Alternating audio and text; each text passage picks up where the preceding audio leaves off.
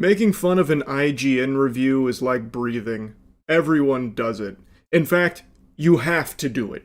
It is a biological necessity. And for good reason. IGN reviews will often just find a way to strike the very core of the human soul and force you to foam at the mouth because of how dumb the review is. And it's not intentional rage bait. If it was, it'd be far less offensive. It's accidental rage bait from reviewers that, like, you have to question what the fuck they're on to reach the conclusions they do on certain things. And it's a topic that's been explored a million times for a million different movies, games, TV shows, what have you. And they get clowned on till the cows come home. I know I've shot spitballs at them a ton, but I cannot resist the urge to do it again because this review for Mouse PI for Hire. And it's not the score that's so irksome. The IGN grading scale is so fucking cattywampus it defies conventional wisdom and is an affront to God in and of itself. So it's not even the score that's bothersome. It's the reasons that the reviewer gives for why it's a 6. It's so outrageous it feels almost satirical, except it's done earnestly. It's genuinely fascinating. Like, fascinating in the same sense that if I went to the aquarium and a manatee shit into the glass as I was watching it, I'd be like, ooh, curious, what? You know, one of those things. It's like, why? Like, how did we even get to this point? So, if you subscribe to the gaming channel, Moist Critical Gaming, you've probably already seen that I'm playing the shit out of Mouse PI for Hire. I really like it. I think it's a great game. I'm really enjoying it. Also, you should definitely go subscribe to the gaming channel. I play like a million fucking games a month. But Mouse PI for Hire is a standout so far this year for me. And when I watched the IGN review, I was blown away. So I want to show you some snippets here. What bothers me, however, is how overly referential so much of it is. The world is full of mice, so everything is about cheese.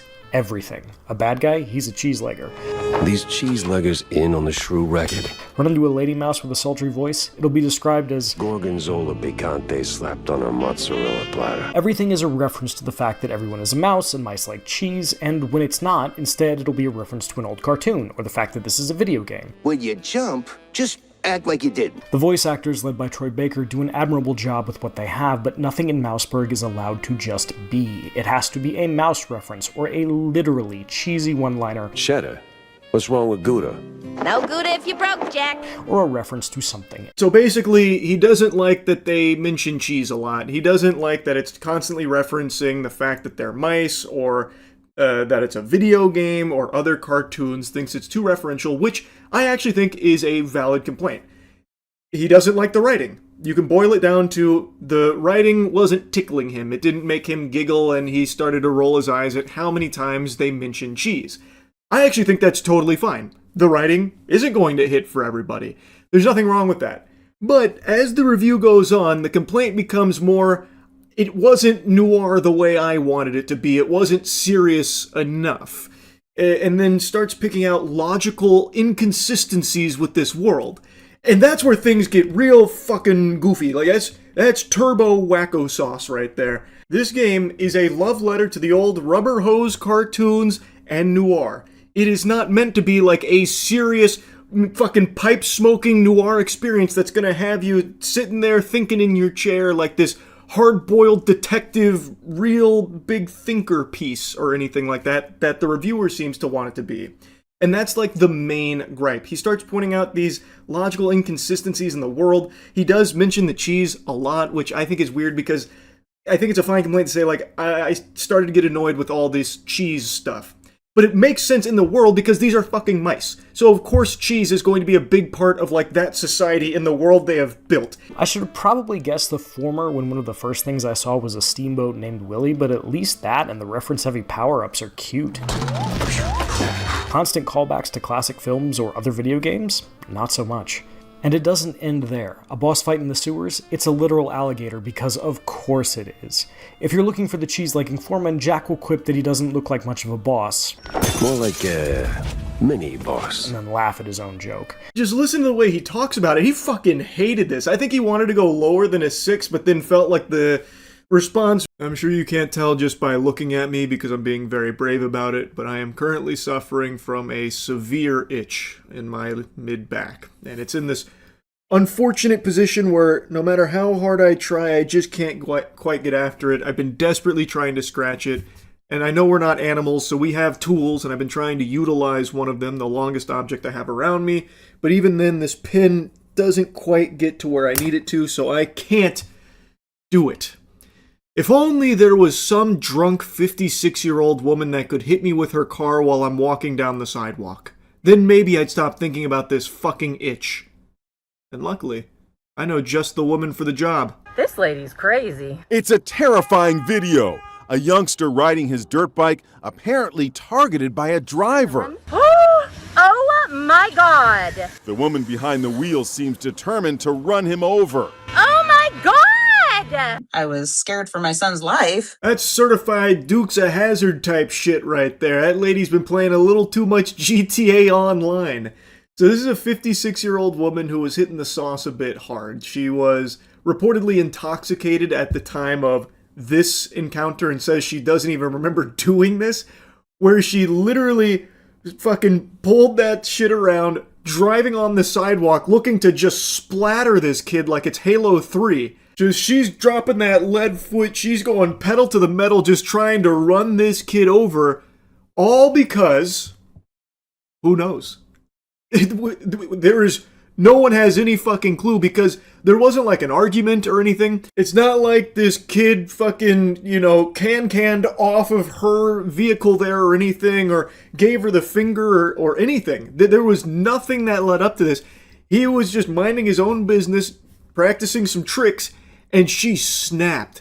She lost it, went just fucking ballistic here, and decided to go on like a murderous rampage, just driving up on the sidewalk, running him down. Jennifer Taylor is the boy's mom. She says 13-year-old Bryson was riding his dirt bike with friends in their suburban neighborhood outside Spokane, Washington, when a lady driving by lost it. She just spotted him and she was his next target and turned the wheel and came after him. There was no words exchanged, nothing was done. Do you have any idea what her motivation might have been? The police said that she was intoxicated and that just prior to all of this, she had tried to break into a home. And apparently after all of this, she went back to that home and broke in again, and that's where they found her. What an interesting afternoon she had there, huh? Hit the brewskis a little hard, a little butt chugging to the natty lights. Next thing you know, you're trying to break into a house, then trying to run some child over in your vehicle, then you're going back to that house trying to break in again, and they throw you in cuffs. That's a full day right there. What an adventure. Also, in all of the coverage I've seen of this, every video has a title like this where it's video allegedly shows woman driving up on sidewalk trying to hit a child with her car, or this Inside Edition title, video appears to show this woman trying to run a child over with her car on the sidewalk. Like, I understand, like, they're just covering their own ass legally, but what do you mean it appears to show that? That's what happened. There's no wiggle room that this is just like some baseless allegation. You can watch it unfold. It's not AI. They arrested the woman. She even admitted to the drinking and driving, being intoxicated behind the wheel, and says that her memory's a little foggy on that whole trying to run over a child on his dirt bike thing. She probably views that as a bunch of hoopla because she can't remember it. Like, oh no, I may have been drinking and driving, but no, that's very unlike me. I would never do something like that. And since I don't remember it, you can't punish me for it. Checkmate. According to the police report, she denied drinking alcohol or consuming any drugs, but then changed her story and admitted to drinking alcohol. While trying to put her in the back of a patrol car, she resisted and even tried to kick a deputy. The woman has been charged with criminal trespass, DUI, and assault. She lives in the neighborhood where today lots of people want her punished severely. Yeah, it sounds reasonable to me. She should be punished severely. She tried to use her car like a fucking torpedo. She was a heat-seeking missile trying to hunt down a child on his dirt bike for no reason. Not that there'd ever be a reason for it. Like, even if the kid did just start shooting spitballs at her car windshield or something, that still wouldn't be an excuse or anything. But this was literally just completely unprovoked across the board. It was a kid just riding his dirt bike in her neighborhood, and she lost her mind. She's off her gourd. She should absolutely be punished severely. I don't know why they just already released her back out there in the middle of all this. She's a danger. She is a menace. So yeah, the neighbors are absolutely right to be fearful of her and demanding that there should be severe consequences for what she did here. This isn't some innocent whoops-a-daisy moment here. Oh, come on, guys. Who gave Ruth access to the Tito's? You know what happens when she drinks. She can't help but get in her vehicle and try and run over children. Ah, God. She's so quirky, oh boy. And I haven't even begun to scratch the surface of the rest of her shenanigans from that afternoon of trying to break into homes twice. Like, Jiminy Christmas, she sounds like a loose cannon. So apparently, she was telling deputies that she had taken her dog for a ride and was looking for other dogs to socialize with, and said she stopped after noticing dogs in a fenced yard and denied knowing the homeowner or attempting to enter the home. And then also told the deputies she didn't remember the earlier incident of trying to run over that child on the dirt bike. She also initially denied consuming drugs or alcohol, but then later sang a different tune.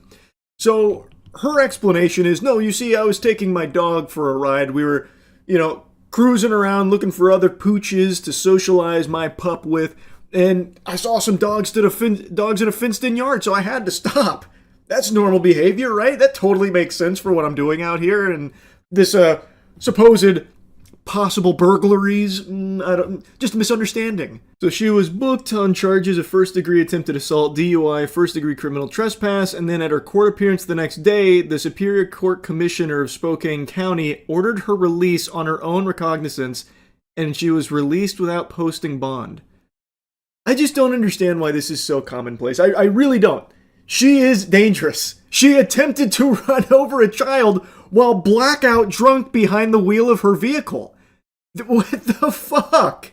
Horrifying. She's clearly using her vehicle to attack a child, goes this social media comment. Unbelievable. She tried to assault a child with a vehicle, goes another. You saw that video. Yeah, It's frightening. very frightening. She could have run him over. She could have killed him. Mm-hmm. Where do you think she should be right now? I think she should be in jail, off the streets, not able to hurt anyone else. Oh my God! I agree with that sentiment 100%. She should be in the slammer. I don't think this is being taken seriously enough. Like, even the people that are commenting saying that she was attempting to assault the child with her vehicle, I would go a step further. I think this is just blatant attempted murder. Going out of her way, driving down the sidewalk, chasing this child in her car, just going, like, barreling down the sidewalk to try and run this kid over. That, to me, feels like she is trying to kill this kid. And again, it is entirely random. Comes out of nowhere. There was nothing that led up to it. She just snapped because she's drunk and lost her fucking mind, I guess. She is not safe to be around in any capacity whatsoever. Anyway, I saw this, had to yap about it, fucking crazy stuff. The woman hasn't been, like, identified or anything, but she is a 56-year-old woman who apparently even just lives in that area and just decided randomly, I'm going to try and hit this child with my car. And thus she did. Come hell or high water, she was going to try and accomplish that task. Luckily, she was unsuccessful. Luckily, the kid was okay. But yeah, I do think she should be in jail right now, not back out there on the streets. Anyway, that's about it. See ya. For the last decade, Xbox has kind of been like the James Corden of gaming consoles, where it's a joke that's just sad. It doesn't make you laugh, it just makes you feel bad because Xbox used to be such a juggernaut. And it's no secret, Xbox has been struggling harder than me trying to reach something on the top shelf of my kitchen. They just have not been able to find their footing. They haven't really been flourishing in the gaming space for quite a while. And now it's looking like they're just getting put in the dirt. It looks like they're going straight to Valhalla. Phil Spencer is leaving Xbox, and he is being replaced by a new individual who has no experience in gaming whatsoever, at least nothing that is publicly available, and is basically solely AI driven, like all in on AI, which is about as exciting as getting kicked in the scrotum. This is just a recipe for disaster, especially considering most people can identify the solution to the Xbox problem. Their woes have a very glaring, obvious solve that would probably help them a lot. Most people can pin the tail on this donkey. Can you guess it? I'll hit you with the Dora the Explorer. More games.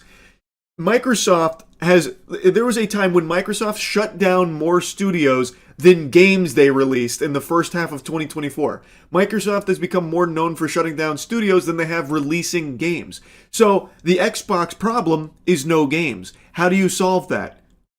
Games. Like, there's just no reason to own an Xbox when there's nothing that's really coming to it.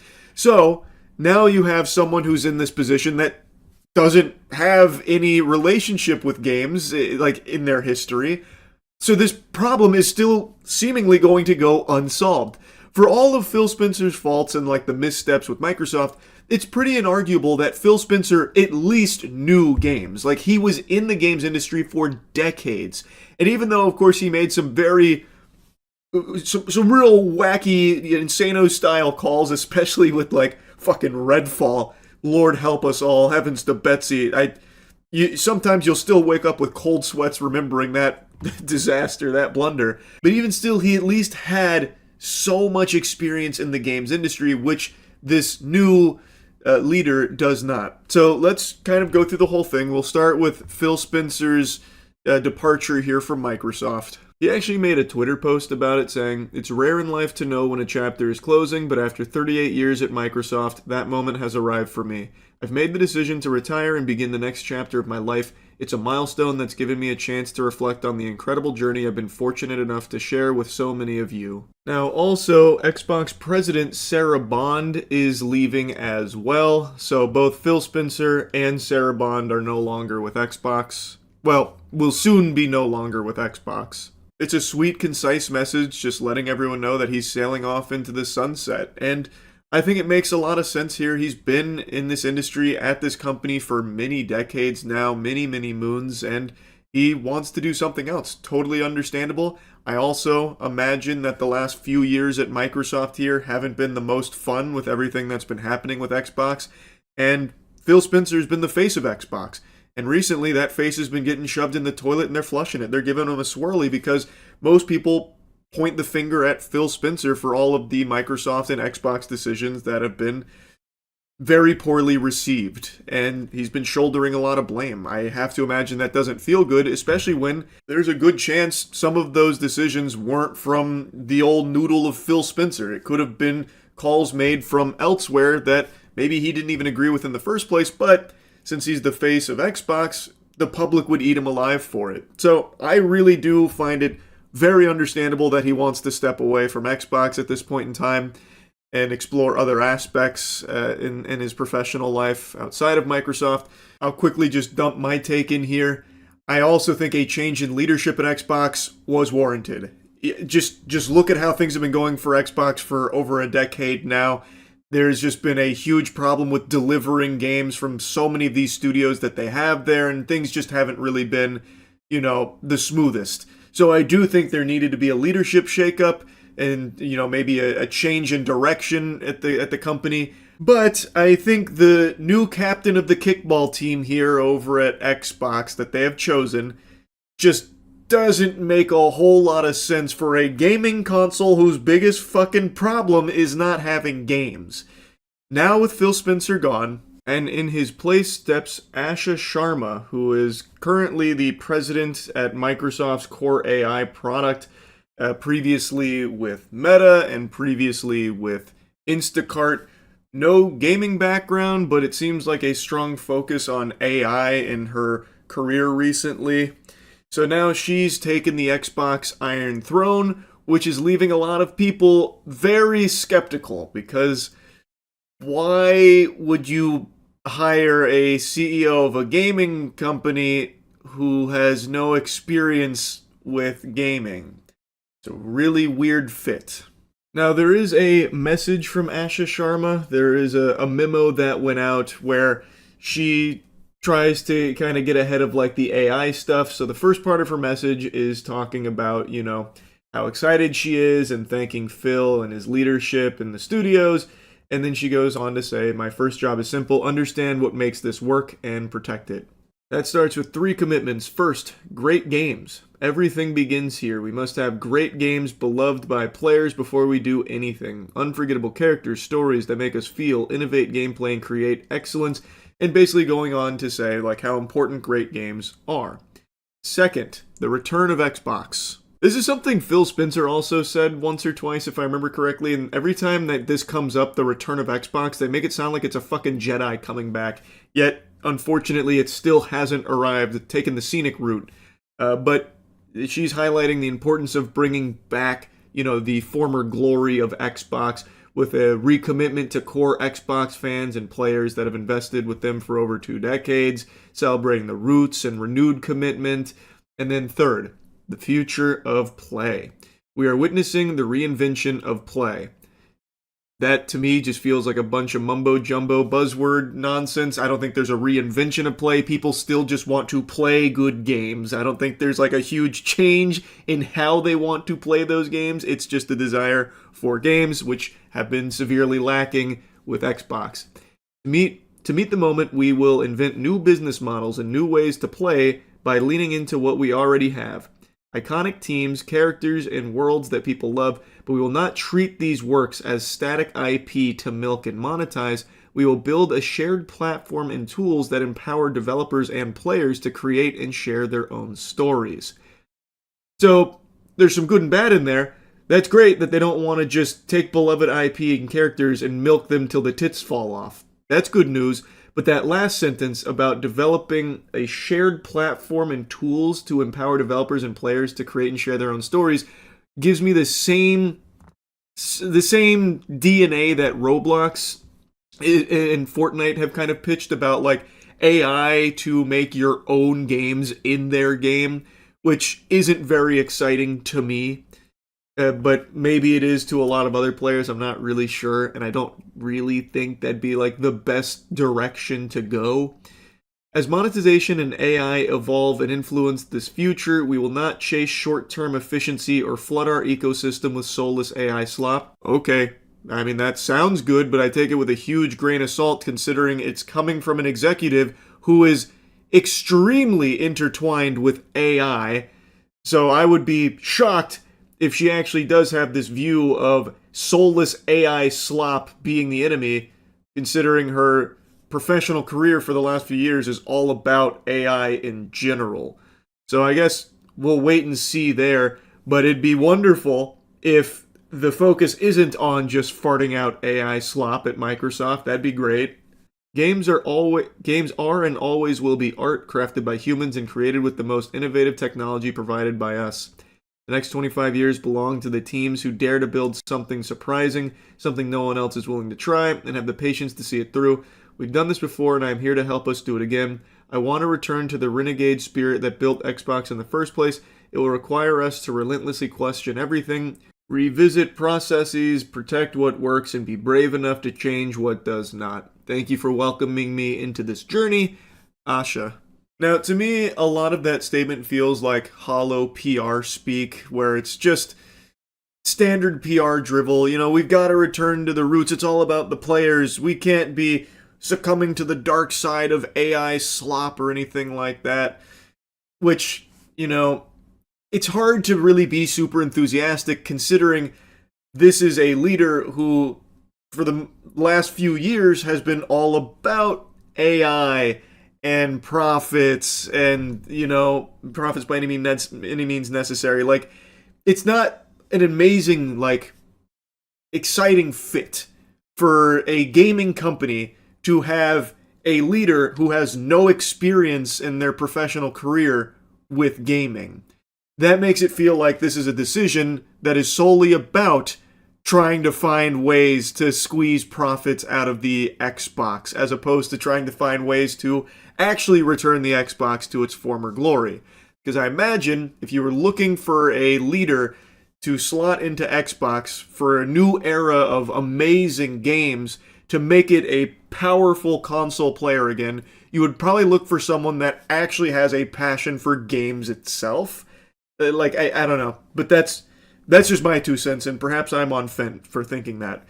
Overall, it is just kind of hard to be excited about the future of Xbox. And I guess we'll see how it goes under this new leadership here. Anyway, that's really about it. So yeah. It's not often that a game actually surprises me. Usually I'm pretty good at watching a trailer for a game and having a pretty strong sense of if I'm going to like it or not. I always do approach them with open mind and open cheeks. I'm always willing to be, proven wrong on my preconceptions coming in, whether it's positive or negative. If there's something I think I'm going to love but ends up being trash, I'm more than willing to take that on the chin, or vice versa. If there's something I go in expecting abominable dog shit, but then I get served a wonderful, tasty cuisine, I don't just stubbornly stick and cling to what I expected going in. Point is, like your mother's legs, I'm always open. It's very rare, though, for a game to completely blindside me, and that's what just happened with High on Life 2. I fucking hated the first High on Life. I despised it. There was pretty much nothing in that game I liked other than the idea behind the guns, because it reminded me of Oddworld. But everything sucked major ass. It sucked farts through a crazy straw. I couldn't stand playing it. It was janky. It was boring. The writing didn't make me laugh. None of the characters ever shut the fuck up for even a second. It was just unrelenting cringe, and I just felt like the game overall was a snooze fest. I didn't like anything about the first High on Life. And High on Life 2 gets announced, and it looked a little better, but I thought for sure there's no way this was going to win me over. There's no way I was going to like it. But since I play like every game ever made for my gaming channel, I give all of them a fair shake. I, of course, checked out High on Life 2. Much to my delight, the game actually slaps. But it has one unforgivable sin, and if you've seen any of the reviews, you already know what I'm going to mention: the performance. The performance of High on Life 2 for the vast majority of players is unforgivable. It shouldn't have released in this state. For a lot of players, it doesn't even work. And that is completely unacceptable. They should have given this a little bit more time to bake in order to iron out those performance issues that so many players have been having. I've read that they've gotten a little better for some people, but still that doesn't excuse releasing a broken product.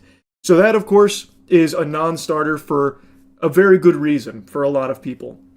I, however, did not have those performance issues outside of like the occasional stuttering and one or two crashes.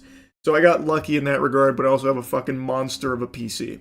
So I want to give you my thoughts on it, and if you want to see the whole playthrough, it's up on Moist Critical Gaming. Go subscribe. Basically every game ever made I am playing over there.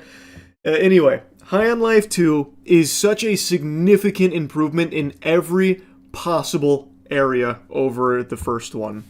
It is much more fun to play, and I think the main thing that contributes to that is their emphasis on movement. So in High on Life 2, you have a skateboard. You get it very, very early.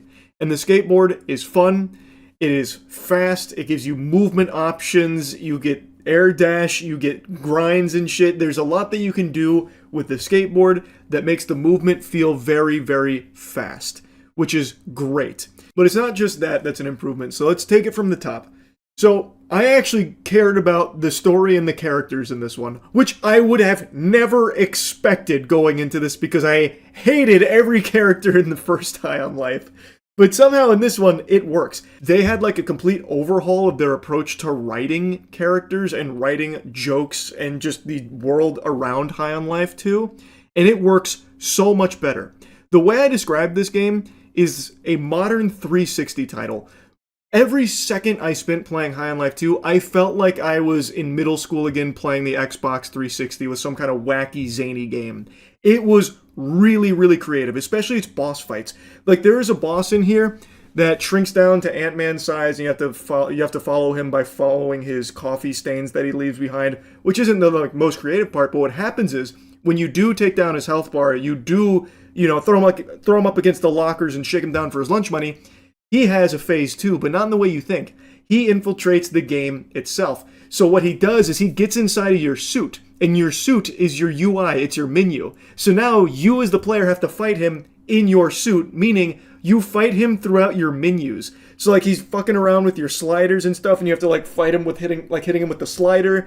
He's messing around with like character dialogue because there's an option to turn it up or off, which that's a great quality of life feature there. And he turns it to ultra, so you immediately just start like you get panicked because the last thing you want is every character to go back to like High on Life 1 level where they won't shut the fuck up. And he's like exploiting that and you have to like fight him to stop him from doing that. It is so creative. And then there's so many like mini games in that fight. So like there's a section where you have to like chase him through like your face mask, and the only way to get him is like you have to stab yourself in the eye with knifey. And you're literally stabbing yourself while he's playing basically Donkey Kong. It's really creative is what I'm saying.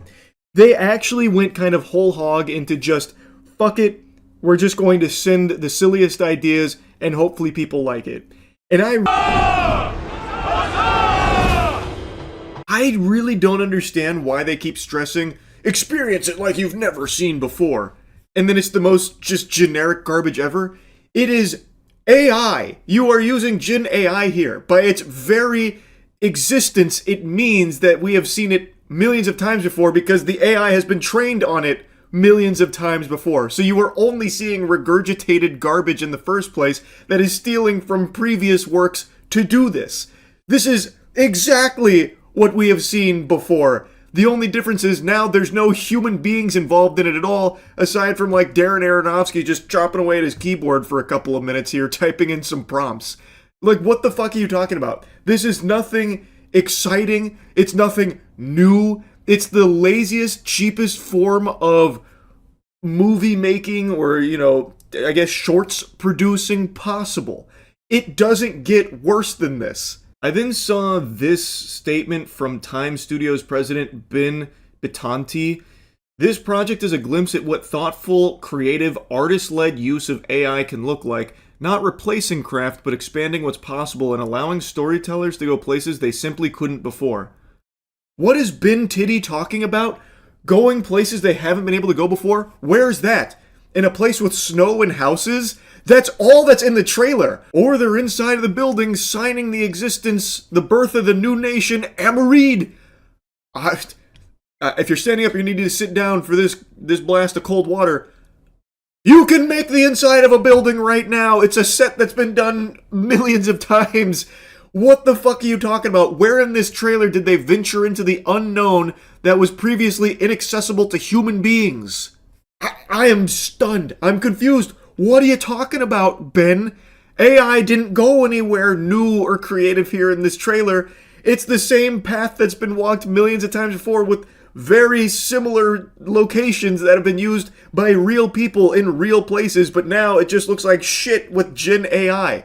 This is just blatantly lying. The only thing this technology does is allow people like Ben in studios and people like Darren now, I guess, to produce trash like this for extremely cheap. So they're able to just pump these out lickety-split for basically pennies.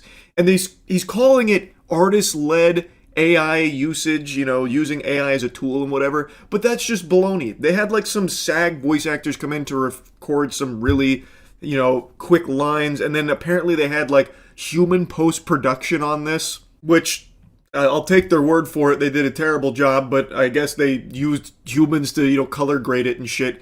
But overall, this is not artist-led AI usage. This is a proof of concept that they can just squeak out the cheapest generated AI garbage imaginable and people will still sit down to watch it if they attach a beloved director's name to it. I hope this flops. I hope this fails so fucking hard Aronofsky struggles to land any directorial roles in the future. This is actually just that catastrophic. Him putting his name on this, and this whole production here is truly awful. Actually terrible, and sets a horrible precedent for the future of filmmaking or TV show producing. It sucks. It is here to replace the craft, so that way it's cheaper for the bottom line of the vampires at the top of the food chain that control these industries. That is the whole purpose of it. There is nothing creatively new in this trailer. It's only cheap. That's it. I don't know why he's trying to say and convince people that there was, you know, so much new things here that we couldn't do without the use of AI. That's just blatantly false. What, people in costumes? We've never done that before? Someone that looks like Ben Franklin? What, we've never had a makeup artist before make someone look like Ben Franklin? And the locations are very much easily accessible locations or sets that could be built and have been built numerous times. It's all a lie for the sake of trying to normalize AI productions like this so that way they can feel more confident replacing more and more jobs in the creative sector if this succeeds. Because if this can just even somewhat make a little bit of money, it proves that people will just stomach anything. So then what the fuck is the point in hiring, actors to play these characters when they'll just have AI spit it out for them in an afternoon for nothing? It sucks. It actually super sucks. And I had to make fun of it. So, yeah, anyway, just wanted to yap on it. That's it. See ya. And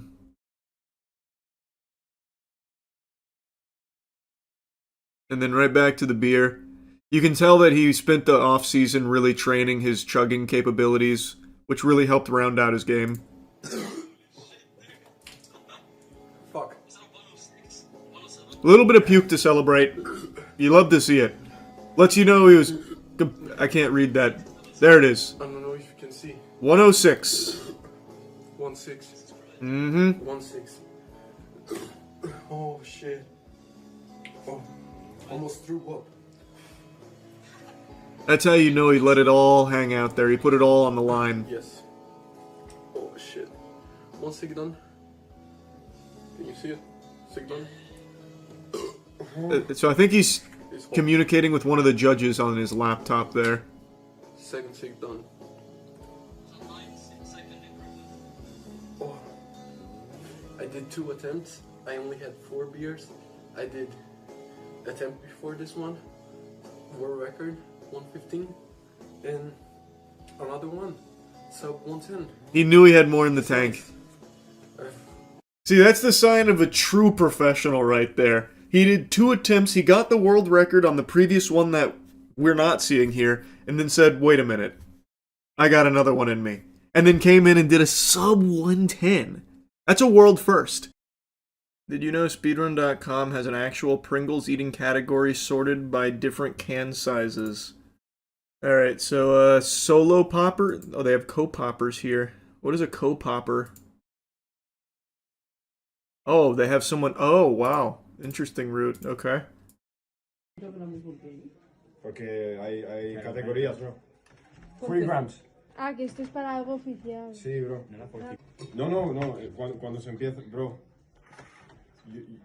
Yo lo hago. Yo lo hago. Oh, he hasn't even been trained on the technique. Wow. Joder,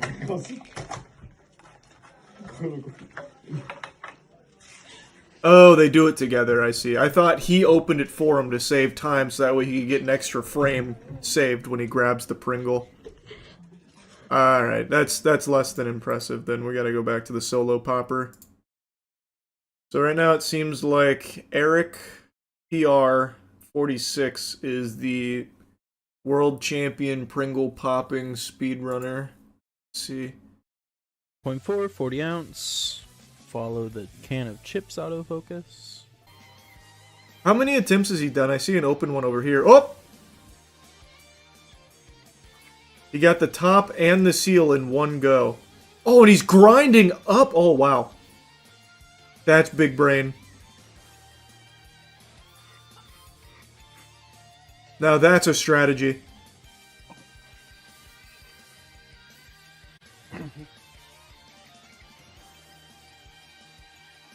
Oh, shit.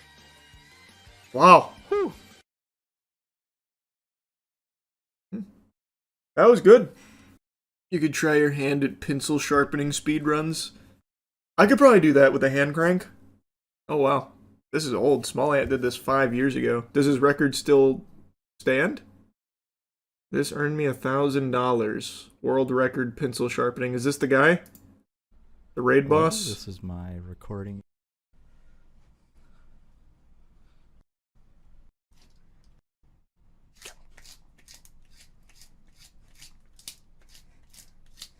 I feel like I just heard the pencil snap. Surely that's a DQ. Also, how short do the pencils have to be? Surely there has to be some kind of uniformity to it. It is a creative tactic. He's doing it like a hand drill, like for starting fires. It's good. I wouldn't have thought to do that for world record pencil sharpening.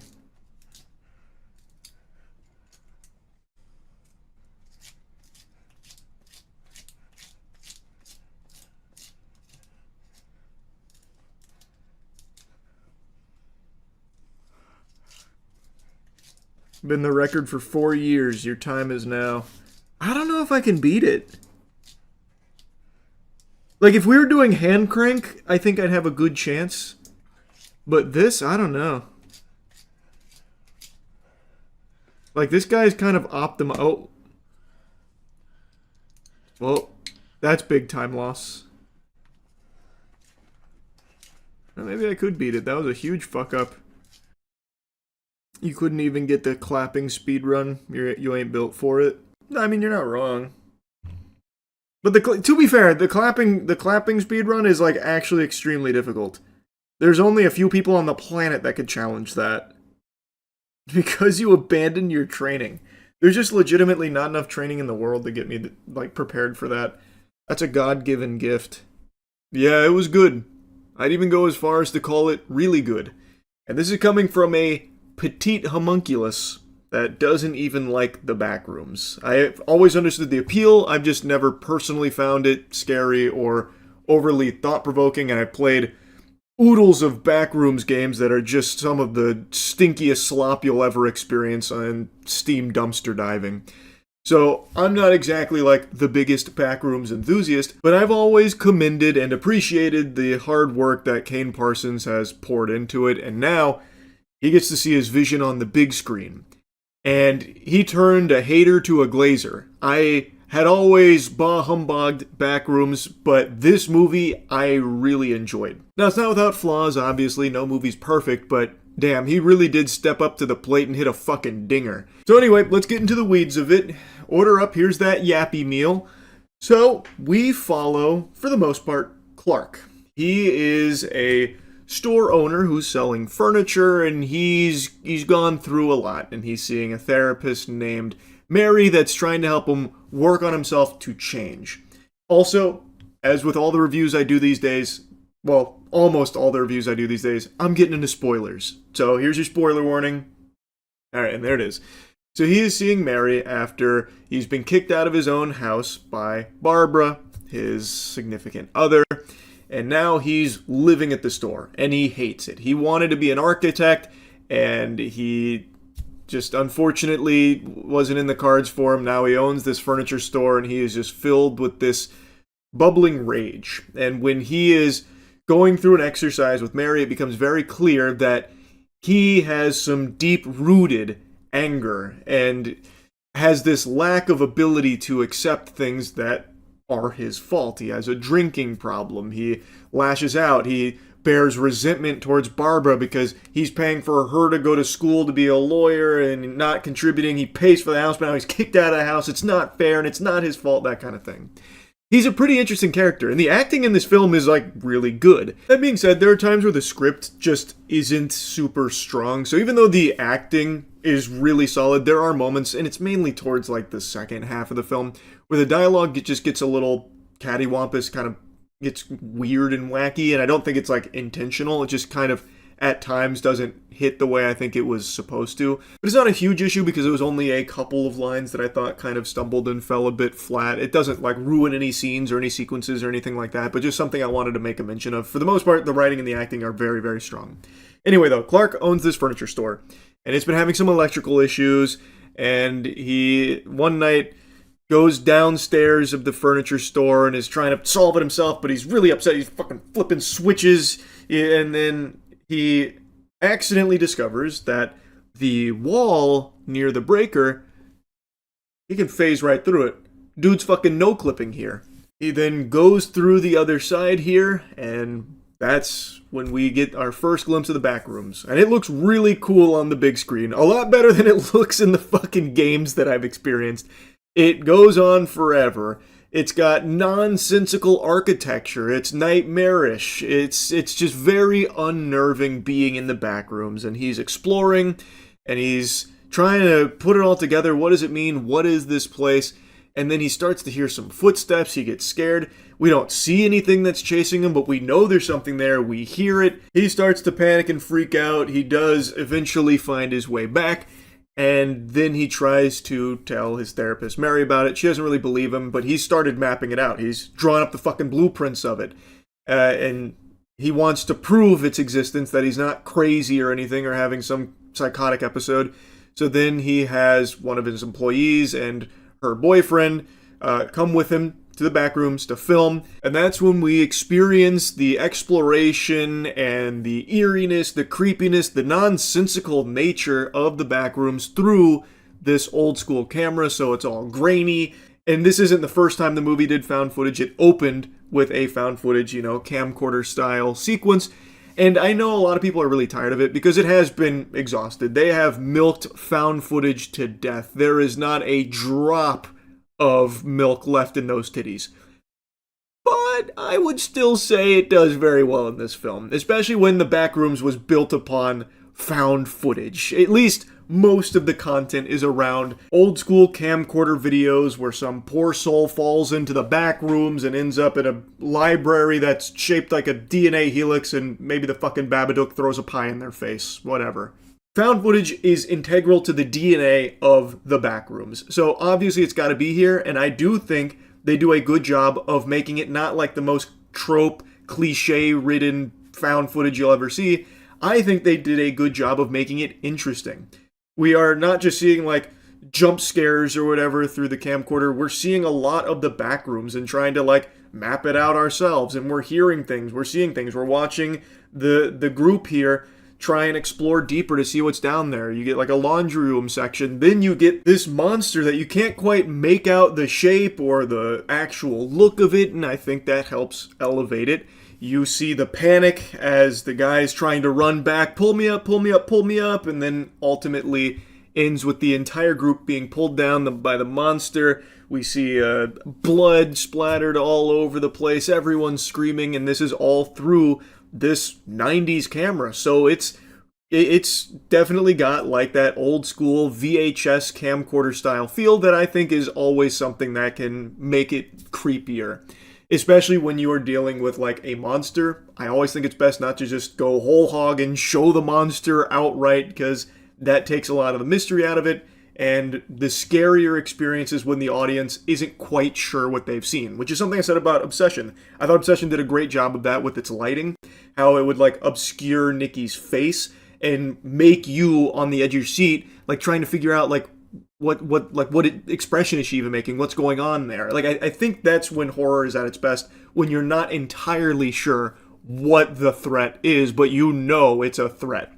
And the Backrooms, in a couple of instances, does that too. But the Backrooms also isn't shy about just showing the creepy things. So as Clark is exploring the back rooms and running away, he of course keeps the camera with him, so we're experiencing it too. We see like a Christmas tree, we see a lot of like furniture that's clipping into walls, we see a lot of rooms that just don't make any sense, but we also see some potential enemies down there, like a woman who just starts charging at Clark, and that freaks him out. Eventually, we then leave this adventure here with Clark, and now we're focusing a bit more on Mary. And we've been getting flashbacks to a very troubled childhood that was traumatic for her, with her mother going through very severe mental health problems, where she wasn't even letting her daughter outside. So she has been trapped inside as well, kind of like her own personal backrooms in a certain way. And that's something that I believe they were exploring, especially towards the end of the film. But anyway, the second half, well, not the second half, like the last like 30-ish minutes, we are spent with Mary, discovers the back rooms. Turns out Clark was right about everything. She meets Clark, and Clark has kind of lost his mind. He is unhinged, and we are now seeing that side of Clark that came out during the earlier therapy sessions, where that rage is coming out. He's angry at the world, and he takes no responsibility for where he is and how unhappy he is. So he ties her to a chair, and that's when he starts monologuing. And this is where I thought some of the dialogue got a little weak. Even though the acting was great, I think some of the dialogue just wasn't really hitting during this section. And this is also where the movie now just shows you all of the threats that we had only kind of caught glimpses of. In this scene, Clark has 3 humanoid people around him, but there's something very off about them. And they're very odd looking. He stabs one. He then starts like pulling the stuffing out of one of them's belly. He's like, the best part is you can eat them. And he plops stuffing on the plate. And it's goofy, but I believe that's self-aware. I think that was supposed to be humorous. A couple people in the auditorium were laughing at that. And I believe that's on purpose. So, like, I actually thought that was really good. But by showing you, like, these creatures that we were all, like, were fearful of going into it, it now takes the bite out of them when we see them again later. I think they've done a good job of making them look unnerving, that's for sure, but it's now no longer, like, scary because he's explaining exactly what they are. They're basically thoughtless, feelingless husks. They are copies, and the area they're in is a unexplainable phenomenon that remembers everything, places and people, and it copies them. Without rhyme or reason, things don't logically connect. The more it remembers, the less it gets right. So everything just looks off and doesn't make sense. And it's a really, really cool explanation for all of it, and the way Clark delivers it, I think, is great. Like, I actually was really captivated by that, and it was, I think, a very good, like, reveal of the back rooms to Mary here, as Clark has lost his mind. Clark, while explaining this weird, wacky world that they're in here in the back rooms, is also very threatening to Mary. He has a knife. He's got her tied to a chair, and it looks like he's going to kill her. He even goes up to one of the copies in there, the woman, and scalps her, cuts her hair off, takes the scalp and puts it on top of Mary as a wig, and then demands that they go through that exercise from the beginning of the film where he is being walked through his experience the night that Barbara kicked him out of the house with Mary, and now he is demanding that Mary play Barbara again. It's a very tense scene, and I think it works really well. But where I think it loses some of its luster is after Clark and Mary have their big exchange, and Clark is, starting to learn this is where he wants to be.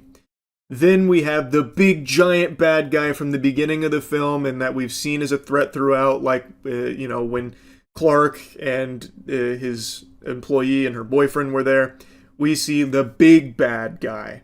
And it's a version of Clark. It's a copy of Clark in his pirate getup that he used to advertise on TV for his furniture store. And I really think by showing you that just full front, it made it a little silly as opposed to scary, especially considering Clark then starts talking to it like it's an animal. Like, oh, don't worry, buddy. No, she said this is just how we are. It's how we're wired. And the scene, like, it is supposed to be, I believe, like a bit of an emotional beat, because Clark, for the first time in his life, finds a place that he feels he belongs and believes that, this is good. This was healthy. This is what it's making him happy. And now this copy of Clark that's giant, it's enormous, and it's like malicious. He is now talking to it like an animal calmly, and then he gets picked up, he gets uppies, and then gets eaten. It was like that picture of, Saturn eating its young? What's that classic photo that's in every horror game ever? Where it's like biting into the guy. I'm pretty sure it's Saturn eating his young. But anyway, it's that, and then it ends up killing Clark, and then the rest of the movie is spent with Mary running away from giant pirate Clark. And the chase isn't bad. It goes through a lot of, like, other really creepy areas in the back rooms, and it is like a big threat here with this giant creature making a lot of very loud, spooky noises. But to me, I thought the movie was at its best when it was slowly building to things, gradually building tension and unnerving you, as opposed to now just kind of being like a nuts to butts chase. And that's not to say the whole chase is just like Scooby-Doo-esque or anything like that, because there are some tense moments in there, and it's, like I said, it's not like I disliked it, but I just really thought by keeping it more of like a mystery and keeping it more obscure on like what's even around and what's making it a threat, I thought that's when the film was at its best. And I really think the camcorder footage, the found footage, were some of the best sequences in the film. Now, admittedly, I do think there are some parts that maybe linger a little too long, especially when Clark first gets to the back rooms, where we'll see him walk down a long hallway and we see every fucking agonizing step of that walk. And it's obviously he's in like a really weird location and this hallway doesn't make a lot of sense. There's a lot of like noise now happening, so like I get why it'd be slow, but I just don't think we needed to see every single step there, because then it does feel like it dragged. And there are a couple instances of that, but not many. But what I'm saying is, I really do think the film was at its best when it was slowly building and slowly showing you things that you, as the viewer, weren't entirely sure what you saw. I thought that made it creepier. And it's not to say that I think by showing all of the, copies and, like, Pirate Clark, that it, like, took away from the film. I still think it worked really well in the context of it, especially when they're explaining what this place is. It's not even, like, necessarily an evil place. It is just this mysterious entity that is remembering and copying things, and it's just not copying them super well, so these things don't know how to act. They don't know how to think or what to do, so they just do things inexplicably. So, like, it still works. I just personally preferred when it was slower and, like, constantly keeping you on edge of what you're going to see next or what you thought you might have even seen in the last room. Anyway, I did like the back rooms. I thought it was very enjoyable. I had a good time with it, and I am really excited for more of Kane Parsons' projects coming up. Like, I'm really excited to see what else he'll sink his teeth into, because I imagine this is going to be very successful. The fucking theater was packed, so like I'm assuming it's going to do extremely well in the box office, so he'll probably get more under his belt, and I'm excited to see what they are, because I think he did crush it with this. Anyway, that's really about it. See ya. Oh, what's the matter? You can't sleep either? Yeah, I know the feeling. Look at us. 2 peas in a pod. Unfortunately, I can't deploy a tactical breast with some warm milk for you to suckle upon. These puppies aren't spec'd into that build. Best I could do is maybe lactate a bit of gamer subs out. So, we're gonna have to settle for the next best thing, which is a little lullaby, which hopefully will serve as a nice AoE and hit us both, making us sleepy. I'll see you in a little bit, alright? Yeah, see you soon. Hello. You want to clip this on? Sure. Oh, you're a streamer? Yes, I am a streamer. Well, Oh. best of luck. This is our last game. I believe it closes at 7 today. So. 6, actually. 6?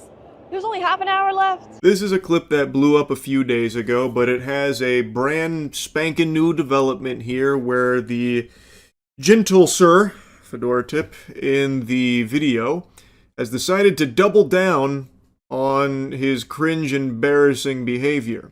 So we're gonna give you the whole kit and caboodle here. So this is the genesis. This is where it started. The woman in this video is a streamer. Her name is aka Nimsco on Twitch, but she is a grandmaster in chess. Her name is Nemo, and she's doing this at a convention where people sit down, they play chess, and she's streaming all of it. This is the last contestant of the day. She believes that there's still quite a bit of time left, thinking that it closes at 7. He hits her with the classic, actually, it's 6. So there's even less time than she thought, but she's more than willing to accommodate and play through this game with him because he waited for it. Take your queen. Oh shit, I forgot I can do that. Yeah. Take queen. Just gets hard. Yeah. You're running out of time, Bill. What happens if I run out of time? You lose the game. But it's okay, you can use some of mine. I do have to run though, because I didn't realize the con is closing at 6. Oof, that's a big time blunder right there from this prodigy that stepped up to the plate. He hung his queen out to dry and she capitalized, taking the free piece. He then hits her with the, forgot you could do that. Now, when I first watched this, I assumed he was just like a fan of her and wanted to at least like interact and play a game for fun, despite not being like an active chess player. Him being unaware of how the knight can move, to me, was evidence of that game theory, but turns out that's not the case at all. He actually takes this extremely serious. He's treating this like it's his fucking Super Bowl here. So, as you can see, he's starting to run out of time. She mentions that, saying like, hey, you're running out of time, but, you know, don't worry, you can use some of mine. That's time. Yeah. Okay. I'll pack up while you make your move. You know what? I surrender. Are you sure? Okay. GG's. Zoinks! Jinkies! The declined handshake in anger. That's fundamentally a rage quit moment there over the board. Very unsportsmanlike. That's a 5-yard penalty, no doubt. And again, she was willing to let it go on even though he did lose on time. He was taking oodles of time here coming up with his moves and then still ended up just giving away a free queen. So it's not someone who I think actively plays chess, so I don't know why he's getting so heated about it. It's pretty fucking embarrassing because this isn't high stakes here. This isn't a game of life or death. It's not a goddamn shadow game from Yu-Gi-Oh! Or anything. It's just supposed to be entertaining and enjoyable, and you get to hang out, you play a little chess. She's a grandmaster. You were never going to win. So I don't know why he's getting his ham so steamed about it. Alright. It took forever. Okay. Oh shit, he took the mic. Oh, hello. He took the microphone. It's alright, he forgot about that. So, he wanted it, yeah? I feel like you really wasted my time. Oh, I'm so sorry about that. Waiting. You told me after this person, and then another person comes in. I'm so sorry about that. That guy, you're like, oh, I'm gonna see you at dinner later. Yeah. God, I was waiting here for like half an hour. Can And we I... just rush through it? Well, you're welcome to play out the rest of that game if you want to. I gave you that option. And then here comes the wambulance. So he starts really whining about how she wasted his time. Brother, you're not entitled to her time in the first place, by the way. This is just a little fun setup at the convention. It's not that deep. But anyway, he then accuses her of rushing through the game, even though he lost on time, and she made a very generous offer to still play it out just using her time in order to finish that game because he waited a while, I guess. Which again, if you were unsatisfied with the wait, fucking leave. You're not held hostage there. He doesn't have the fucking cuffs on him, forced to play. Like, what? Just go. Just leave. Why? What? It really feels like he wasn't there for chess in the first place. It seems like he was there to try and, like, have this be some kind of pseudo date or something. So when someone else was in front of him, or someone else that she knew, like, stepped in to play a quick game, it, like, deeply offended him in that capacity. And again, I don't think he was actually there for the chess itself, because he's like, oh, I didn't know you could do that. What, move the knight backwards? Like, what the fuck what? So, the whole thing just smells very fucking fishy, and it's really weird. And his behavior just continues to deteriorate about it. Okay, I'm so sorry about it. Is there anything I can make up for it? I can give you chess.com diamond memberships or anything like that. Membership for chess.com? Yeah, if you want one. Okay, take a picture. I'm gonna give you a second one as well. And heck, since you're the last person for tonight, take a picture of the third one. So then if you redeem these, you'll just have like 3 months free membership. There you go. Take a picture of that one too. Sorry about that. I'm really sorry if you feel like you wasted your time. You did waste my time. Okay. So, fuck you, but I hope you have fun at the convention. Okay. The guy there was so like, fuck you, gave me the middle finger off. She is going above and beyond to accommodate this loser, being extremely nice, offering him 3 months of premium membership, again, for a complete non-issue. This guy feels like his time was wasted. Why? Because he chose to wait in that line and then sat down fucking drooling and blue screening in his brain, blundering his queen, and then just sitting there idly with the Orb of Confusion in his pocket and then losing on time before surrendering? How is that her fault? If you wanted a longer time with her at the chessboard, or you wanted to, like, prove yourself, fucking play chess. Learn how the knight moves, I guess, bro. Like, what? Why is any of this her fault? Like, she didn't do anything wrong here. All of it's streamed, by the way, so you can see it all. There was nothing strange or underhanded. She didn't go up there and put her hand on this guy's head like, no, stay back, you swine. Everyone else is coming first. You will be the last one today. Learn your place, plebeian. Like, nothing like that happened. She didn't disrespect him or anything. So, but he still feels so slighted that he wraps back around, gives her the middle finger, and says, fuck you, while getting to reap the benefits of 3 months worth of premium membership that she's given him because she's just, I guess, very nice. If anyone's time was wasted, it was hers for having to interact with you for this long. And now, like I said, this blew up a couple days ago, he got clowned on, and then he wanted to give his side of the story. So I read an article that apparently he is now doing his tell-all here about what actually happened. Against this person, I have no idea who she is, but there it is. First off, I was just laughing at how ridiculous the video is because it doesn't offer any context. So there was no line there. I have no idea who this person is. It just says like, hey, let's play some chess, you can win a prize. Cool. If you want to let people know that everything that's happened bothers you greatly, try and pretend that it doesn't. Well, I actually couldn't stop laughing about the whole thing. People just don't understand the full scope of the situation. And I can't help but giggle. I shouldn't, in fact I shan't, but I can't help but giggle a little bit about this because it doesn't even show the whole context of what happened. So please, let me enlighten you, let me give you the real scoop here. It's just, I always hate that approach from people when they try and oh, I'll just brush this off. Yeah, you guys are all wrong, I'm right, that kind of attitude. It's so fucking, cringe, and it's awful. It elicits the yuckies out of me. There's such a bad vibe about that approach. But anyway, he goes on to say that he just hopped in this line because he saw that you could play chess and maybe win a prize. He didn't know who she was, but was more than willing to play chess and go for that. Big question arises there. Why? When you suck this much ass at chess, you hung your queen, immediately. I go up, she's with someone, and I have to wait. That's fine. She says you'll come up after this person. There's a timer going on, and I see that, so I'm hoping that these matches are going to be short so I can go, but they're not. The timer runs out, it's made completely irrelevant, and, she's just having conversation, talking to this person. It's going on for a while. Pal, you asked for that same thing, by the way. When you lost on time, she also extended the same courtesy to you, hey, look, we can keep going, we can play out the rest of this game. It's not that big a deal. So it seems like she was just more than willing to let people play chess with her and try and, enjoy the experience of playing against a grandmaster. Because that's not something a lot of people ever will get the opportunity to do. It's supposed to be something fun, which is a concept that completely eludes this guy, apparently. He took this as a call to arms or something, I must compete for this prize in this chess match.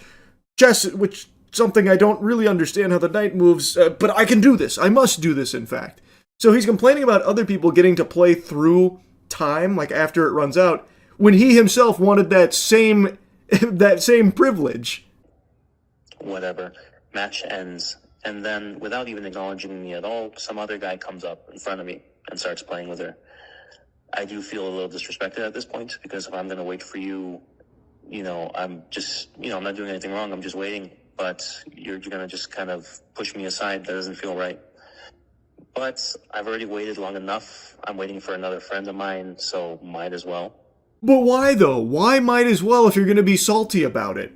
What's the point there? You're just letting yourself stew and marinate. So, from his story here, his telling of the encounter, someone cut him in line and took his place, his rightful throne there at the board. So now he has to wait even longer. Well, just leave then, man. Again, it's not like you lose anything by waiting except your time. And if your time is something that you don't want to allocate to this, then just leave. No harm, no foul, no big deal. Maybe it's a little upsetting that you got skipped in line when you were really eager to play. Okay, that sucks, I guess. But that's also not her fault. She didn't just wave someone through hey, fuck this guy. I want this guy to come up and play instead. Doesn't sound like that happens.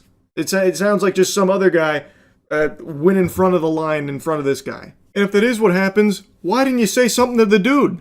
Why didn't you take it up with the guy? Why do you take it out on her? It's not her fault. So why are you going up berating her and then saying fuck you, giving her the finger, storming off, that kind of thing? Why take out all your frustrations on her when she had nothing to do with your place in line and your wasted time that you chose to still continue to sit there and not say anything to the guy who skipped you? Were you afraid to confront him? Their match goes, I want to say, even longer. Not entirely sure, but again, timer is completely disregarded entirely. She's like coaching the guy, talking to him, saying that they're going to meet up after this. So I'm thinking, I'm waiting for you and you're just kind of hanging out with your friend. That doesn't feel right. It feels like my time's not being appreciated. What do you mean your time wasn't being appreciated? Brother, the only one not appreciating your time was yourself. If it's that important, the time that you were losing in there, you should have left. It is not her responsibility to be conscientious of your time, of you choosing on your own volition to just sit there and just fucking bake in your own anger. She had a little event. You sit down and play chess. She had people coming in. She was playing chess. You were one of those people. How was she supposed to know that there was some turmoil going on over there with your place in line? And when she did have the unfortunate encounter with you, she was extremely polite and sensitive to your sensitivities around your time. She let you play out the game past time, offering to keep it going, letting the game continue because you did wait and you were the last person there at the convention, so she was more than willing to be accommodating. And when you wrapped back around fuming, taking out your frustrations on her and getting upset, she was extremely apologetic that you felt the way you did, and then even went way out of her way offering you 3 months of premium membership, which you should not have gotten under any circumstances, by the way. That was very undeserved. All just because you fucking ordered some french fries here about your wasted time that you wasted yourself. Like, she did nothing wrong, and he is still doubling down on this as though people just didn't understand the full story. Brother, the thing was live streamed. Everyone knows everything that happened because it was all on stream. You can't even fall back on that like missing context excuse. So, match finally ends. I come up. I'm a bit frustrated, but I'm trying to keep it together. We're playing, and time runs out. And I can tell, she had a mistake with when the convention is ending, so she wants to go. Timer ends. You know what? I can tell, and I feel like she really just wants me to go. I feel like she's already kind of been disrespectful to me before. She clearly just wants me to leave now. So I get and I go. And I am very frustrated, right? I'm very upset with the lack of time management, the fact that there was no line, there was no people there, and yet I'm still having to wait for so long. Then don't. No one is forcing you to do that. You even said you don't know who she is. Why are you waiting that long for this then? I don't get it, man. Make it make sense. I don't understand. And again, if you wanted more time there playing chess with her, get better at chess so you could play out a full game without just getting steamrolled. Like, you were never going to win in the first place against a grandmaster, but maybe you wouldn't have blundered so quickly and had everything go tits up right away. Like, it's very peculiar what this dweeb is even so upset about. And he's still upset about it. He's still frustrated. He is defending his behavior, where, again, I don't think there's any justifications for it. He's just a jerk. Like, he's just mean. He was just very upset at her for nothing. And yeah, I was very upset and I left. I wanted to come back because it just didn't feel right.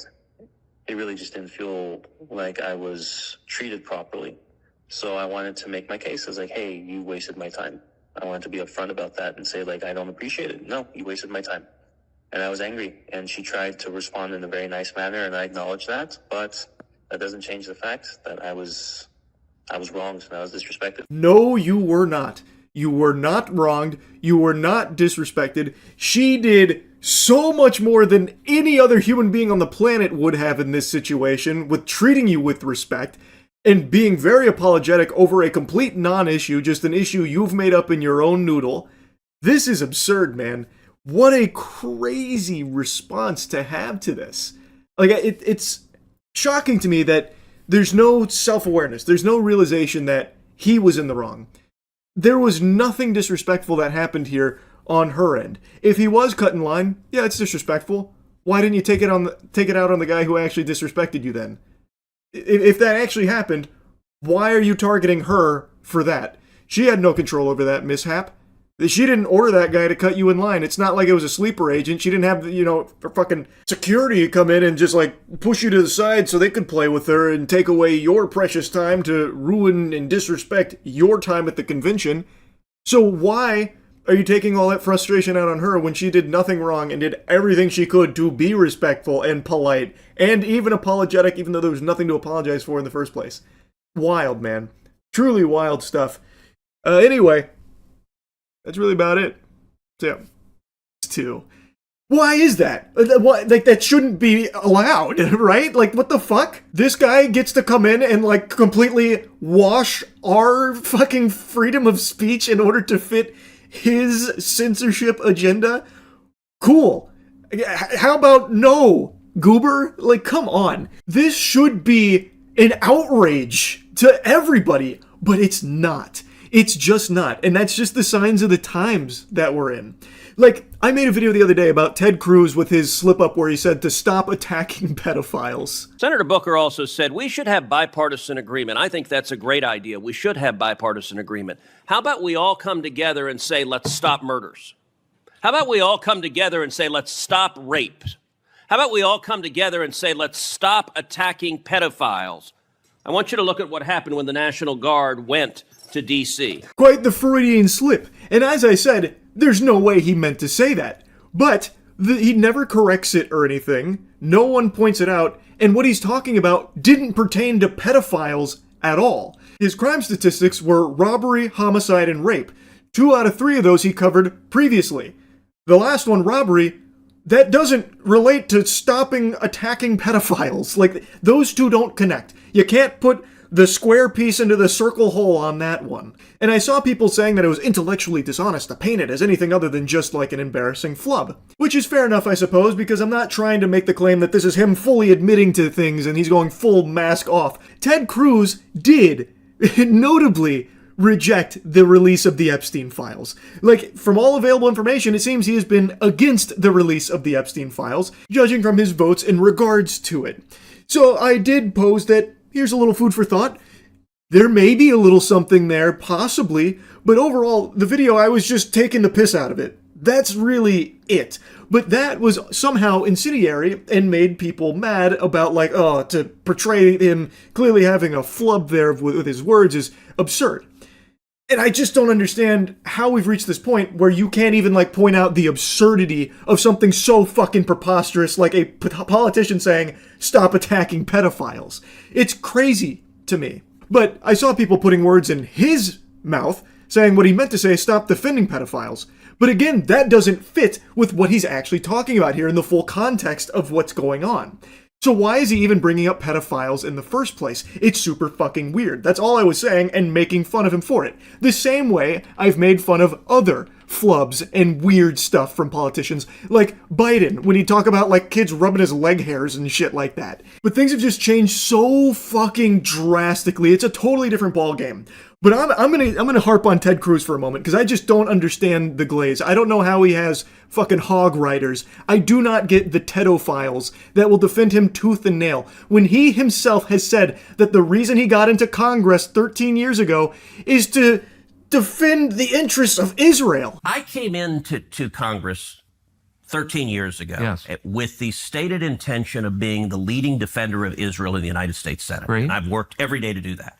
So you are an American politician whose sole purpose for being here is to defend the interests of a foreign nation. Here, domestically.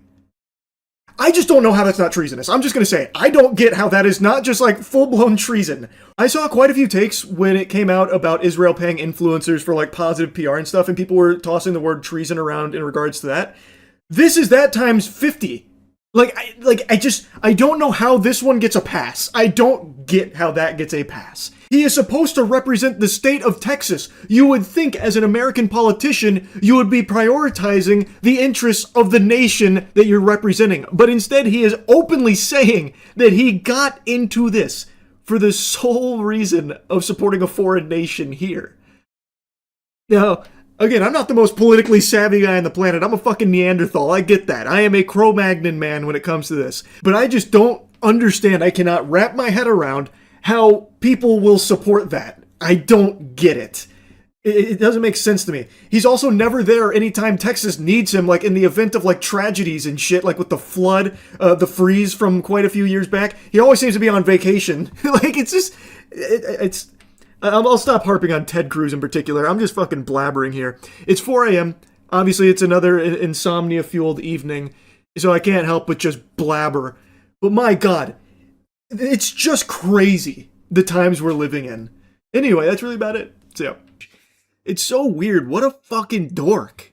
Aren't fans, you're professionals. You're recording me on Meta glasses, getting my autograph, and you're gonna sell it, which is fine, but last night, I didn't feel safe at the airport. And if I wasn't coming back from family vacation and my sister didn't stop these people from coming into the women's bathroom, then I don't know what I would have done. I do have security and I could fly private, but I guess my point is, should a woman have to change her behavior because men can't handle the word no? Yeah, that sounds about right for freaks like this. Trying to barge into the women's restroom allegedly here. Apparently they were trying to get in there to continue trying to pursue an autograph. I mean, that's pretty crazy. But anyway, like I said, at first I thought this was fake, and I'd never heard of airport stalkers before. But when I looked it up, this does seem to be at least not overly rare. As I mentioned, Gabby Thomas last year made a video asking for advice after encountering something similar for an extended period of time. Right now, because I fear that I'm being stalked and I genuinely don't know what to do or who to go to. At this point, every time I travel, I'm afraid that these men, it's 3 to 6 of them, middle-aged, are going to show up and harass me. And it doesn't matter what city. They've come when I was traveling to and from Chicago. They've come when I'm traveling to and from Miami. And they have my flight information, and they show up either at the front door of the airport, at the correct concourse, or they show up at my gate, which means they have flight tickets and they get past security and all that. Exactly what Olivia Dunn was describing as well. So I guess the theory is that they are buying refundable plane tickets so they can get past the security checkpoints at the airport to sometimes meet them at the gate to harass them for autographs there, or just be weird to them there, or meeting them just at the front door of the airport. But it seems as though they are somehow getting these celebrity flight information so that way they can go in there and do their business. They are not professionals, I'll tell you that much. These are just degenerate fucking losers. I don't think there's anything professional about it. I don't think they're making a career out of this. I bet they probably haven't even seen a single fucking dime. They're doing it for the love of being fucking freaks. I think that's the main impetus there. And it is so peculiar because they are just losing money doing it while apparently in the pursuit of making money from it. It's so odd. It's so odd. And they show up and they ask me to sign a bunch of these photos and pictures of me, like 40 of them. I don't know what they're doing with them. It's probably selling them. I don't care. What scares me is that they have my flight information, even when I don't even know what time I'm flying out sometimes. I don't tell anyone my flight information. I've changed all my email passwords. I don't know if they're hacking me, but they get really aggressive and hostile if I say no. And when I'm by myself, it's really scary. They got really hostile with my boyfriend yesterday. It does feel like they are purchasing it from someone that works for the airlines. Like, I don't think that they're directly going into the mainframe here and taking it from these celebrities, like on the back end or anything like that. They're probably just working deals with the airlines or the people that work at the airport. It's, no matter how you spin it though, fucking weirdo behavior right there. Like, that is some scary shit. And then they get there and have this sense of entitlement that you owe them that autograph because now they've wasted their time and money to meet you there, unsolicited. So she's describing how aggressive they get and like how that's scary, and even, got aggressive with her boyfriend there if she ever like tells them no to signing that shit. It's just completely unacceptable. That is just some fucking awful garbage right there. And these fucking losers deserve to be shamed for it. It's not even airline specific, but I don't know how they're getting my flight information, and it's really starting to freak me out. And honestly, I don't know who to go to about this. I don't know, do I go to the police? Do I go to like airport security? It's like a multi-city thing. So it's like I can't just go to the Austin police because they're not in Austin right now. I don't know where these people live. And when I ask them how they know my flight information, they lie. They make up a story. They say, "Oh, I saw you here, so I figured you were flying back."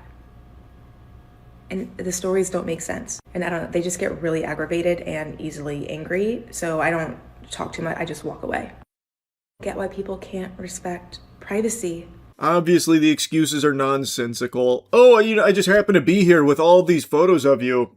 Like, I just carry these with me all the time. Would you mind signing them since it's such, like, so serendipitous, right? Like, I can't believe, like, we're running into each other like this. We're friends, and, like, you kind of owe me a favor, right? So, like, can you just sign all these, please, for me? I mean, they're for me. I mean, I'm not doing anything with them. They're just kind of for me.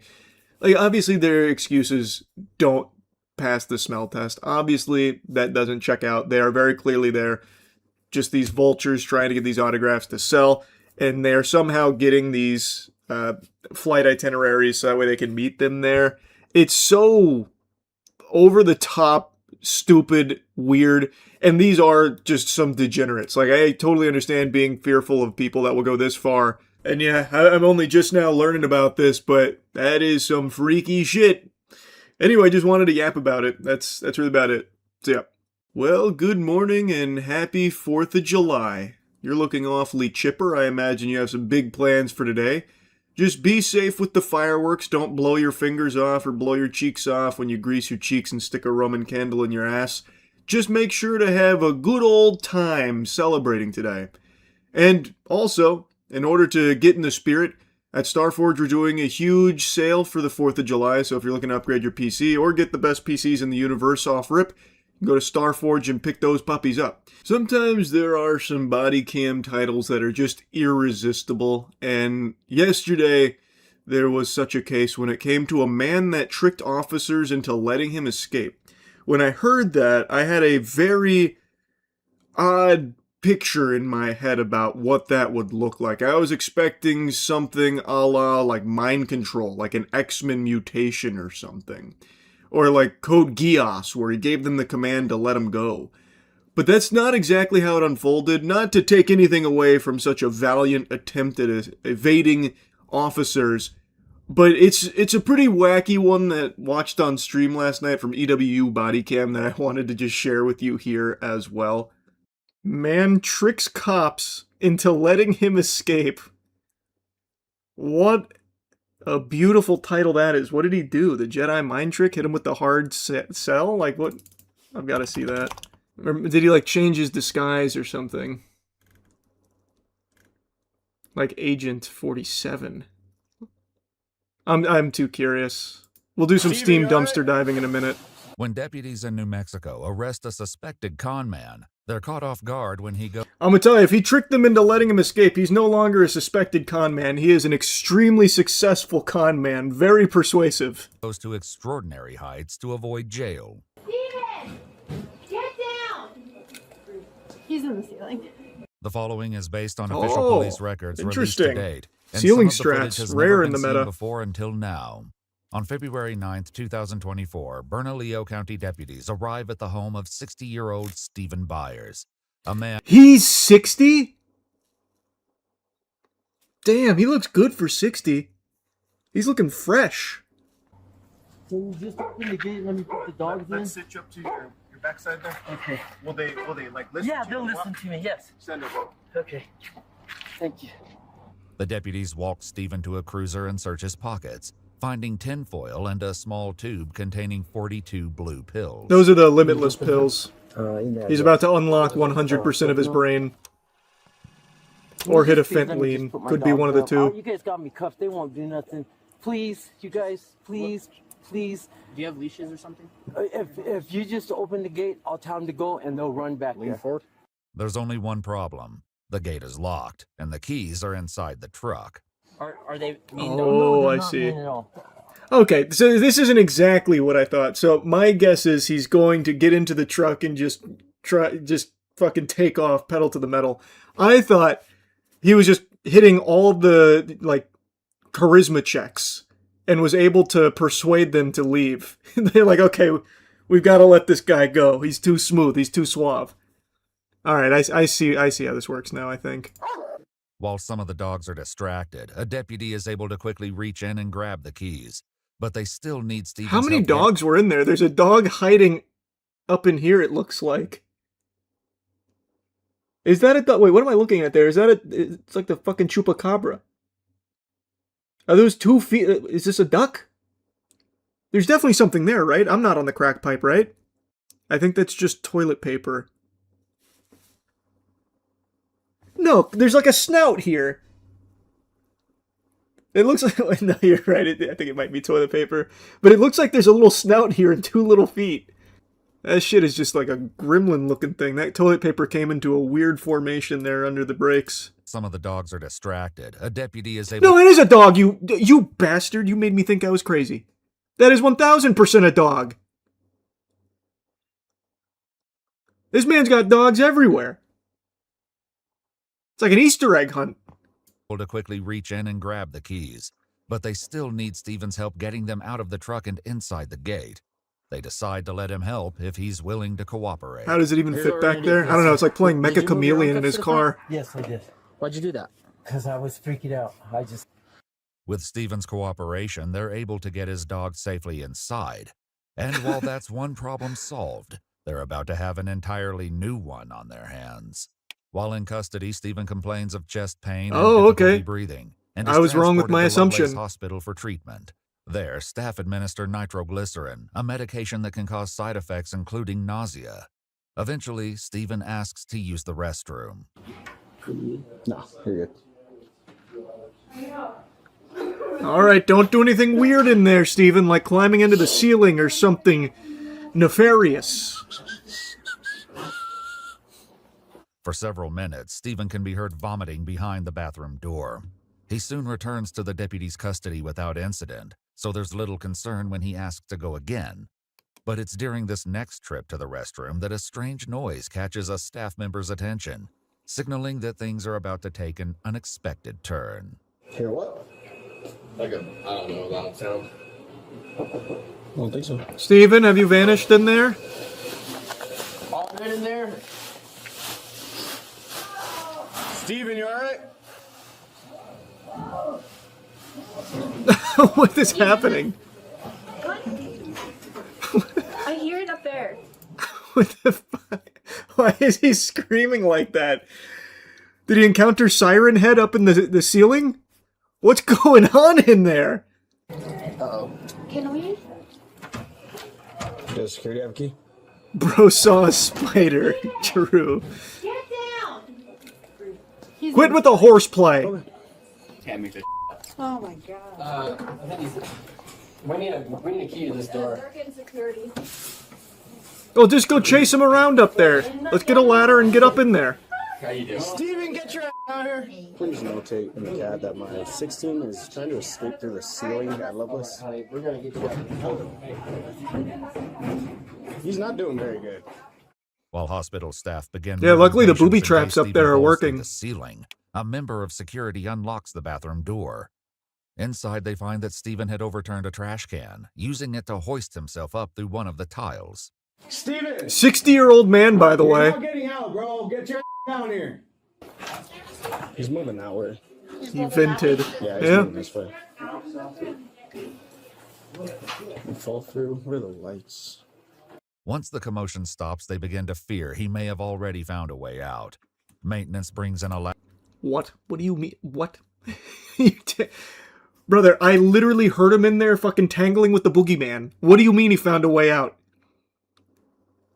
You might, I feel like you got eaten alive up there. You might find like skeleton, like a skeleton. Found a way out my ass.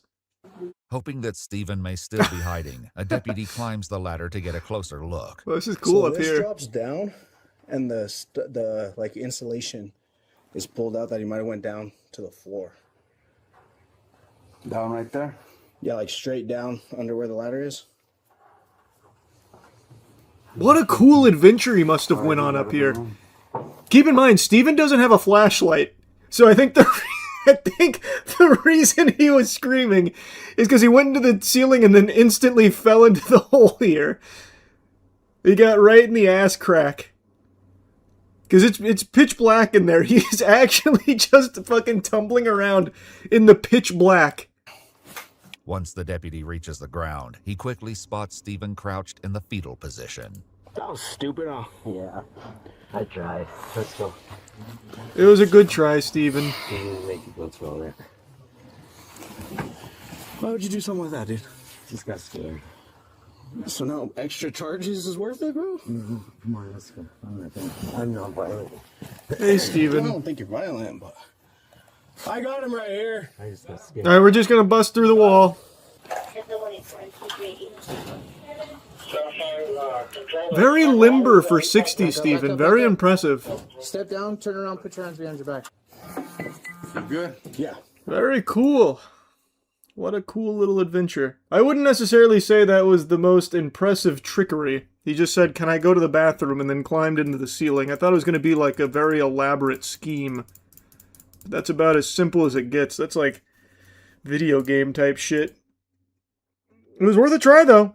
According to police records, hospital staff estimated approximately $20,000 in damage, including broken ceiling panels and pipes. After Stephen was discharged, I guess he was could've permanently fallen through it. trespassed from the hospital. Can you imagine being trespassed from a hospital like you're dying, but they won't let you in because you climbed in their ceiling? Nope, sorry. You're blacklisted. Look, your name's up on the wall. Sorry. You're gonna have to go somewhere else and die. And 2 counts of larceny. He was sentenced to 4 years and 6 months in the New Mexico Department of Corrections, to be followed Which by he's 1 already year escaped for from. parole. Worth a try, I suppose. Reminds me of those prison breakouts. But less successful. I see the video of the New Jersey man breakdancing at town hall meeting to protest property taxes. Chat kept mentioning that yesterday and I forgot to look it up. Let's see. How good are his moves? Oh, that's awesome. Glad you're liking the cheeky so much, Chunk. Town council candidate in Cranford, New Jersey, breakdancing at a public meeting to protest a property tax hike.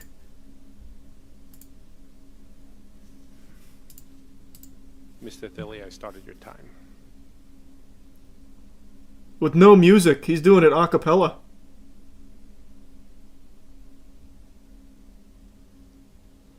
Stand the fuck back. This guy is serving. Hold on. Wait a minute. Oh, he's looping animations now. He's hitting the same emotes.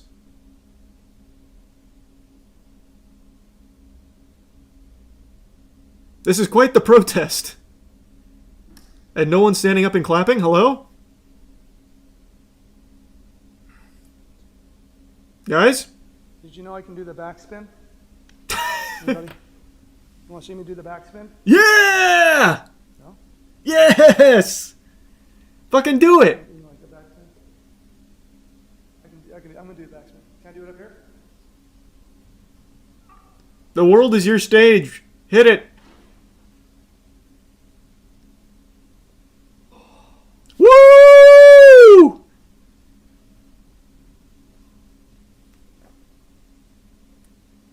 Why did our taxes go up so much? Boom! Imagine they just start booing him. That was cool, though. That was an awesome protest. I'm curious how it ties into the interpretive dance. We were told the referendum was going to bring it up for an average household about $400, I think. And mine went up like $900. Damn. And I think we were told like that was from the schools or something. But the school referendum said it would only go up, like I said, $400 on an average assessed home. I'm curious why he didn't integrate the moves into the speech to give them more oomph. Because he could easily just be like body waving. Anyone else find it kind of despicable that they told us 400 when mine have got up 900? Like, I don't know why he did it before the speech. He could have done it during. A little winded, yeah. It was a lot.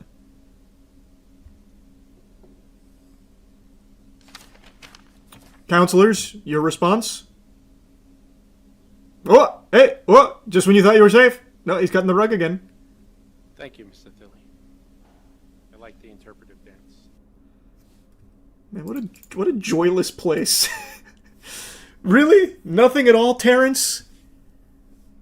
God. Fucking, it's like subhuman going into a town hall meeting. No fun allowed. Don't these town hall meetings last like 10 hours? Asking the wrong guy. I have no idea. I am under the impression that they're normal length. I've always assumed that they were just like an afternoon thing. You get the community together, you guys are like, hey, here's what's going on. Any grievances? I don't know. Maybe it is like a 10-hour thing. Thanks for your subscribes. This one lasted 1.5 hours. Well, yeah, this man shut it down with his moves. This guy burnt this bitch to the ground with this shit. See, like, I can understand the counselors having no soul left, but why, out of the audience here of, like, normal people, is no one appreciating this? Like, Howie Mandel's having no fun, but at least binging with Babish is. Like, at least he can appreciate it. And nobody else in this crowd. Oh, except maybe her. She's, like, biting her bottom lip. It's just weird to me. Complete silence. No appreciation for the traditional arts. I think he's done it before, according to the news article. No shot. That's what he's known for? Let me see. But from what I'm reading, he is like an actual candidate. I don't know what he's a candidate for. Maybe head of breakdancing of New Jersey, I have no idea, but that could earn my vote. Holy shit, look up that name on YouTube. He has a channel all with town hall meetings doing the same thing. Will Philly? Oh my god, you're right. Wait, this is... Wait, what? Dance protest number 1, too hot for TV. Hello, thank you, everybody. She already knows what's coming. She was smiling seeing him coming down. She's like, holy shit, that's Will Philly. Hey, residents. Committee.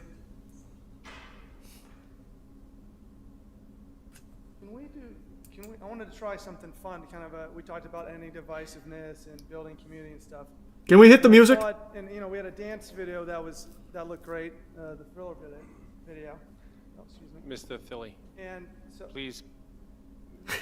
please address your comments. You're allowed to make comments. Mr. Philly, please, God. You're not allowed to make a spectacle. Don't do it. I'm sorry. So We can't handle another serving. comments, you can make comments, but you can't involve 10 other people in your comments. Oh, I'm gonna talk to whoever I wish. I appreciate it. I think thank you so much. And so I thought for fun, as a community building, that'd be a really fun thing for us all to do together and show positivity in our town. If you would join me in standing up and dance. A little awkward at first. Hey, wait a minute. This is a much more energetic crowd. Yeah! Let's go! Get it with the hokey pokey.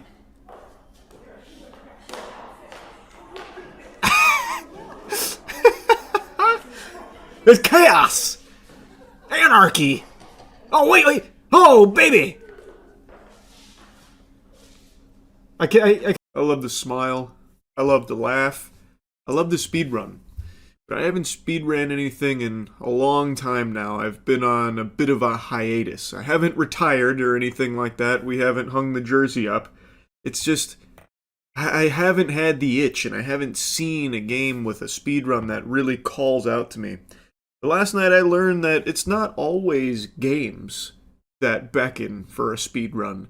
I learned about the 2 cigarette, 2 beer, 2 Rubik's Cube speed run, Pringles, pencil sharpening. There's this whole plethora of real-life speedrun routes out there that, you know, maybe it's about time I start looking at competing in.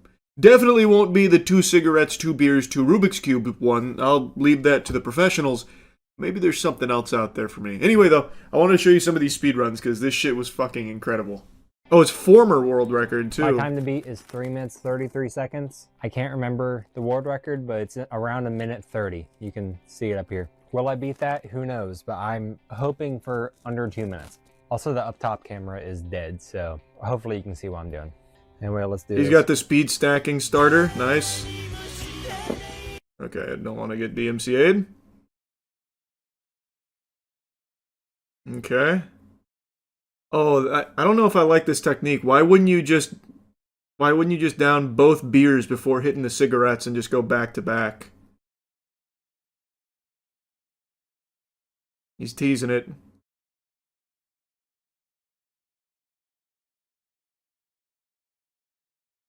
I don't know. I feel unless there's I don't know the regulatory body for the 2 Rubik's Cubes, 2 cig, 2 beer speedrun. But I feel like if you wanted to optimize the route, you would do both beers first. Because he's going back to back on the cigarettes.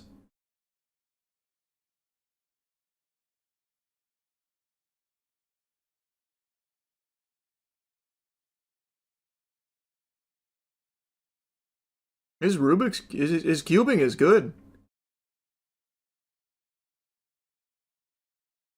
Man, this guy's no joke. This guy's the truth. Oh, he's gonna finish with the beer to reward himself. I see the strategy now.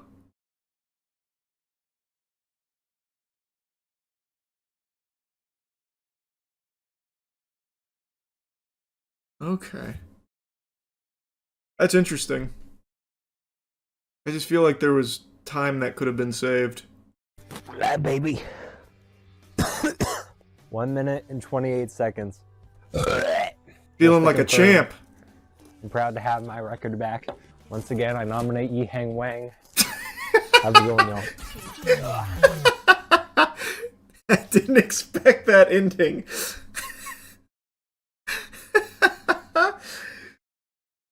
Uh-oh. He's been called out. Shit. And someone else did it over here, too. 119? He definitely did double beer. When's the summoning salt video? Good question. I wish they wouldn't use copyrighted music in the production here. I want to hear the ambient noise. He's also not using the cup stacking starter. Well, I guess it's also they use the same thing for cubing, to be fair. I also couldn't see the amount of liquid in that cup. So what if he didn't do a full beer? This leaves too much room for uncertainty. They have a whole Discord for this. The community goes crazy. I didn't know it was such a popular category for runners. I mean, it is an interesting route. Not noticing any BLJs or anything, though. This must be the glitchless category. But you see what I'm saying? How you can't actually see how much beer's in there?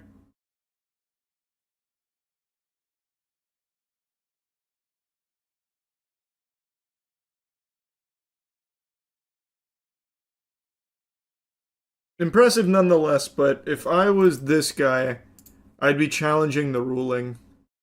Oh, he's in different he's going for a different category right now. Looks like he's doing the 1 cube, 1 cig, 1 beer. He's on the diet now. Can you solve a Rubik's Cube with dementia? Something not a lot of people think about.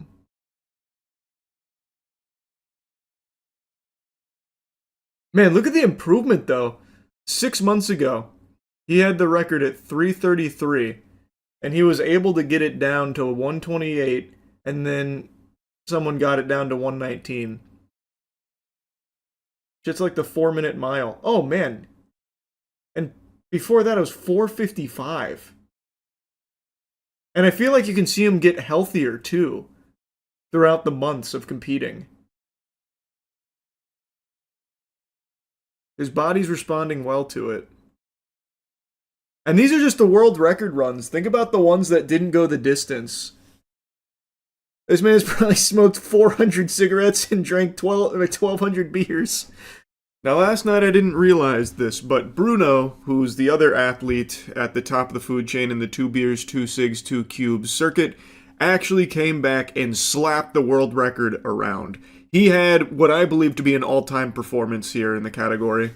Now, what I find extremely admirable about this sub 110, by the way, is that he switched to using glasses for the beer so you can see a full beer being consumed. So now there's no more guesswork, no more speculation, it's all above board, and you're about to see the Michael Jordan flu game of 2 cube, 2 cig, 2 beers.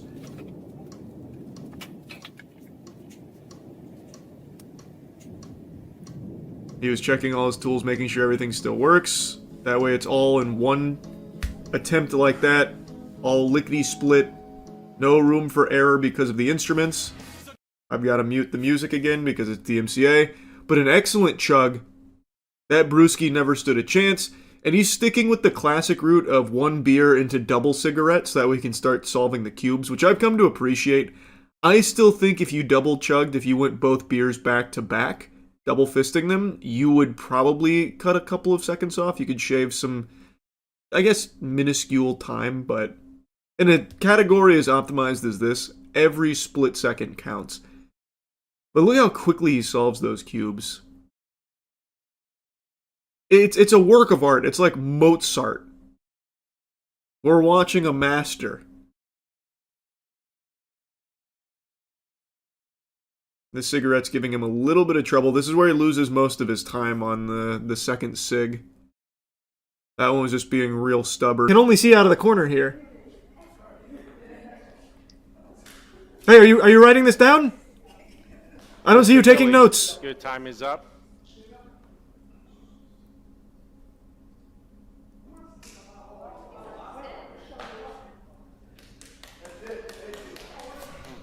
Philly!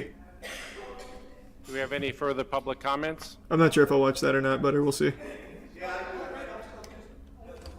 No, Rita. That's awesome, Cooper. You're more than welcome to come up. Go He's to the given up he's MTG given up the Reddit microphone. for help. Wait, who's this guy now? His sidekick. Wait a second. Mr. Thilly, you walked away from the microphone, so we're considering that your time. My time, sir. I appreciate So- that. I'm doing my time. That's okay. Can you? Can we get Ray Gun in here for a dance battle? You done? No, I'm not done. I told you, tell me when the 5 minutes is up. That's when Your 5 minutes is up. Yeah. That's a legitimately lying under oath, maybe? It has not been 5 minutes. It's been 2 minutes and 40 seconds. He's got plenty of time left. Next. Officer. Yeah. I didn't hear my time run up. You. Did it run up? Why did our taxes go up so much? WillBilly.com. Rita, please come up. Reminds you of the rent is too damn high guy. Hey, when you're right, you're right. Is your sub DeLorean? Let me see. I've got to see others now. Join me now. I will take back our town. Oh, this is from a year ago. Roof is done. Oh, that's got DMCA music. He's even made his own like music videos here. Cougars never quit motivational video. Is there anything you want to say about anything I've said, or I'm listening? Nothing? You've intimidated them with your spiritual pressure, Will. I'm not asking any questions, so I just wanted, please, can you not say anything about me after I leave the podium? Okay, so it seems like he's only danced a couple of times. It seems like it's more of a new thing that he does. Wow, this is sold out crowd on July 8th here. Holy. Thank you, man. Wow. So, I got a sunburn Oh, on my neck here, like doing all that. that's a shame. Yeah, it seems like the dancing's not something he does all the time. I like this one. This is just called Full House. Hope everything's going good. Man, he is here like every day. I've been thinking about making, it'd be really great to make these meetings, get more residents to come to the meetings, and I know that's tough to get people to come to anything. So it's not against anyone here, but I thought, the goal would be to make government fun. Make these meetings fun. And that, I think, What's the plan? How do we do that? would be more fun. Not that they're not really fun right now, but just thinking of on my own, thinking of ways to get people down here, because that's great. Everyone gets to know you guys in a more personal level as we relax, and So I thought for sure he one was going to idea I start had, dancing. I think would be possibly to have maybe a question and answer session where. No. We need more dancing. Maybe that's the reason for the dances. He wants more people to attend town hall meetings. It could be it. It's certainly possible. His thing is make developers pay their taxes, not us. That checks out. Like he's actually, he is running with like an actual purpose. Like the dancing is kind of silly, but it looks like he actually does have like a real thing he wants to accomplish. Well, that's good. First person to smile gets 2,000 Flim tokens. Who's man enough to claim the bounty? Yeah, I'm a little late to this topic it seems, but I just heard about it from Slop Live, putting it on my radar here, giving me a nice plate of slop. Just when you thought you saw the most pathetic garbage imaginable from the crypto community with things like NFTs and all the shitcoin rug pulls, they find a new low. A diabolical one at that. A crypto site that I've censored for obvious reasons announced a thing called bounties, where you could put up a challenge and ask anybody to do anything you wanted, and then when they do it, you then pay them crypto. This dog shit sounds extremely similar to that Emma Roberts movie Nerve. I only remember bits and pieces of that one, but it was basically people do dares for money on stream.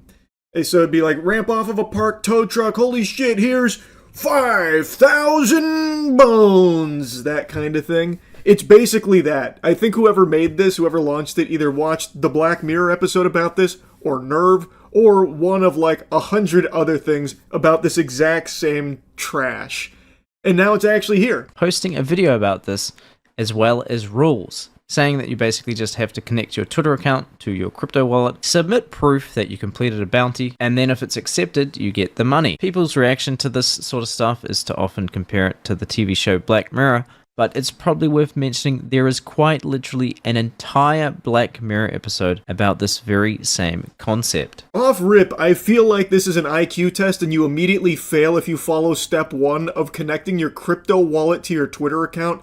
That just seems like a recipe for disaster. You deserve all the financial misfortune that befalls you for doing something as fucking stupid as that for a sketchy, shady-ass website here. It doesn't take a whole lot of thinking juice to recognize why this is a terrible idea that can only end in disaster. It's brand new and it already has been ending in disaster for a few of these sad, gullible idiots that are trying to claim bounties doing reckless shit. So I had a quick scroll through the site. Looks like there's currently 410 live unclaimed bounties with an $158,000 prize pool. Someone supposedly put this bounty up with a prize of $690,000, simply saying KYS. Though if this was actually real, it's definitely not on the site anymore. Now the site that's introduced this feature is one that was actually notorious for oodles of scams out the wazoo. Their site became synonymous with fraud, basically, and also became known for some streams on there where some individuals were torturing animals and trying to use it as a way of making money for themselves there. If you don't want me to torture this animal, I'm going to need your clams. Animal cruelty became something of a trend there. Also, people threatening to take their own lives with the same premise. If you don't want me to take my own life, gonna need you to bust open that wallet here. There also was someone from the community who did actually take their own life, and immediately people tried to financially capitalize off of it on this other platform. I'm not going to say the name of it, but you probably have a pretty good guess of what it is. And this is now their newest venture here with the bounties for anything.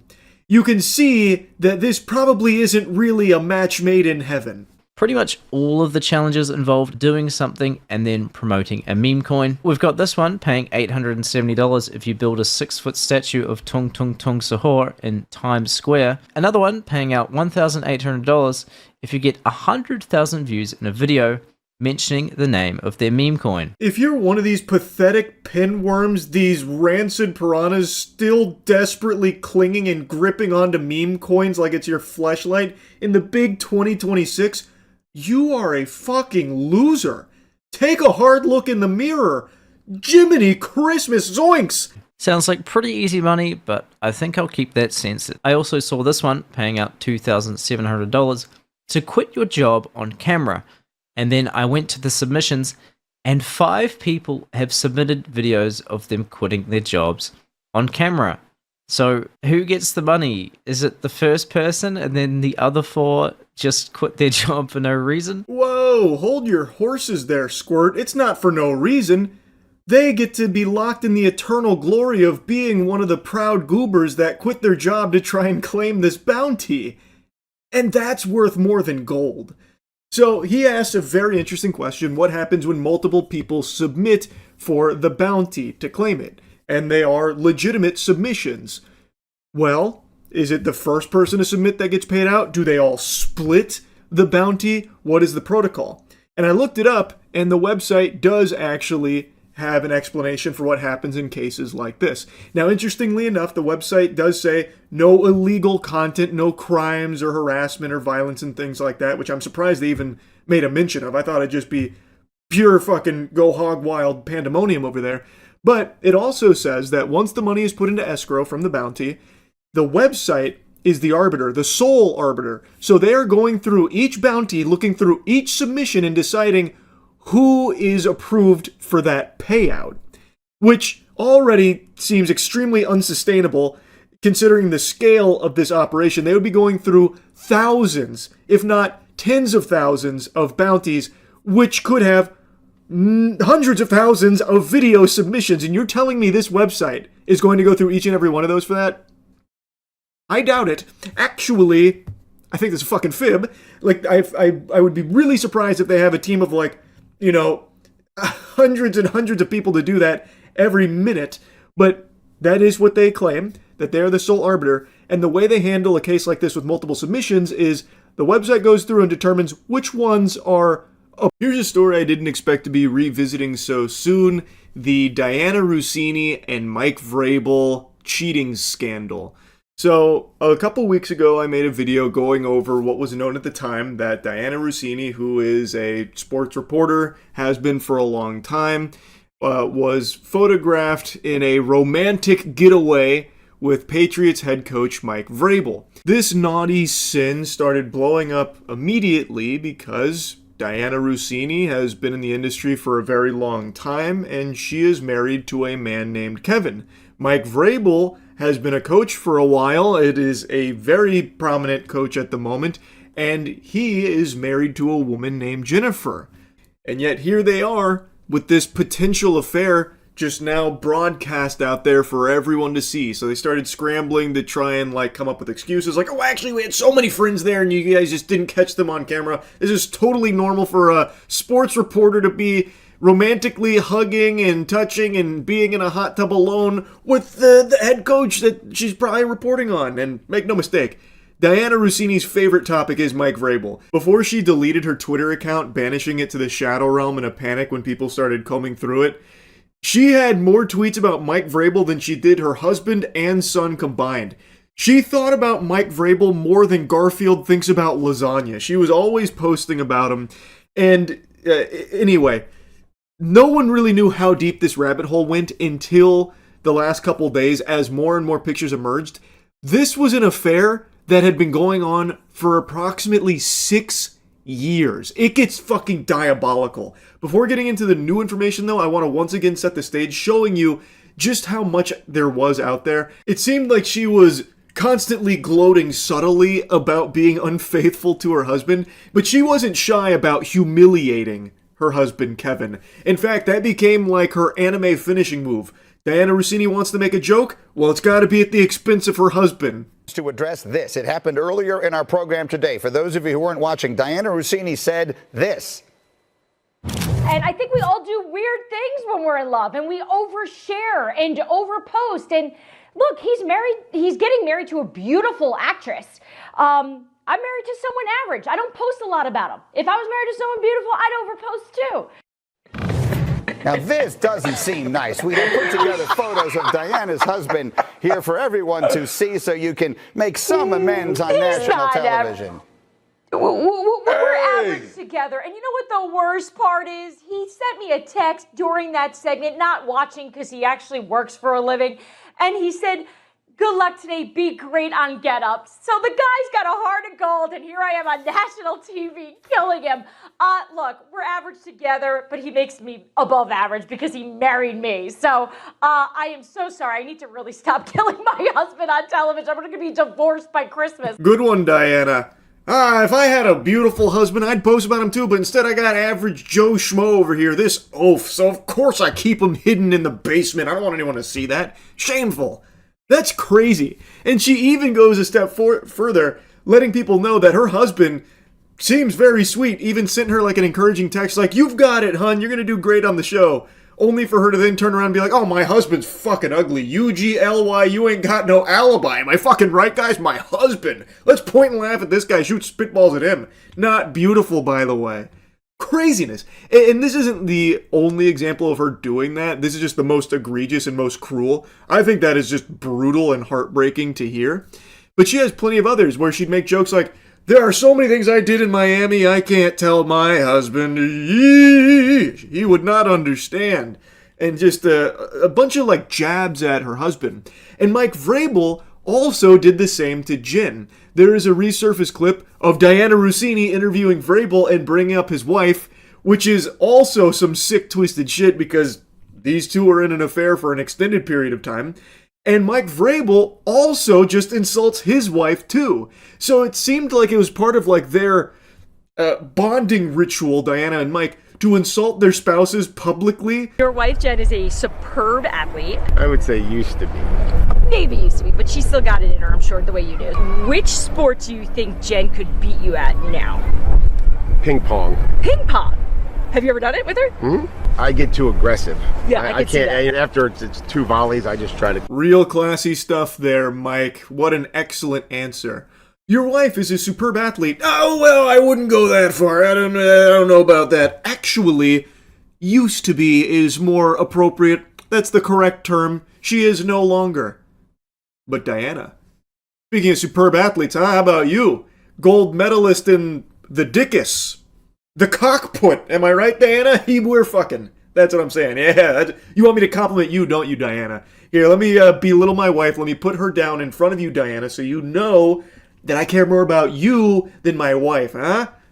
Good stuff, Mike. Really incredible stuff. Point is, Diana Rossini and Mike Vrabel weren't exactly overly shy about farting on their spouses here in the public eye, making them kind of a joke and insulting them. Now, the aftermath of those initial photos and initial information that came out was Diana Rossini's resignation. She resigned from her position at The Athletic. Mike Vrabel also just recently made a statement, but there's been even more new information. It has truly been Pandora's box that's been opened on this topic. There are so many photos of them together dating all the way back to 2020. That is, these photos. Yeah, you best believe that's a real title right there. There is legitimate drama with Ice Spice and the SpongeBob movie. Some of you may have heard her hit new song, SpongeBob Big Guy Pants OK. She is in the new SpongeBob film, and she went to a premiere event for it and chose very interesting accoutrements where she is now facing a lot of heat because this is a kid's movie and she's got her bikini bottoms fully out here.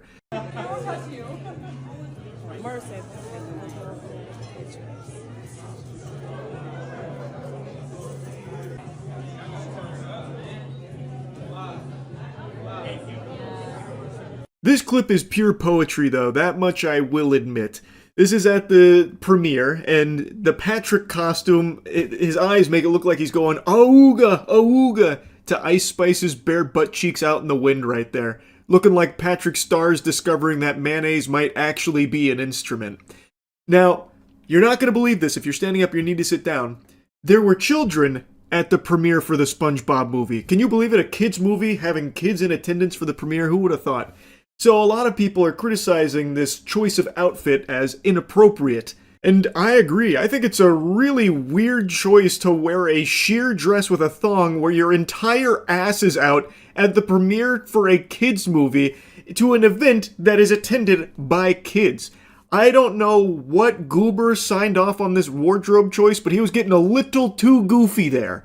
It is, I think, a pretty baffling decision. And speaking of baffling, you know what else is going to boggle your mind is the incredible Christmas sale at Gamersups that starts today. You get a free gift with every tub, so go to gamersups.gg and use code MOIST. There's a link in the description. Get some goof juice. It'll help elevate your game. Ice Spice might even fall in love with you if you do. And I want to immediately come in here and lat spread real quick and dispel a rumor that I'm seeing taken hold, an insidious fib that's a load of dirty barnacles that a lot of people are sharing as though it's the truth, where there are people unironically claiming that Ice Spice didn't wear this to an event that was attended by children. She wore this to a SpongeBob 18 plus only influencer event for the SpongeBob film. Even just saying that sentence burns my lips. Like, hey pal, did you just blow in from Stupid Town? You think there is a SpongeBob 18 plus only event? That's the dumbest shit I've ever heard. What the truth is that she wore this to an event for the SpongeBob movie that was attended by influencers, but it was not exclusively for 18 plus. There's pictures of her in this outfit at this event with children, like this right here. Apparently that is a 15-year-old influencer that she took this photo with. There is even video where she is talking to a room about the SpongeBob film, and you can see a bunch of kids in the audience, and she is wearing this dress. Sorry, I'm out of breath. Yeah, enjoy it. I've never seen the film, so this will be my first time too. There's a couple other clips of her talking, and you can see that there are kids there. So I don't know where this lie is coming from, that it's only 18 plus at the Ice Spice SpongeBob premiere event. That is the most outlandish statement ever. I don't know where that information came from. Maybe Plankton's trying to toss around a bunch of horseradish, but wherever it started, the genesis, it's not true. They're schmeckeldorfing you with it. I don't think there's a chance for a misunderstanding where it's supposed to be an 18 plus only SpongeBob event, but they were letting kids in anyway with like their parental supervision. I doubt it, because why would there even be an 18 plus SpongeBob event for the SpongeBob movie, which is a family-friendly children's film? Why would they host an exclusively adult-only SpongeBob event? That would be really confusing. That would be an interesting choice. But again, based on all the evidence I can see from her talking to this room, as well as like the pictures she took with kids, I think I could say with a high level of confidence that this was an event attended by children, and she decided to wear this outfit, which I do not think is appropriate here. I think it's a really weird, peculiar choice of dress for her for an event like this, a kids movie, a kids premiere. It's just not the time nor the place to be wearing a see-through dress and a thong, having your whole keister out. Like, imagine I was voicing a character in the new Bluey film, right? I'm playing Bluey in Bluey the big budget blockbuster feature film, and I get invited out to the Bluey world premiere, and I scoot in sideways, get out of my car in a banana hammock, and I'm just screaming, "Bluey for life, yeah!" That'd be some freaky shit, because it's just not appropriate attire for a kid's event to be wearing some shit like that. And I've seen some delusional takes on this, by the way. I saw some people trying to argue that what she's wearing is very in line for the SpongeBob cartoon itself, where like Patrick will have his butt out, or like SpongeBob's butt, and it's like, well, what's the big deal if Ice Spice does it too with her tuchus?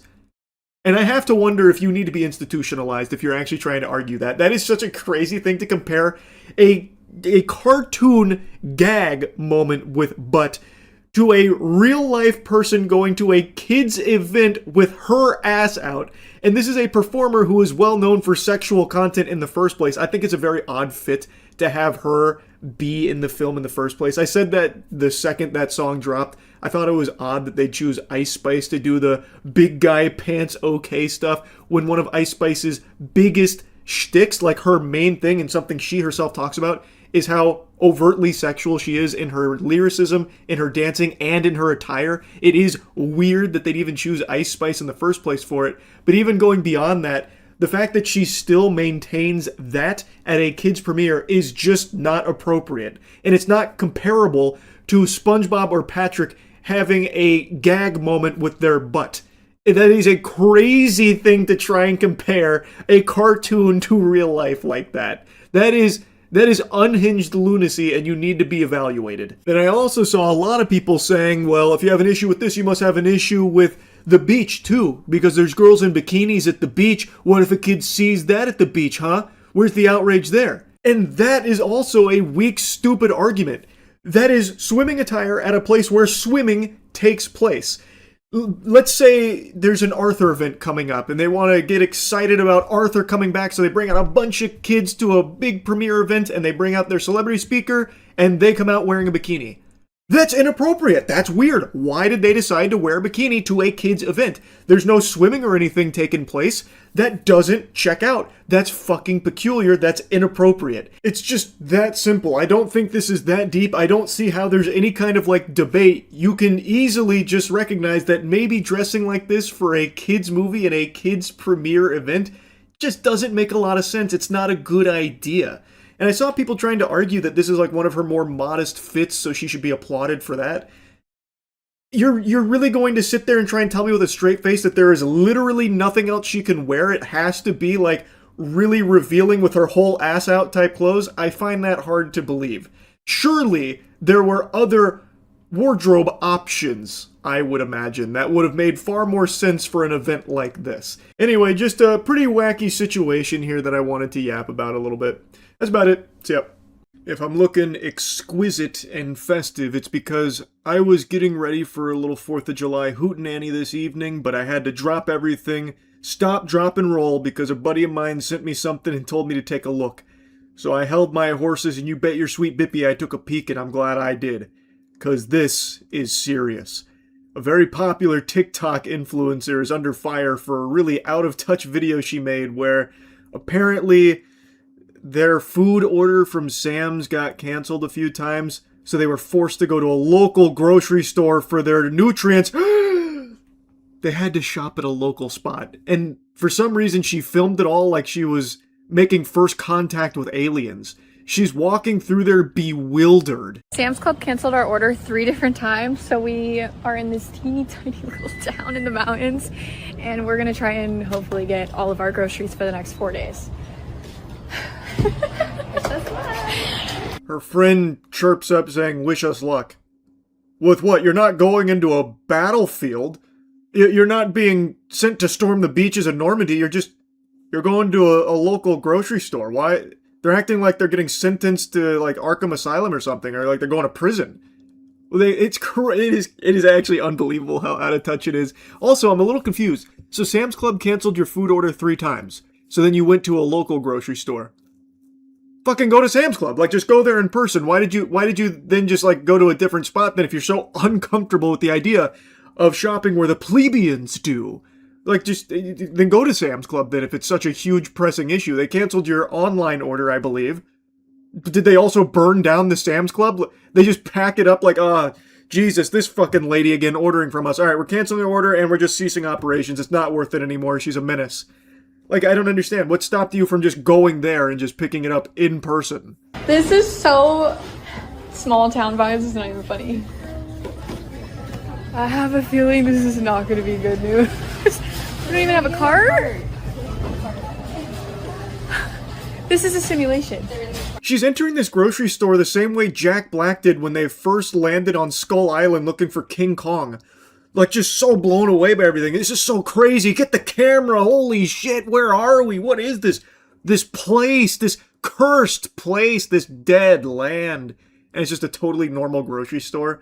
And she's like, oh, this is a simulation.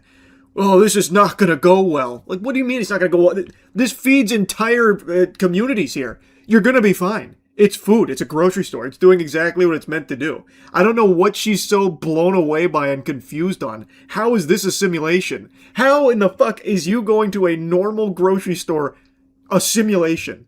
Like, I think it's because she doesn't live a real life, so she has no idea what shit in the actual world is like. So all of this is just incomprehensible to her. Oh, shit. Here we go, I guess. While she's grabbing that. You do need a melon? I'm just sitting here laughing.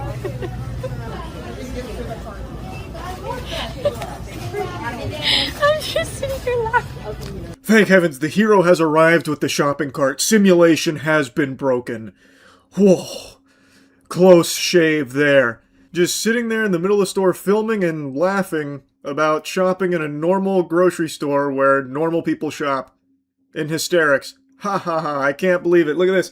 They're shopping at a place I don't shop because I have so much money. Oh my god, are you guys seeing this? Oh wow, people live like this and shop in places like this. Oh wow, I could never. Their fruit does not look good. Like, all their fruit looks bad. I just looked at Lauren, she's like, I'm stressed out. I'm mad at Sam's. Sam's Club and I are not friends. Oh, they still have a bag of sweet potatoes. Guys, this is not good. Maybe I'll just do these. Aaron, I know, needs some stuff for his salads. At this point, I'm just grabbing shit. This was probably the most exciting thing she's done in the last 5 years of her life. Going to a normal grocery store. I bet she told all of her friends about that in the group chat. Guys, you won't believe where I was today. A fucking local grocery store. And then all of her friends, are you okay? Did you get jumped? Do you need help? It's just so fucking, it's ridiculous. What a ghoul. She's like, oh, the fruit does not look good. It looks fine. All the fruit that I've seen here and everything that she's shown on video looks totally normal. She's just making shit up. Like, because now she's in a local grocery stop, everything is like beneath her now. Oh, all of this gruel. Ooh. Ah, yikes. But we're gonna tough it out. We're gonna tough it out, guys, and you're gonna join me on this journey. Like, why would she even film this? What did she think the response to this would be? Does she not realize that the majority of people shop in stores just like this? And now here she is just making fun of it. And making fun of you, insulting you if you shop there. This is so beneath her that she can't help but come in here, laugh at you, and say how bad everything looks and how stressed out they are even being there in the presence of the riffraff. And all of this not good looking food, which again, all the food looks fine. Like, this feeds communities here. It's a normal grocery store. You'll probably be able to make it through just fine and for 4 days worth of food here. It's just so, it is actually so out of touch. I'm like, low-key, we should just order out, because this is crazy. I don't see any 100% beef. This is absolutely insane. Lauren and I literally just keep saying we're fucking mad at Sam's Club. Thank you. I feel like I'm in a simulation right now. For my 4-year-olds. This is the only kind of pickle. That's fine. Aaron needs them for a salad too. This place actually broke her. She just keeps saying over and over, this must be like a simulation. This is crazy. This is insane. What's crazy or insane about it? You're in a grocery store. Like, that's it. What is so wild or unbelievable about that? What the fuck? You're good. Okay, I'm seeing ribeye or strip. You like ribeye or strip better? This is crazy. Cream butter. I don't see any normal eggs. Oh shit. Those are ours simply because. Oh, perhaps those are right. Those are ours. Definitely have to hit. Beep beep. We have to hit the fruits and veggies again. How much do you hate me right now? I mean, not a lot. Just a little bit. I don't think I could have ever gotten Lauren drunk or high enough to be in this place right now. What an insufferable dynamic duo. That's just truly sad and pathetic. You're just in a normal grocery store. There's nothing crazy going on here. You're still finding all of the same food that you were probably ordering from Sam's. Maybe not like the name brand you were looking for, I suppose, but even then, I saw some like very normal name brand ones in like the quick fucking Cloverfield pan she was doing around here. It's all very standard grocery store shopping experience, and yet these two are so insufferable that they're still just taking the piss out of it and like, oh, Lauren, I don't think I could get her drunk or high enough to have come in a place like this. Oh, it's hell. She must be pissed. She must be so mad at me for this. How mad are you at me, Lauren, huh? Like, what? That's just so dumb. I can't believe that she actually filmed this and posted it. Baby, I can't get nothing. Baby, there is no plane. Oh, I didn't see that. My bad. Don't even ask. A crazy experience. An absolutely insane experience. The greatest part is that guys are there, so all we have to do is drive. I love it. I move this cart. Oh, thank heavens. They made it out alive. Wow.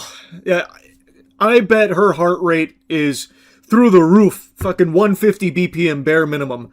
That was exhilarating. Really makes you feel something, you know what I mean? Going into a grocery store like that, a local shop, heaven forbid. Man, I'm getting a rush just having watched it and gone on this experience vicariously through them. Oh, can you believe they actually went in there without like a hazmat suit, by the way? Can we just give them a round of applause for being so brave going in there wearing just normal clothing, normal attire? No like chainmail or anything? They just went out there and braved the elements. They went to a local grocery store without any kind of like, you know, Kevlar vest or anything. Holy shnikes. You could tell the lady at checkout. Now it started raining. What is happening? Literally, what is happening? Now it randomly started raining. Jesus, it was. What is happening to us? Jesus, take the wheel. I literally was like, what is going on right now? All I know is we gotta go. We didn't get ice. We have to go to Green Mart. I gotta go in there. I gotta go shop local. We have to get ice. It's like, we can just forget it. Pretend we forgot it. Alright, we gotta go. Absolute cinema. That cliffhanger, that like crazy scary revelation at the end of the horror movie. We forgot ice. The call's coming from inside of the house. What a twist. So now, what are they going to do? Are they going to go back in? No, it's too dangerous. No, they couldn't. And like she said, we're just going to pretend that we forgot the ice. It's safer that way. We don't want to go back in there. That's too much. That's way too. They already put themselves through the ringer just getting these nutrients there. That was hard fought. That was a battle. And then it randomly started raining. Like, what is that day? I mean, she's right. That's crazy. Like, what a wild day. Rain too? Like, what? The universe just was not on their side. I mean, shame on you, Sam's Club. You see what you made them go through? The torture they had to go through? Wow. So yeah, that shit sucked. I appreciate you sharing that journey with us. That was a very enlightening peek behind the mask. I feel like this is eye-opening to a lot of people that followed her. She is a very popular influencer from what I can tell. I don't know what the fuck she was thinking here. What a terrible look. Extremely out of touch. But yeah, I had to yap about it. That's really about it. I know it's not like a big deal or anything, but it's still so odd. I really don't get why. Like, how can anyone exist like this, that just going to a normal grocery store is like the scariest and like most exciting thing you've ever done because you didn't get your Sam's Club food order and they said no. So then you were forced to go to this, a normal place. I don't know, that just feels like a really hollow life to live. That feels really sad. But she clearly had a great time with her best buddy there, and they, proudly shared it online for all of us to experience too. So there's that, I guess. Anyway, yeah. That's it. So, yeah. Been a little while since my last Jeffrey Epstein update, so I figured I'd tag in here and give you the latest scoop.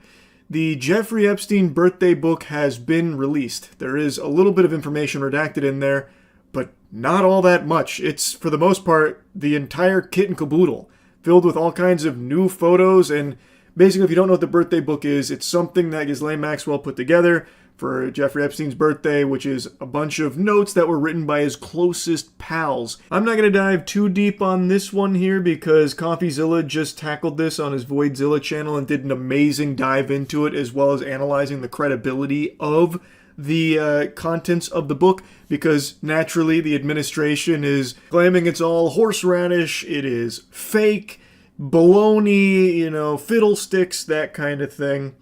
And I think CoffeeZilla does a good job of analyzing the facts that are presented here. This is a actual book that has been compiled here, and if it is all fake and a forgery, it is one of the most elaborate forgeries I've ever seen. Because again, there's a lot of new information and new photos, actual legitimate photos of Epstein and friends in this book that have never been presented elsewhere before. And from what I can tell, pretty much everyone else that is in that book that has wrote letters isn't denying the authenticity of the letters they wrote. It's just Donald Trump crying foul on it. If the whole thing is fake, why is it only him pointing that out? Or maybe they're claiming that only his section is fake. And in that case, that's a really difficult thing to have slid into an actual bound book in a way that is this watertight. It would be, like I said, one of the most elaborate forgeries I've ever been aware of. Anyway, I highly recommend you check out Voidzilla's coverage of it.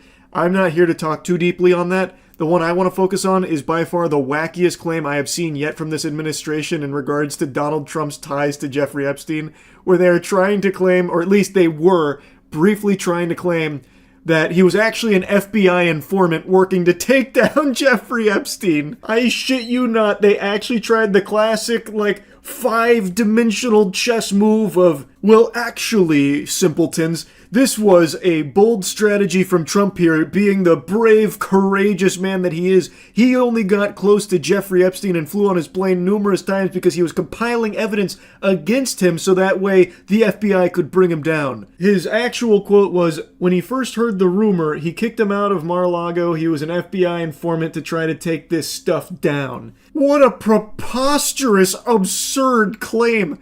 More like Mr. Gargling Johnson, because he's got Donald Trump's dick so far down his throat that now he's farting out these fairy tales. What? So he tried to say that once Trump became privy to the evil of Jeffrey Epstein, he excommunicado from Mar-a-Lago, kicked him out. Really, it was all an elaborate ruse. He was a super spy working for the FBI to try and put the kibosh on the Jeffrey Epstein operation. Like, wow, they think you are that stupid that you will buy this B-movie plotline here. Like, just picture this for a moment. If Trump was an FBI informant, do you think that wouldn't have been the first thing he would have said when Jeffrey Epstein did eventually get busted? By the way, it wasn't Donald Trump's deep cover that led to that or anything of the sort. But just imagine this. If that was the case, that would be literally the first thing Trump would have said, and he would have crowned himself like the next James Bond. You wouldn't have heard the end of it. Donald Trump would not have ever let you fucking stop hearing about how he was one of the most successful spies, you know, up there with some of the greats like fucking Ethan Hunt from Mission Impossible. He was able to stop Jeffrey Epstein. He was an FBI informant for all these years. What an outlandish narrative to try and pull out of your asshole here to explain his proximity to Jeffrey Epstein for so fucking long and the amount of times he flew on his plane. Like, to say that it was all because he was an FBI informant is just unhinged. Like, just imagine those phone calls if this was real. FBI, listen, Jeffrey Epstein, he's not buying it. I'm gonna have to fly in the plane and there's going to be some bad stuff that happens, but just know it's all in the name of keeping my cover intact. I gotta make sure he trusts me. No, really, I swear, that's exactly what it's for. Okay, I'm going in. Proved which ones meet the requirements and which ones are rejected. Based on, I guess, their discretion. So in the case of quitting your job, Dolan noted multiple people submitted, and they all seem to have quit their job with video evidence. So, what is the website going to do? Who's getting paid out? It says that it could go to one person or it could be split among the submitters. So you're telling me that all the people that just quit their job might either be rejected even though they did exactly what the bounty said or have their bounty split? So you quit your job for a fraction of the bounty, which also wasn't high enough to justify actually going in and just quitting your job like that, by the way. Pretty fucking stupid. But now you're getting a very small piece of that. Yikes. Also, knowing this, why would you ever submit for a bounty in the first place, considering that even if you do everything exactly as the bounty describes, the website might come in and just have a chip on their shoulder say, nah, that one's rejected. That doesn't meet it. Or it could just stay live long enough because they have such a backlog to go through that other people then start submitting, so now you have to split it with 100 fucking people. It's just super dumb. The whole thing is an extreme mess and really, really fucking stupid. Do they have to split the money? Another one paying out $2,500 saying to get a tattoo of the name of the meme coin, anywhere on their body. And currently, I've seen 13 people do this. So I guess good luck splitting that 13 ways, or maybe getting $0. That's exactly right, and what an immediate great example for it. So 13 lobotomites got a fucking shitcoin branded on their body to try and claim this bounty.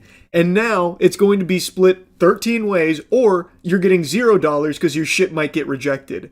So people did this under the impression that, oh, I'll get this tattoo for $2,600, but that's not what's going to happen. And if that is what happened, like if they chose whoever came first, then the other 12 people get shafted because they didn't know that it was just going to be whoever does it first. There would be no way of knowing that. It's so, like, it's hard to even find the words to describe how dumb this shit is. And this was probably one of the worst ones I saw, is someone submitted a video to oil up their booty cheeks in return for $6.20. Like, come on, man. Have a little bit of self-respect. At least ask for $8. People on Twitter theorizing that this will just turn into assassination markets, though someone is definitely moderating these, as I had to scroll through and nothing actually looked illegal, just very jobless. Or in the case of the guys that quit their jobs, literally jobless. So it does seem like they are actually following through on that rule of no illegal activity for bounties. Don't know how long that's going to last. I guess we'll see. But as of right now, it's just a bunch of degenerate cringe. So yeah, appreciate Slop Live for putting this one on my radar, because I hadn't actually heard of it until his coverage of it, and I couldn't resist the urge to yap about it. That's really about it. So yep. There is a cheat code floating around right now that science doesn't want you to know about. It's kind of a well-kept secret, but there is a word that can summon money. It's an ancient incantation that's starting to become a little more popularized, and basically any company that says this word gets a ton of money instantly for nothing. And that word isn't open sesame, it's AI. As long as a company says that word, for some reason, the most brain-dead, insufferable fucking morons will pour endless amounts of money into it. Let me show you the most recent example, and I think quite a few of you have probably seen this because it's blowing up. Allbirds, or excuse me, what was formerly Allbirds and is now Newbird AI. Allbirds was previously a shoe company. It was once valued at $4 billion and then recently sold for $39 million. They crushed it. They really, they did it. That's big business, baby. And because this was a failing brand, they made a pivot, or they announced a pivot 2 days ago that they were going to become an AI-focused company. And the second they made that announcement, their stocks shot up 400% and have only continued to climb. And keep in mind, this is a company that has nothing. They fired like all of their employees, from what I can tell. They got rid of all their shoes. They don't manufacture anything or have anything. And they haven't even begun with anything AI outside of an announcement saying, we're going to pivot to AI. So right now, people are golden showering them with tons of money off of just a thought. Literally the concept of an idea for this company, and they changed their name to Newbird AI. That is how out of control this fucking mass psychosis around AI is, where people just instantly throw all of their money, dump in their wallet at the computer screen just because a brand said the word AI. A brand which, by the way, is not successful. Again, they sold a $4 billion company for $39 million because it went straight into the shitter over the last, I don't even know how many years. You see the shoe company pivoting to AI and the stock jumped 800%. Allbird. I didn't look into that, but I kept seeing that pop up on tons of headlines. Basically, it was a complete failure of a shoe company, and then they made this announcement that they're going all in on AI to get a bunch of, I don't even know what it was, GPUs, and selling computation power to AI services or something. And then all of a sudden everyone just pumped their stock.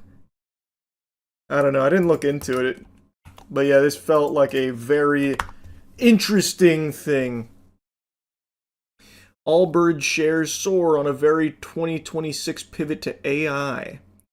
Shares of Allbirds, the 2010s pioneer of trendy sneakers, I've never heard of them, and eco-conscious millennial marketing took flight in an almost comical fashion Wednesday morning after the company announced an extremely 2026 pivot, abandoning its environmental agenda and getting into the AI business. Literally every company on the planet. The stock, which had been in the gutter since November 2021, shot up more than 600%, closed at $14.50, up 582% from Tuesday's close. Catalyst came from Allbirds' announcement that the company, once valued at $4 billion, would soon reemerge as a new entity with a focus on AI. What? No one's ever done this!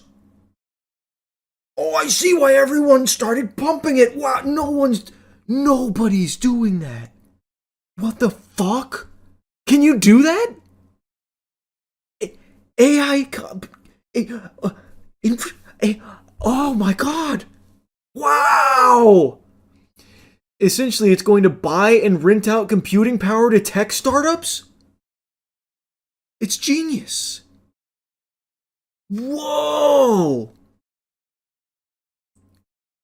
The shift comes just weeks after Allbirds sold its footwear assets and branding to American Exchange Group, which specializes in selling licensed fashion accessories with already existing recognizable brand names for just $39 million. Oh, I bet this company's gonna kill it in AI, though. They took a $4 billion business and sold it for $39 million. NFT bros are coming in their little trousers right now with those kind of returns. That's fucking business, baby. That's the kind of company that's going to be trailblazing in AI. Again, a highly underutilized market. No one's touching AI right now. They're bucking the trend. They're going where no brands dare to go. Into an AI pivot? Fuck! These guys are brave. These guys are so brave. Allbirds, which will be rechristened New Bird AI. Oh, God, that hurts. Eek. Yikes. Terrible name. New Bird AI. Ooh, more like No Bitches AI. Yikes. Said it executed a $50 million deal with an unnamed institutional investor to acquire high-performance GPU assets to begin transitioning into a fully integrated GPU as a service. Yes! Oh, I can't wait to hear who this unnamed investor is. Dead Parrot. Despite the stock's sudden surge, though, Allbirds remains a shell of its former self. Market value was shy of $150 million at Wednesday's closing bell. Worth underscoring, the sneakers to AI pivot is not exactly part of the standard corporate playbook, and the novelty may have amplified investors' early enthusiasm. Investors, these are just brainless drones, man. These are actual, just like, hype goblins seeking out any kind of quick pump and dump. Investors, my fucking left butt cheek. I might short this. I'm not like a big stock guy, but this feels like the easiest, safest short of all time. Am I crazy? I feel like everyone's doing that now, though, so it probably won't work. I imagine genuinely everyone is shorting this right now. This is just so baloney. This is just such barnacles. Still not as annoying as Crypto Bros, but it's damn close. I would say it's getting to Crypto Bro level. Like, you're right, I think Crypto Bro's still more cringe, but this is like right there. Like, one little fucking pube away from that level of cringe. Because it's every company. Genuinely all of them. This is a failing shoe company that all of a sudden just said, okay, we're pulling the emergency lever, AI, and then they're just getting showered with money. Apparently, Allbird was a Kickstarter company that sold shoes made with recycled sugarcane and eucalyptus. Ironically, Time magazine even praised their shoes because it reduced carbon emissions. And now look at them, fully pivoting into AI, the antithesis of that. You'll love to see it. It's a feel-good story. The name may have changed, but the values are still there. Allbird lives on in New Bird AI. Saving the world, one grok bikini photo at a time. The shift is notable for another reason. Allbird's low-profile, sustainable, wool-based shoes quickly became the Silicon Valley wardrobe staple when they launched in 2016. Arguably the peak of the lowercase L liberal do-gooder era of retail? What the hell is that? What the fuck is that? When marketers convinced upwardly mobile office workers that they could simply shop their way to low-carbon, zero-waste future they believed was in reach. Okay, that I remember. That's what they call it? I haven't heard that term. Allbirds were more than sneakers. They were political statements alerting wearers' status to fellow members of the coastal millennial techno-optimist tribe. Oh my god. What the fuck am I... This can't be real. This is so embarrassing. What? Yes, I consider myself something of a techno-optimist. You can tell by the shoes on my feet. You and I feel we'll get along. This narwhal does bacon at midnight, thanks for asking. Now, the go-to tech worker accessory has become the tech itself, and the tech itself is just the abstract promise of compute to power AI products that aren't exactly turning a profit yet. But any day now they will. That's the good thing about it. They're actually going to be spitting and shitting money. It's coming, and it's going to trickle down to the rest of us. It always does. That doesn't mean the new brand, new bird AI is doomed, but it does illustrate Silicon Valley and Wall Street's seeming willingness to reward any company that slaps the words artificial intelligence into its pitch decks. True. Very true. It's a virus. A genuine fucking virus. Underscoring just how much has changed since Allbirds' heyday, the new company also plans to abandon its foundational commitments to environmental conservation. What? I can't believe it! The AI company is now abandoning environmental conservation efforts? How? Why, I never! The company, which one touted sustainability in every step, was established as a certified B Corp, or a for-profit business with higher than usual standards for its social and environmental impact. But its new business is a notoriously energy-intensive process, so the company plans to ask shareholders next month to approve a charter amendment to remove references to the company being operated for the environmental conservation public benefit, according to the regulatory filing, which will be approved. No doubt. After seeing the stock pump, no doubt. To be sure, Allbirds' footwear business hadn't been going great lately. I certainly never heard of it. The company stumbled as it grew rapidly, opening dozens of stores across multiple continents, but failing to move enough inventory to make them profitable. Allbirds has gone from being a high flyer to a dead parrot. Yeah, I mean, they sold a $4 billion business for 39 mil. That's like phase stock. That's brutal. Genuinely brutal. The reason for the lack of traction was that Allbirds' sustainability pitch has never been a key consideration for most footwear consumers who are more concerned about style, price, and comfort. When in doubt, pivot. Allbird is hardly the first to do a full 180 to chase momentum around new tech. It's also not uncommon for such pivots to signify a bit of irrational exuberance in the market. Take one-time soft drink maker Long Island Iced Tea Corp, which capitalized on the crypto craze of 2017 to rebrand as a blockchain technology company, even renaming itself Long Blockchain. What? While the initial pivot sent the stock up 380%, it didn't quite work out in the long run. The Securities and Exchange Commission charged 3 people with insider trading, the company never became an operational player in blockchain tech, and its shares were delisted in 2021. I had no clue. I never even heard that. Well, that's positive historical data to pull from for new bird investors. It's looking good. The future's looking bright. Surely AI compute infrastructure won't go the way of crypto craze and NFTs. Wouldn't do that. Showing no signs of it. And as the tide has turned for crypto, several Bitcoin mining firms have restructured themselves to focus on AI infrastructure instead, but the extreme market reaction to Allbirds' move may be without precedent. Motivation behind the corporate pivot is sensible, the market reaction less so. A 6x or 7x move for a company that is literally ditching its prior business model for one in which it has no demonstrated expertise says quite a bit about a market froth and investor willingness to chase moves. Yeah, because these people don't care. These worms, they do not care. If it says AI, they will put their money into it. They won't give it even a second of thought. Silicon Valley, the article, heard like 50 buzzwords and multiple nothing statements. Pretty much. I mean, pretty much. Yeah, that sounds about right. Just trying to dump the bag onto someone else. That was the entire NFT pitch. Dump the bag onto someone else. Don't be the last one holding the bag, dick in your hand. And that is exactly the same shit that's happening right now. Let's see what's going on with New Bird. Have they even begun doing anything besides this partnership with an unnamed investor for $50 million to acquire high-performance GPUs? This could be anyone. They might have partnered with God to just manifest infinite high-performance GPUs for New Bird AI. I'm excited to see who it is. Can't wait.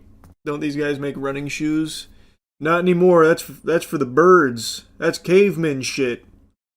They now make nothing. Literally nothing, by the way. They actually don't have anything. They have a statement. They have literally an idea. The idea of them doing something that literally every other company on the planet is doing. Guys, we're no longer making anything. Instead, AI. Thoughts, money, thoughts, money. And they have nothing to show. There's nothing. Tim Brown, co-founder and co-chairman of Allbird. Go to the Allbird subreddit top. Apparently they fired all their employees 2 months ago with only a 3-hour notice. So do they not have any employees? So now it's a company that has no employees and the founder just said, AI! We're AI now. Now we're New Bird AI. And people are giving him money. Is that actually what's happening? Well, maybe he's going to have ChatGPT run it for him. ChatGPT is going to be his sole employee. Dear team, I'm writing to share difficult news. After careful consideration, we have made the difficult decision to permanently close a number of our U.S. full-price retail stores, which includes your store. Consequently, January 26 marks your last day of employment. Despite great efforts, these stores have not achieved sustainable performance. This is not a reflection of your effort or execution. The work was meaningful and impactful, but not sufficient to reach our objective. So sorry to hear about this, OP. Allbirds did not handle this well at all. I'm an Allbirds nerd, and this is really making me reconsider continuing to buy their products. Well, good news, you don't even have to consider it because they don't have any products anymore. They got rid of all their products in order to have nothing. But you can invest in the concept of a business that has the word AI attached to it. So, all in all, a net win. From nothing to nothing. Started from the bottom, and the bottom is where it stays, but with a new name. Investing in thoughts and shit is so true. Actually, so true. Tim Brown said a thought he had in his head, and I liked it, so here's a lot of money invested in his company, even though there's nothing there. It's not even really a company at the moment. Uh-oh, it's knocking on our door. The trick-or-treaters from Hollywood have arrived with their AI productions now. Darren Aronofsky, a world-renowned director whom I'm sure you're familiar with at least some of his work, like Requiem for a Dream, Black Swan, The Whale, most recently Caught Stealing, which I'm not sure if it did like super well in the box office or not. But he is a director with some real meat behind him. And he has just released a trailer for an AI series called On This Day 1776.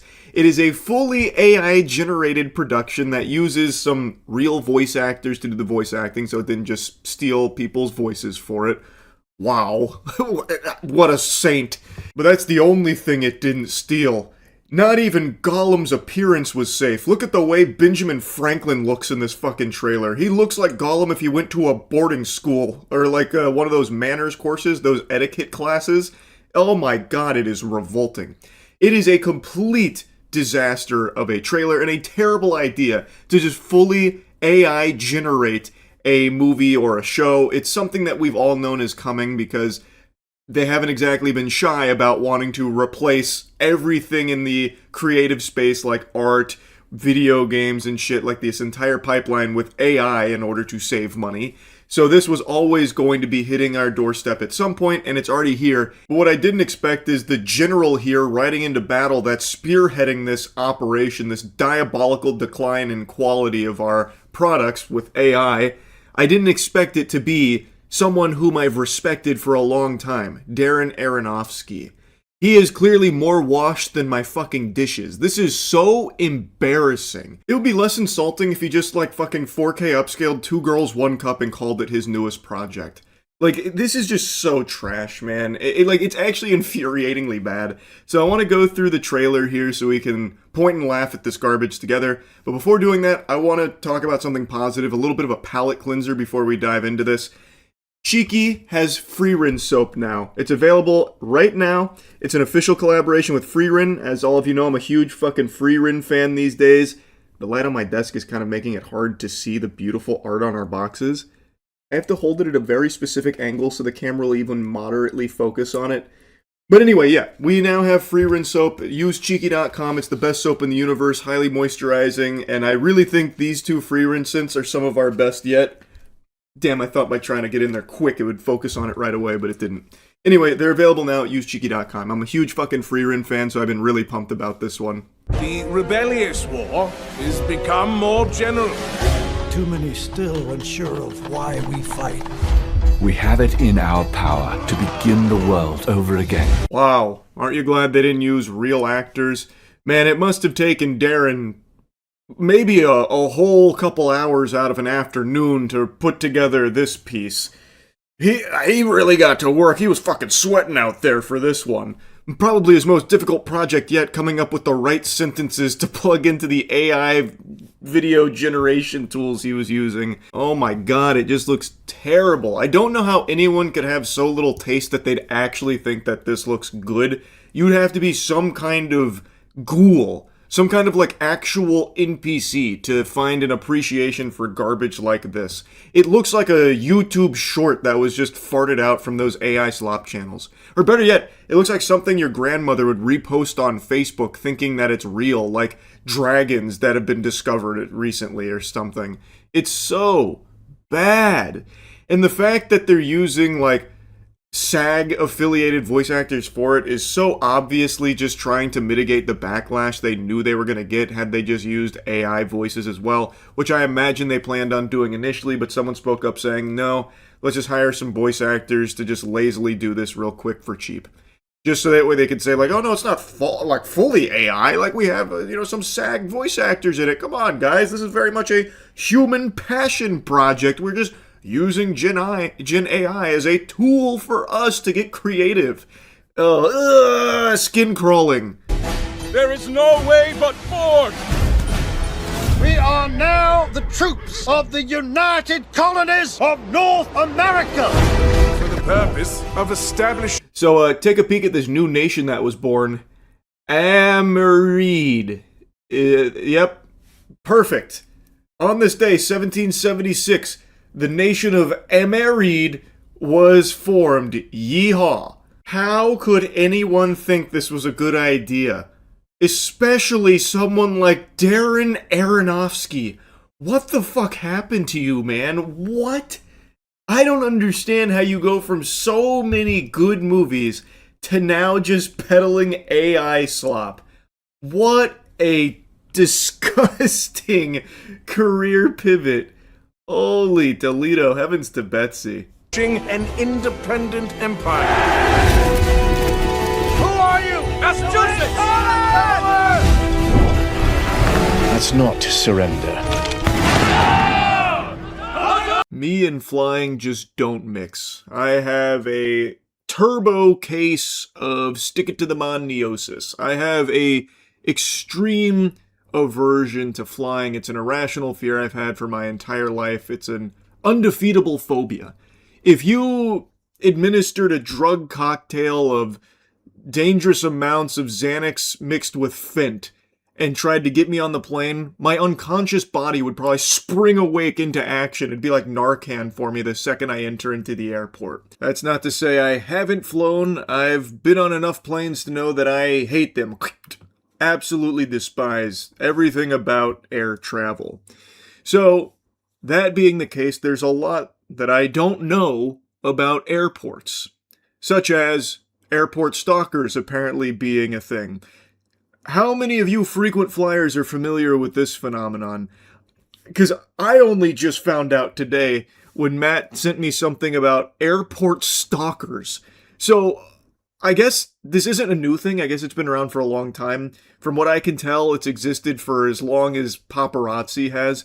But now with the social media age being ushered in, now it extends to just normal people with a social media following. But what it is it's a bunch of these like worms, these like gremlin slug people who buy travel information of celebrities so that way they can meet them at the airport. And back in the day, it was to like interview them or take unsavory photos of them or whatever.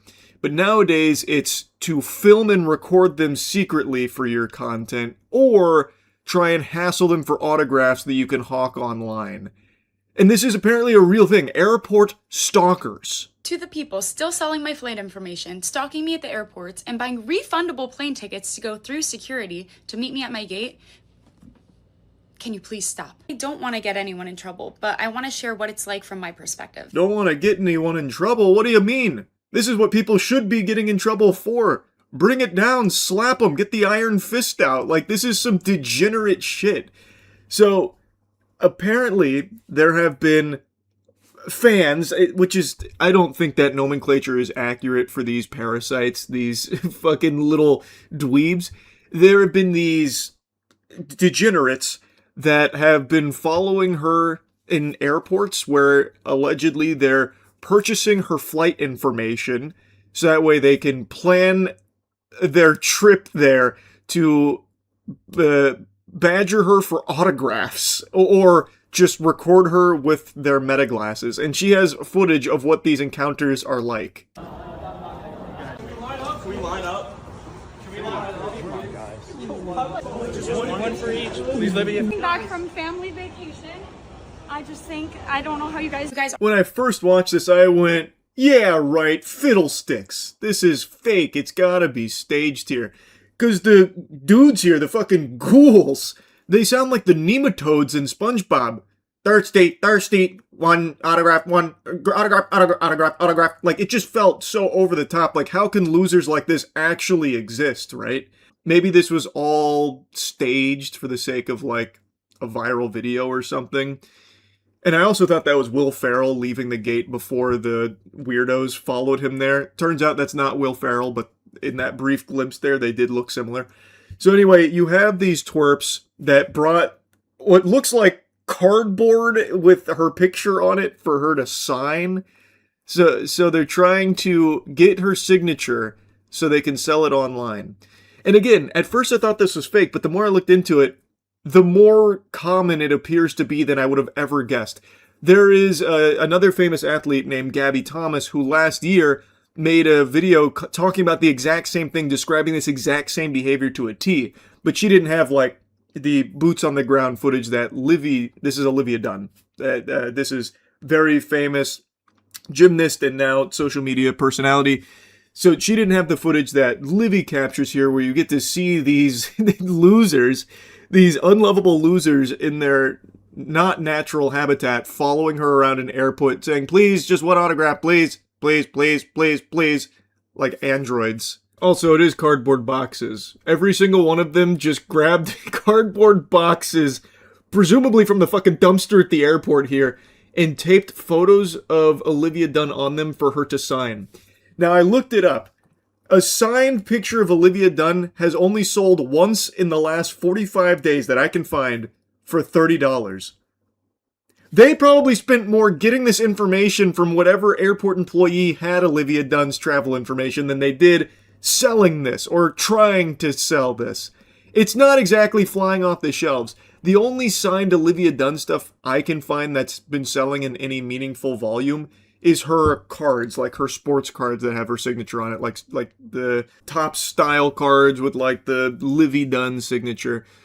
But even that's not exactly going ballistic out there for thousands upon thousands of dollars. And these just random photos that they probably lifted off Instagram or from magazine shoots asking for her to sign, those are not moving. And I bet that $30 sale like 3 weeks ago was probably just some guy trying to make it look like there was demand there when there isn't. So these guys have no doubt probably spent more money on the gas than they would ever get out of these signatures that they're trying to sell. And apparently, also, she is right.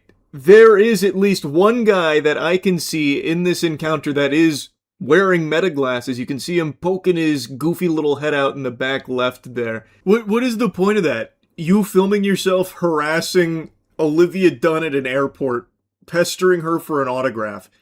Is it for, like, proof of legitimacy? Like, no, this is a real autographed photo of Livy Dunn's Instagram post here. Look, I have the footage to back it up here. No certificate of authenticity. I got the fucking 4K meta glasses captured footage. Can't resist the urge to talk about this. It's diabolical and just an abomination to what they deem justice here. It's a story out of San Francisco about an 80-year-old woman who was driving 70 in a residential area. She was zooming, reaching ridiculous speeds, like she was trying to travel back in time or something in the DeLorean, going 70 miles per hour, crashes into a bus stop, killing an entire family of 4 who were on their way to the zoo. And she's not going to prison for this. Her defense? I don't know what happened. Car just took off. And I guess that was enough.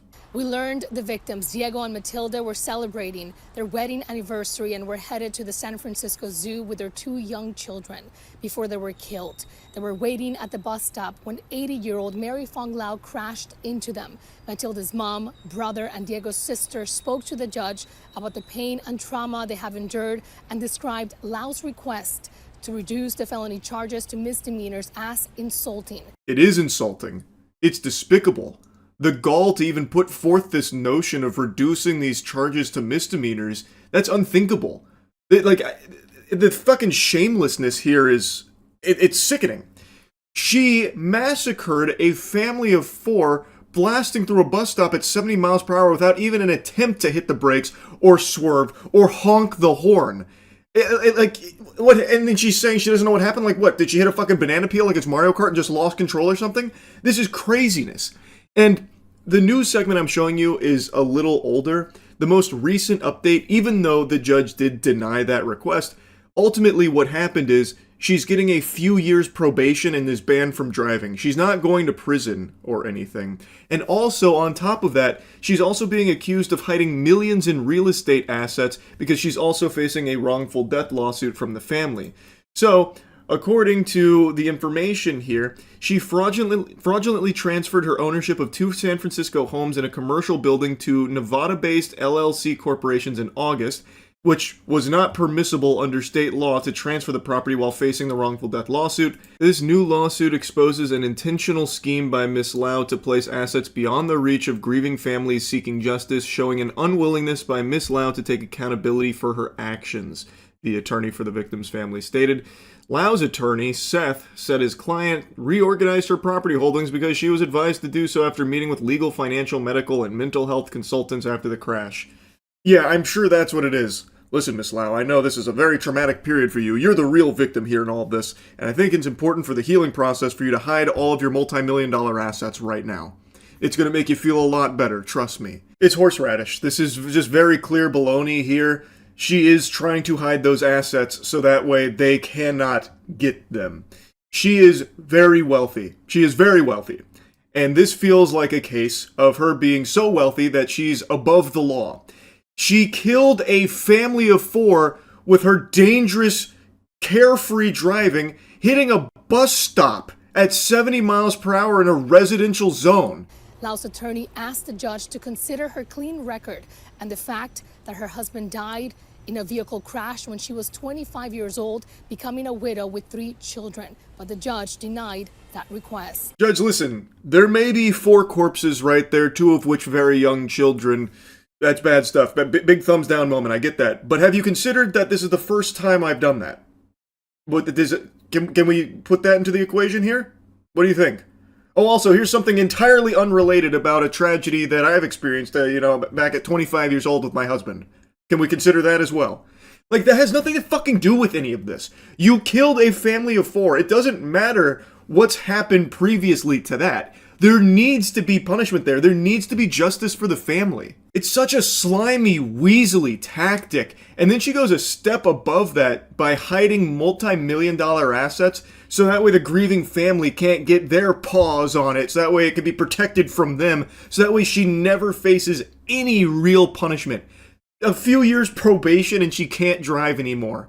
That's justice? In the courtroom, the victim's family members questioned why Lau didn't hit the brakes or honk as she sped 70 miles an hour in the residential area where she crashed into this family. Lau's attorney said she was headed to her brother's house to take him soup and couldn't explain why the vehicle, quote, took off. Oh, I see. It's like that scene in that Fast and Furious movie where they hacked the cars and just fucking took control, assumed direct command of the vehicle, and forced it to go 70 miles per hour in a residential zone, and then crashed into the bus stop, killing a family of 4. This is actually her defense, by the way. She doesn't know how it happened. Oh, geez. Well, if she doesn't know how it happened, what are we supposed to do about it? How are we supposed to know what really went on here? You know, maybe it wasn't even her fault. Maybe this was like in Mario 64, that speedrunning phenomenon where a potential cosmic ray flipped a bit and caused that, you know, one-time glitch to occur. Maybe that's what happened to her vehicle with the sun phenomenon forcing it to go 70 miles per hour out of nowhere. You know, if she doesn't know what happened, then what are we supposed to do about it? You know, this is such a strong defense. You know, we're powerless here. The real justice is making sure, you know, she gets 3 years probation and the grieving family gets nothing. If I was putting myself in that place, I would never take this case to trial. I don't think a jury's going to respond to an explanation that I don't know what happened, so I killed 4 people. Huh. It almost sounds silly when you put it that way. The defense of, I don't know what happened, now 4 people are dead. Can I go home now? It's almost like that's fucking stupid. And yet, it's worked. I guess she had enough money where anything would work, so now she just gets off with the tiniest slap on the wrist imaginable. The Superior Court judge in the case indicated Lau will likely get probation and no prison time after factoring in her age, remorse, and lack of criminal history. The judge said she would likely serve 2 to 3 years probation and be banned from driving. James, the attorney of the victim's relatives, said they were appalled at this development in the crash where a single family, including 2 children ages 2 and under, were killed, saying, a no-contest plea avoids the moral accountability that this case demands. Yeah, I agree. That is avoiding the accountability this case demands. Also, factor in her hiding assets worth millions of dollars for the sole purpose of trying to protect them from a family that is suing her for the wrongful death of an entire family of 4 that she has killed. It's actual craziness to me. It's actual craziness to me. So you factored in her age and remorse, which, by the way, I don't really buy the whole remorse thing. Someone that's that remorseful, probably not immediately looking to hide multi-million-dollar assets off rip. That's just my hunch, right? That's how I feel. Like, if you're really remorseful, you're probably not immediately then bouncing to put your fucking real estate and properties into LLC shell companies. I would think, but you know, who am I to say? As for the age statement here, her being elderly, I think the attorney said it well. He argued that if the defendant gets away with probation without prison time, that it would send a concerning message to the public that an older driver can get away with killing a family in a car crash and simply get a slap on the wrist. Age cannot become a shield against meaningful consequences when the conduct constitutes gross negligence and results in catastrophic loss. I agree 100%. That's a big amen moment from me right there. Just because she's a fucking octogenarian doesn't mean that all of a sudden she can get away with killing a family of 4 with no consequences. How does that make sense? So once you reach a certain age, you're just immune to consequence because you're just already old? What the fuck? Lau's family had urged the court for home detention and meaningful community and service as the punishment that fits the crime here. You know, the crime of slaying an entire family of 4 through your reckless driving? That's what they thought justice looked like. The meaningful community service, by the way, I'm sure would be very, tough stuff. Picking up trash on the side of the road. But I'm sure, given her age, she's 80 years old, it probably wouldn't be that much. Maybe like 1 or 2 Twix wrappers and then call it a day. I mean, that's a hard day's work right there, and that's really setting her on the straight and narrow. That's really letting her think about what's happened here. It's just insanity. It's actual insanity. She killed an entire family of 4. She has no real defense of it. It was reckless driving, going 70 miles per hour in a residential zone, hitting a bus stop with not even an attempt to brake or avoid it or even honk, which says to me that she was truly not paying any attention at all. She was extremely zoned out, maybe on her phone, maybe preoccupied with something else, I don't know. But it is reckless driving, and it led to the death of an entire family. And then she goes and then she hides multi-million-dollar assets in order to try and protect those, it seems, and she is getting away with it. No real consequence. How is that justice? It's fucking absurd, man. It's insanity. I had to yap about this once I learned about it. It just blows my mind. Anyway, though, that's really about it. So yeah. It would be too ferocious if he did. It seems like he actually loathed it, just by the way he's talking about it. I don't even understand the complaint about the alligator boss fight. Did he have the same complaint for Resident Evil 2 when you fought a sewer gator there? It actually feels like it's doing the IGN meme of too much water. If you remember that one, this one is too much cheese. Even here, though, I have issues. Weapons can feel weak, especially the shotgun. It's got the audio kick of a pop gun, and there's a strange disconnect to seeing something that sounds like a kid's toy blow off some poor mouse's head as you paint the white of the world with black ichor that spews from his neck. I honestly have no idea what this complaint means. I'm not gonna lie. He was going on to compliment the gameplay. It's a boomer shooter. It's a very competent one at that. It's a fun one, which he was also mentioning, but then said like he also has complaints here, and then notes the shotgun sounding like a kid's toy and then blowing off bad guys' heads in the game. It's a cartoon, man. What?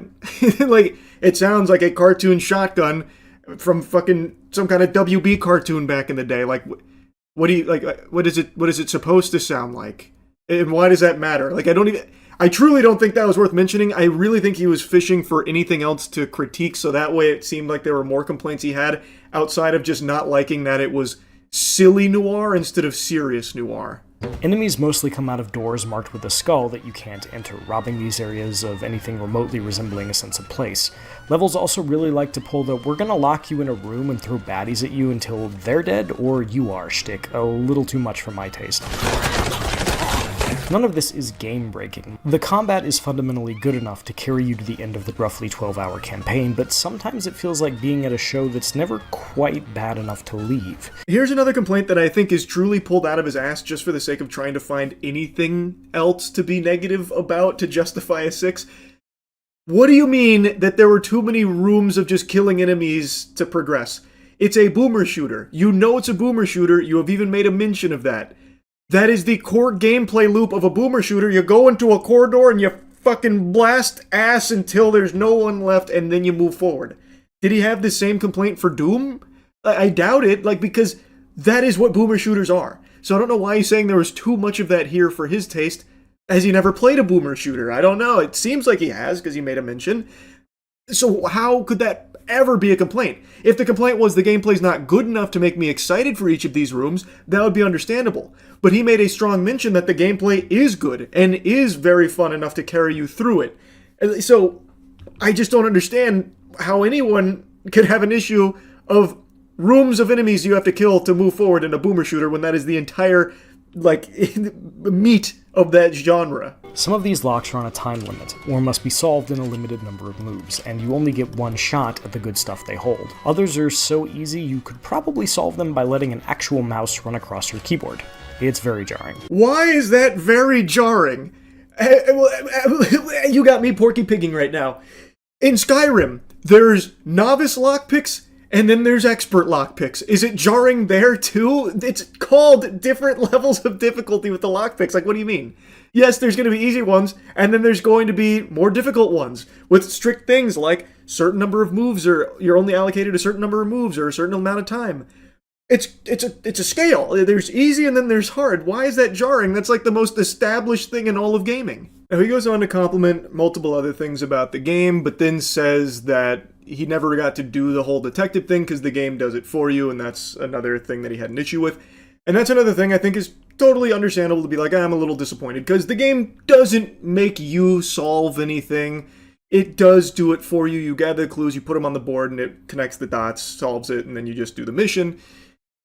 But I think that's totally fine. The game is a boomer shooter. It is not really a detective game. It is a noir aesthetic, a love letter to noir. It is not putting you as like a detective needing to do like an LA Noire style investigation to figure things out. It is a boomer shooter at its core, so it doesn't bother me, but I think maybe he's not alone. Maybe some other people also wanted to have more like detective elements to it.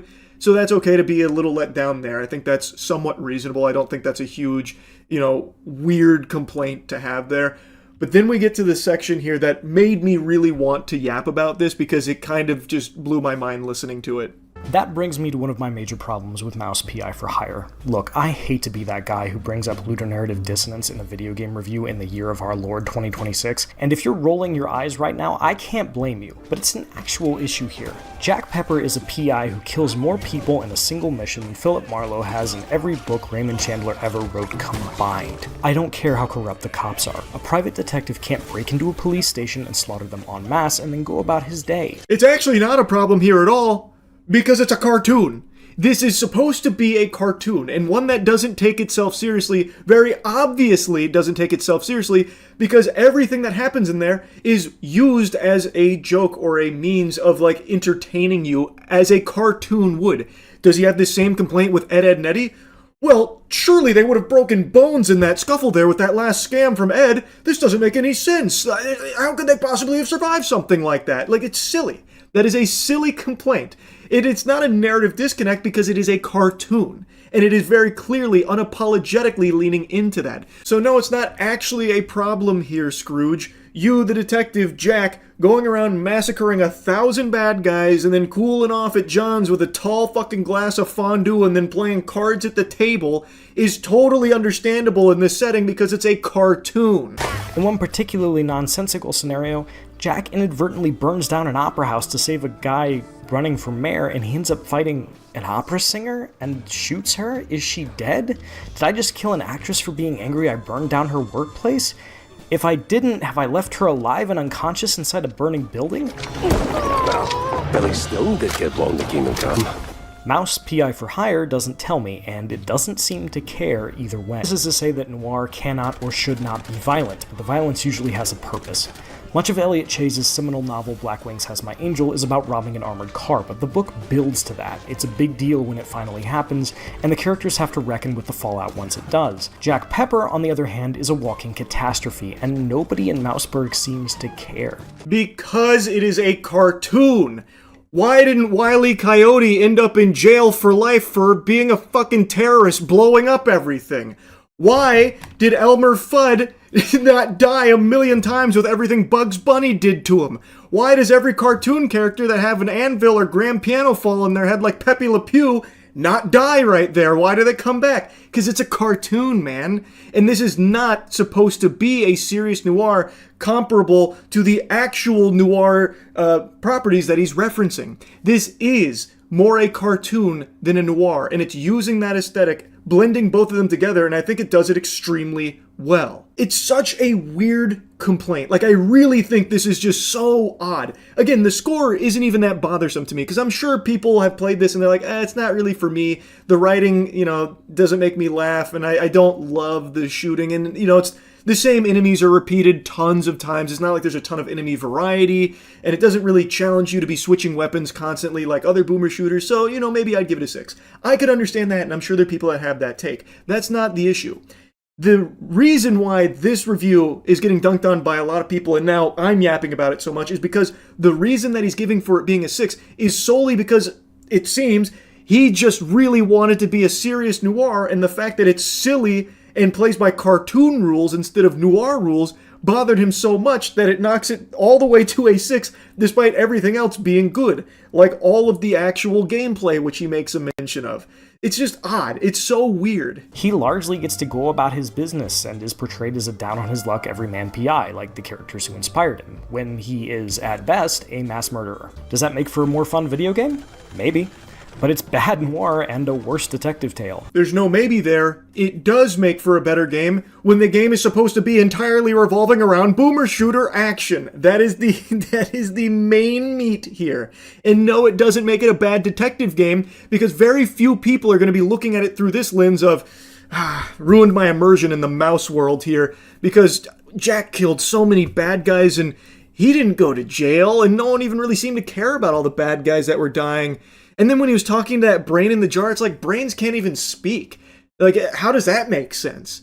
It's dumb to even have that complaint, man. It doesn't make it a bad detective story. It is fully sensible in this cartoon world. But Will, you might say, this is a goofy Looney Tunes FPS. Why should I care about any of that?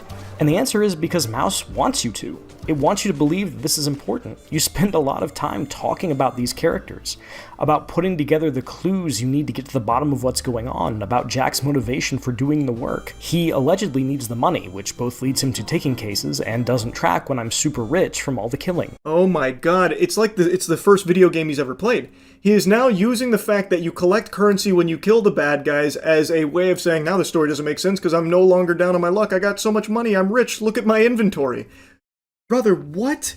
And he's dreadfully misunderstood the game if he thinks that it's taking itself seriously. At no point throughout the 10 hours I've spent with it so far have I even had a whiff, the slightest huff of something that's supposed to be taken seriously as like an emotional beat. Because at every step of the way, even during like a big reveal and like a big betrayal of someone that we looked up to, it is used as slapstick comedy when you actually get there and confront them. It is always being silly, because that's what cartoons do. Well, at least the cartoons that this is paying homage to.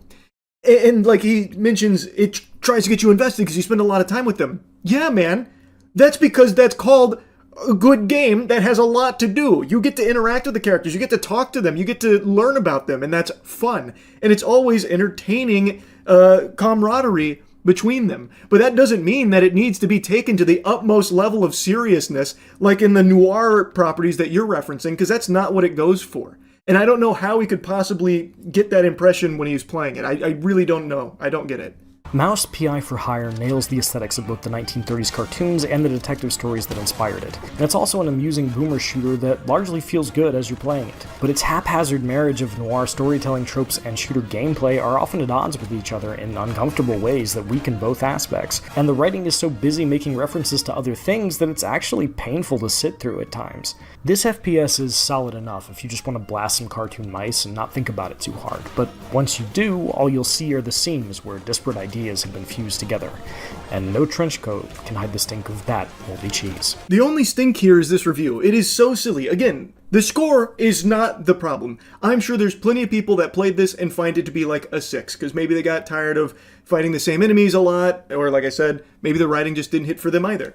And his complaint of like, too much cheese, not enough substance, I didn't like the writing, I wasn't laughing, I think is fine. But that's like the only actual complaint here. The rest I just think is baloney. Too many rooms where you have to kill all the enemies to progress. It's a fucking boomer shooter. How could that possibly be a complaint? You could just say like you don't like boomer shooters then in that case, but that's not even the impression I got from his review. It seems like he likes boomer shooters. So how would you ever have this complaint in that case? And then like the other things are, it's not logical. How could Jack be a hero detective when he's killed all of these people and no one takes that seriously, all this death? It doesn't make sense. It's like it's a cartoon or something. It's ridiculous. Anyway, I'll stop blabbering about it. This review was just wild. I had to talk about it a bit more. I was talking about it a bit last night on stream when I was going through the IGN review before playing some more Mouse P.I. for Hire. And it was something, man. It really was. So anyway, that's really about it. So yeah, it's so crazy. It's so despicable, and yet it's stopped being surprising now. P. Diddy just got sentenced to 50 months in prison. Yeah, he got 4 years in the slammer. That's it. Basically, the Jeffrey Epstein of the music industry gets away with a slap on the wrist. I mean, they're probably going to be supplying him with baby oil in the cell at this point. He just got 50 months in prison. That's it. And truthfully, I'm not even confident they're going to keep him incarcerated for the full 50 months. I don't even think he'll be in there that long. He'll be in and out of the slammer lickety split. I feel like it'll be like that scene in SpongeBob where SpongeBob and Patrick steal a balloon on free balloon day, so the cops like close the cell for a split second and tell him to, scram. That's what I think's going to happen with P. Diddy here. This is just abhorrent. 50 months for the diddler. We gotta start looking into the judge here for a second to see if he got invited to the next freak off when he's let loose Because, like, how is this even possible? Like, I had been keeping up with the case. I had already given you the update about the things that they found him not guilty on, which was absolutely stunning in the first place. But it's just insanity. It's absolute insanity. Everybody knows he's guilty. There are decades of evidence, mountains of evidence about all of his crimes. A vile, evil worm. And he gets 50 months. This is just clear, irrefutable proof unfolding in front of your eyes that some people genuinely are above the law. Actually, it's not like conspiratorial. It is just the facts of it. It's crazy. Your Honor, did you stop to consider for a moment that my client has an unbelievable amount of money? Okay, just take that into consideration. I'm not gonna bother going into, like, the particulars here about where apparently P. Diddy was so broken about, the 4 years he has to spend in prison, or the strong face the judge put on there for a second while shaking his finger, waggling his little digit here about, justice and all the sick shit that Diddy did. Because it's all just fucking performative. It's not real. Because at the end of the day, justice wasn't really served. 4 years in jail for the diddler, the fucking baby oil behemoth, that's unhinged. That's just so twisted. But that's the times we're living in. Like, it is crazy the times we're living in. I also just saw today fucking Benjamin Netanyahu just openly stating in front of the whole world his plans on brainwashing because so many people are turning on Israel. So he was asked like what he plans to do about it. And you know what? Since I'm just yapping, I'm just gonna go ahead and go on this topic now too. I guess I'm curious about what's another game plan if we lose evangelical support for the state of Israel? What's our backup plan to be strong, like outside of the diaspora? Christian influencers. Okay. You said, we talked about the woke right, and you said, I call it the woke Reich. That's a brilliant observation. The woke Reich, because these people, they're not any different from the woke left. I mean, they're insane. They're loonies. Yeah, that's his strategy. A galaxy brain chess maneuver here. Call everyone that doesn't support Israel Nazis. Whoa, holy shit. This he's alting right now. Wow.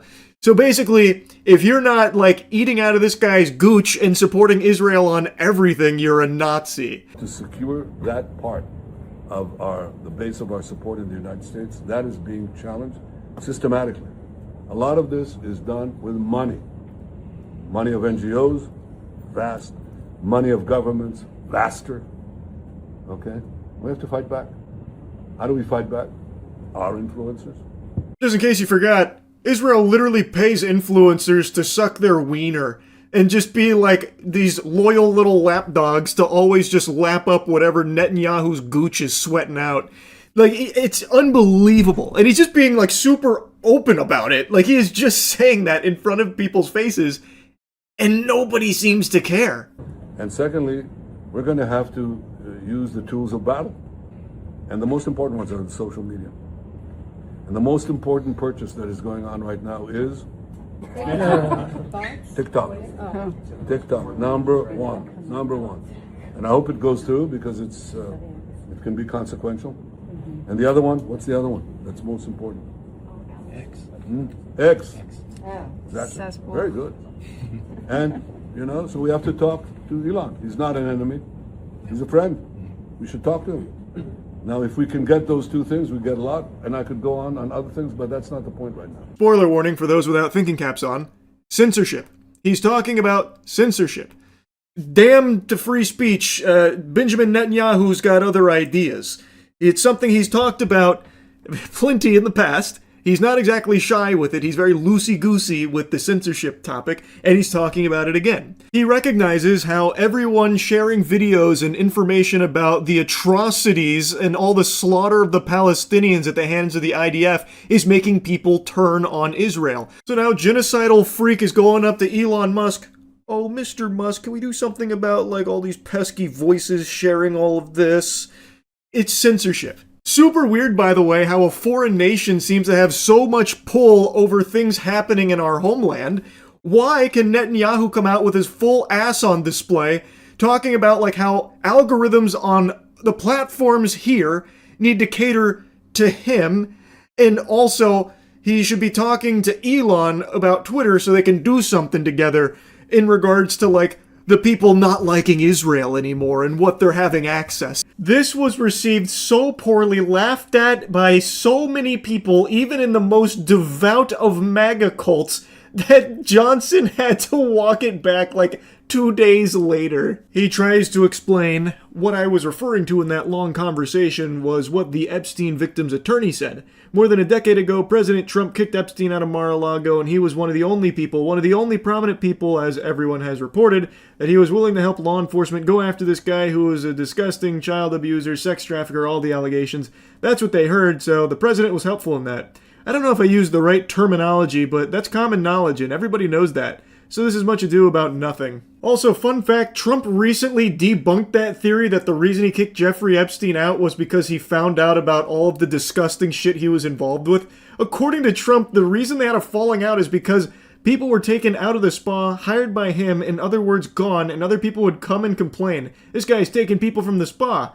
I didn't know that. And then when I heard about it, I told him, I said, listen, we don't want you taking our people, whether it was spa or not spa. I don't want them taking people, and he was fine. And then not too long after that, he did it again, and I said, out of here. So he is literally just throwing that into the shitter himself, saying, no, I actually kicked him out because he was stealing my workers. He was taking my girls over here. And I said, nope. I had to put my foot down right then and there, and I said, this is a load of fish paste. This is no more. This is the end of that. You know, get out of town, Buster. So what Johnson is even referring to here is something that it seems Trump himself shot down the idea of. So, like, it is just crazy across the board.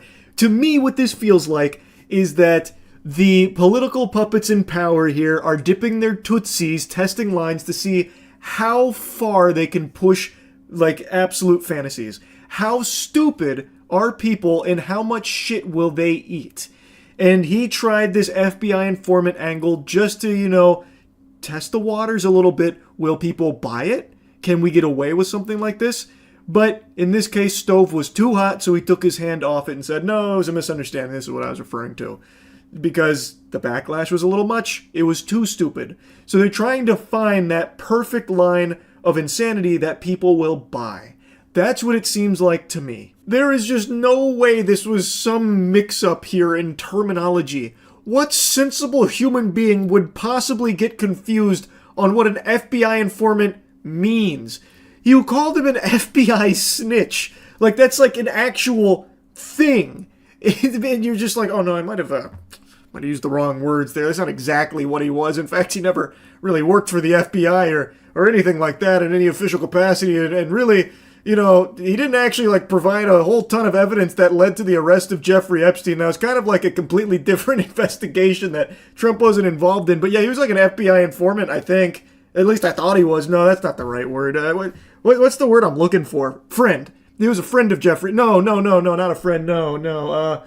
Man, there's a word for it. I just can't find it somewhere. It's weird, but yeah, everyone's making a mountain out of a molehill here. I just said the wrong terminology. You knew he kicked Jeffrey Epstein out of Mar-a-Lago, right? Like, no, that's the most important part. What a bumbling oaf. Just like a true textbook imbecile. It's crazy, though, because I do know people bought that. I know there were people that heard that and breathed a huge sigh of relief, wiping sweat from their forehead. Whew. I knew it all along. I never had any doubts. I knew Trump was actually 5 steps ahead of everyone else. He was an FBI informant. I always had a hunch. I always knew that. It's so fucking sad. It's so pathetic. Anyway, I just wanted to give you the little Epstein update here. Again, I highly recommend checking out the Voidzilla video covering the most recent Epstein development here in regards to the birthday book. And yeah, anyway, that's about it. So yeah, asshole. Like, stealing an item that was intended for somebody else and everyone sees it, they're going to think the person who stole it is an asshole. The fact you steal it from a child does make it significantly worse. 100%, yeah. This isn't the gotcha you think it is.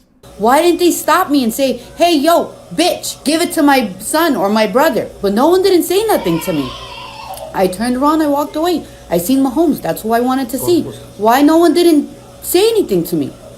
But now you are posting it 1 week later? It's your fault. I stole it, and nobody stopped me. Thus, you have only yourself to blame.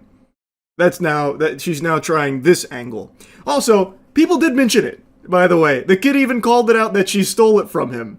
And I'm pretty sure in one of the other videos I saw, someone else also mentioned it. She just ignored it and walked away. So, like, they did. But now she's, like, trying to say that, you know, the father or whatever should have reached out privately to tell her that it was intended for his son or whatever. So it's his fault. Mahomes tried to give it to my son, or my brother, or whoever the hell he is to you. Look at this video. Look at, you put your hands on top of my son's hands, and then you took it. You're older, you're stronger. You could have grabbed it more than he could have. Maybe I would have felt bad. She literally talks like a 10-year-old. She sounds like a toddler. All you had to do was DM me and say that you put your hands on top of my son's hands and you're older, which means you're stronger, so you could have grabbed it more than he have. Holy shit. This is a grown woman, by the way. I don't know Michael, but listening to her speak, I feel bad for Michael. A conversation with her must be miserable. Dude probably has to leave milk and cookies out every year at Christmas. She probably still fucking stuck thinking Santa Claus is coming through. But now you're trying to embarrass me. I don't think so. Okay. It is what it is. Make your son a tough man, because we're trying to make everyone a little too weak in this world today in 2025. Oh, when that line hit when I first watched this, I knew it was something special I was bearing witness to. So now she's saying the 10-year-old is too weak. I guess she was expecting the 10-year-old to just like fucking judo chop her or like throw her over his shoulder or something and body slam her. And because that didn't happen, now she's saying that the 10-year-old is too weak and that the father's like failed because raising a weak kid because a grown woman stole from him out of nowhere. What a great lesson. Yeah, you're raising a weak kid because he didn't attack a grown woman at a football stadium. Right.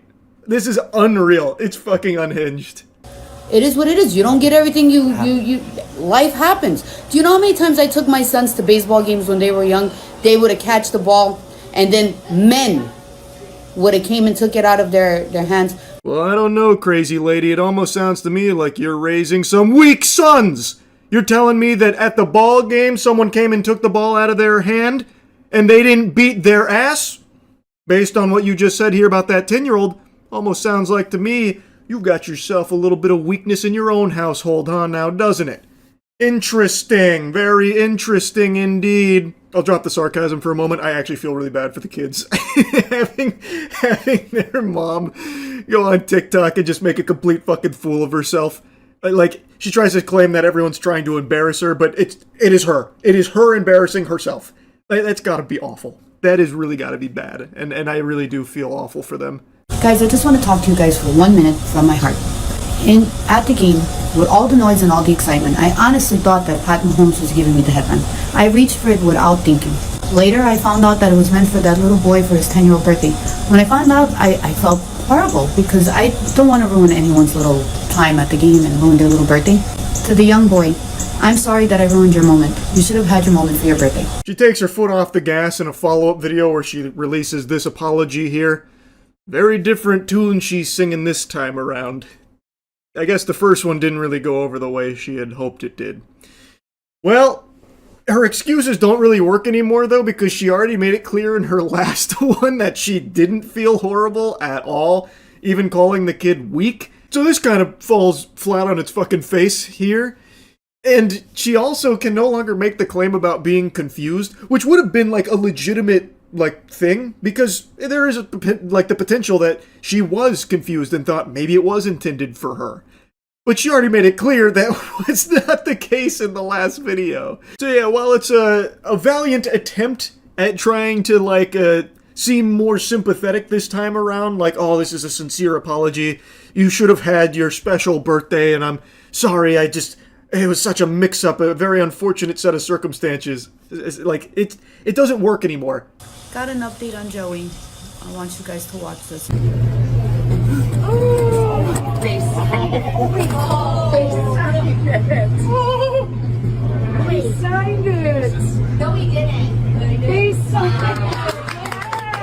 Oh my God. What's in there? Oh. The real deal. I just wanted to tell you that I meant no harm done. But it all worked out in the best, and you got so much more. You got an autographed jersey. And this is her latest video on it. So the Chiefs sent Joey a lot of gear that is signed, a lot of autographed gear, and she's talking about how happy she is that he got all of that. Yep. And that's that. Anyway, I just wanted to yap about this a bit. It had me laughing really hard watching her first response video. That's really about it. So yeah. Happy New Year, 2025 going to the rear view as we go headstrong into 2026 with a smile on our face. As of me making this video right now, we're about like an hour out from the New Year's Eve ball dropping in New York. I don't know why I said an hour out. I even looked at the time. It's 9:30 p.m. as of me making this, so pretty substantial rounding down. Doesn't matter. What does matter, though, is that ball, that sacred orb, convinces people to literally shed themselves of basic dignity and human instinct in order to wait for hours upon hours in the cold temperatures in New York, unmoving, unwavering, just so they can watch it happen in person. And the meta has been for a while, if you attend one of these, you wear a diaper, so that way you don't have to like lose your spot to go find a bathroom to relieve yourself. You just piss and shit yourself right then and there. So every year you see the horror stories in the aftermath about people that literally just fucking bowels explode, asshole prolapses, pee all over the place, all just so they can watch the ball drop. And I had a few friends of mine send me a video, I guess is floating around a lot today, about a guy who got interviewed on his strategy for handling nature's call, and he uses pads. This is actually from a couple years ago, but the meta hasn't changed, and I'll show you a clip from today. If you leave and you have to use the bathroom or even get water, You lose your your spot. That's the problem. So what do you do with the bathroom? What do you do? I'll show you exactly what you do. Okay? Hold on. Let me see. Let me try and find this here. Okay, now I see these pads? Yeah. You have to pee in these pads. Let me show But you. you're a man. What do you do if you're a woman? Everybody's equal. Nobody's any different. What an inspirational, uplifting message. We're all equal. Nobody's different. If you're there in New York for the ball drop, you're surrounded by piss. It's a goddamn flood of it, and everyone's doing it. You're not cool unless you pee your pants. Men, women, they're all doing it. It's just a matter of what apparatus they're using to catch it. This guy here's got his go-go gadget period pads out for his urine. Lord help us if he has to take a shit. You know that's probably going straight onto the ground because I don't think the pads are built to handle that kind of heft. But, you know, this is pretty standard procedure for New Year's Eve in New York. For some reason, people have convinced themselves that seeing that ball drop is the most important thing for the start of the upcoming year. So they're willing to usher in the next year with piss and poop in their pants. It blows my mind. I don't get it. I truly don't get it. That is miserable. Not only are you pissing and shitting yourself, but everyone around you is too. You are in a sea of filth. It is a cesspool. You are basically in a communal latrine, diving in there just to watch 60 seconds of a ball dropping in front of you. Now, of course, there's concerts and stuff, but you're probably not seeing those if you're like that guy at the front of the line, you know, barging his way to the very front so he can look at the ball like he's hypnotized by it. Oh, you just put it in your underwear? That's exactly what you do. And then you switch and you have like bags, like It stays there. It stays there. This will hold for the whole day? You make it will stay for the whole day, yeah. Oh, this is what you do? I will be wearing diaper. See? What? I'm wearing diaper. The diapers? See? This is what... This is not a diaper though. This will not It works hold. too. It works too. It works? You're a lady. You should know it No, works. it's not working. It works. It's not. I wouldn't try it. Dude's out here driving the hard sale like he's trying to get a used car off the lot. It's like he's advertising these pads that he's trying to sell them to everyone there. But most people are going by the standard meta protocol of using a diaper, which is very common for this. I just find that so revolting. I think it's so beyond gross and just like embarrassing. I can't imagine a worse way of starting a year, quite like being surrounded by piss and shit while also sporting my own underpants full of piss and shit. And even, let's say, in a fantasy scenario, ideal circumstances, no bubble guts, you've been fasting for 48 hours prepping for this, you haven't drank a sip of liquid for the last 24, so you are able to go through this entire thing, this wait, as well as watching the ball drop, without soiling yourself at all. It's still terrible because everyone around you has. The guy next to you's probably got mud pies in his britches. Person in front of you probably stinking up the place with the fumes from the lemonade they're cooking up in their trousers. Like, it's terrible. I'd be starting the new year in the worst possible mood, putting myself through that torture. I do not get it. I never have. I never will. And like I said, that's a couple years old. You can see in the background, it's talking about bringing in a great 2024.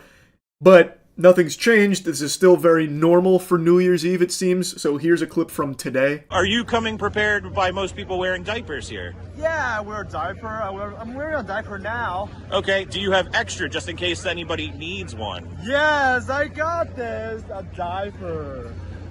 Awesome. So you're able to bless somebody if they did not wear one?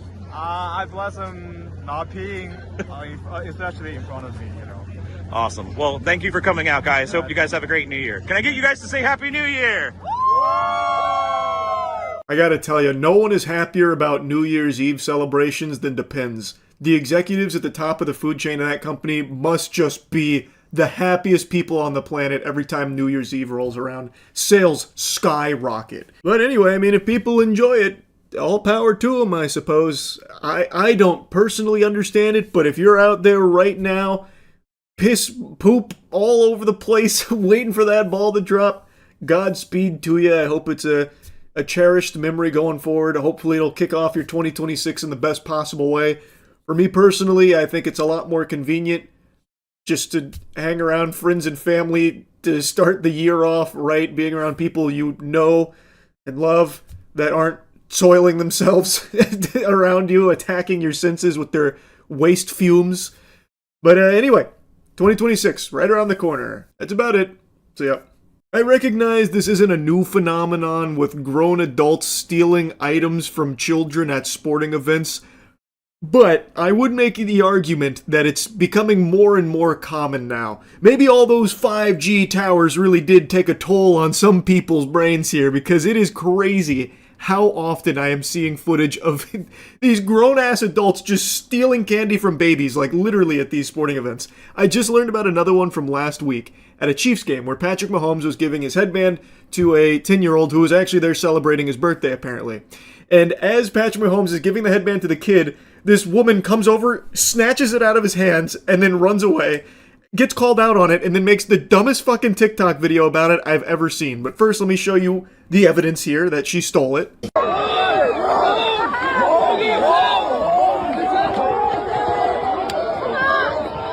she stole that from me! I think that's pretty obvious. There's other angles that show it even more clearly. I don't think it's necessary. I think that's pretty cut and dry there.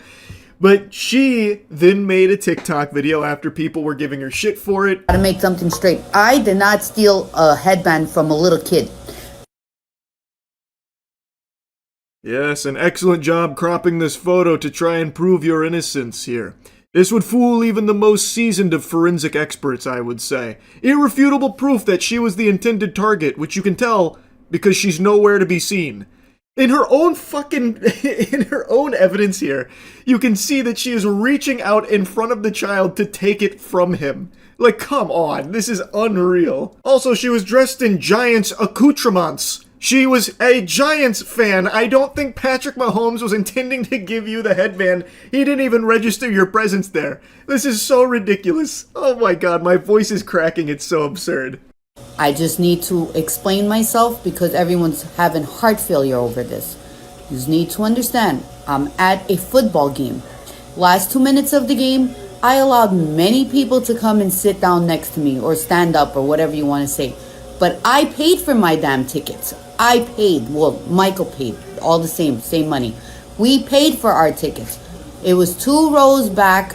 I went all the way in the front. People were coming from all over, probably the nosebleeds. This is a masterclass in how to become even more unlikable in a situation I thought it was impossible to be more hated. People already don't like her because she clearly steals from a child, and now in her response she gives people even more things to dislike her for. She's talking about how she allowed people into her area after she paid for those tickets to be there. Well, Michael paid, but it's her money too, obviously. In fact, it's mostly her money, really, I would argue.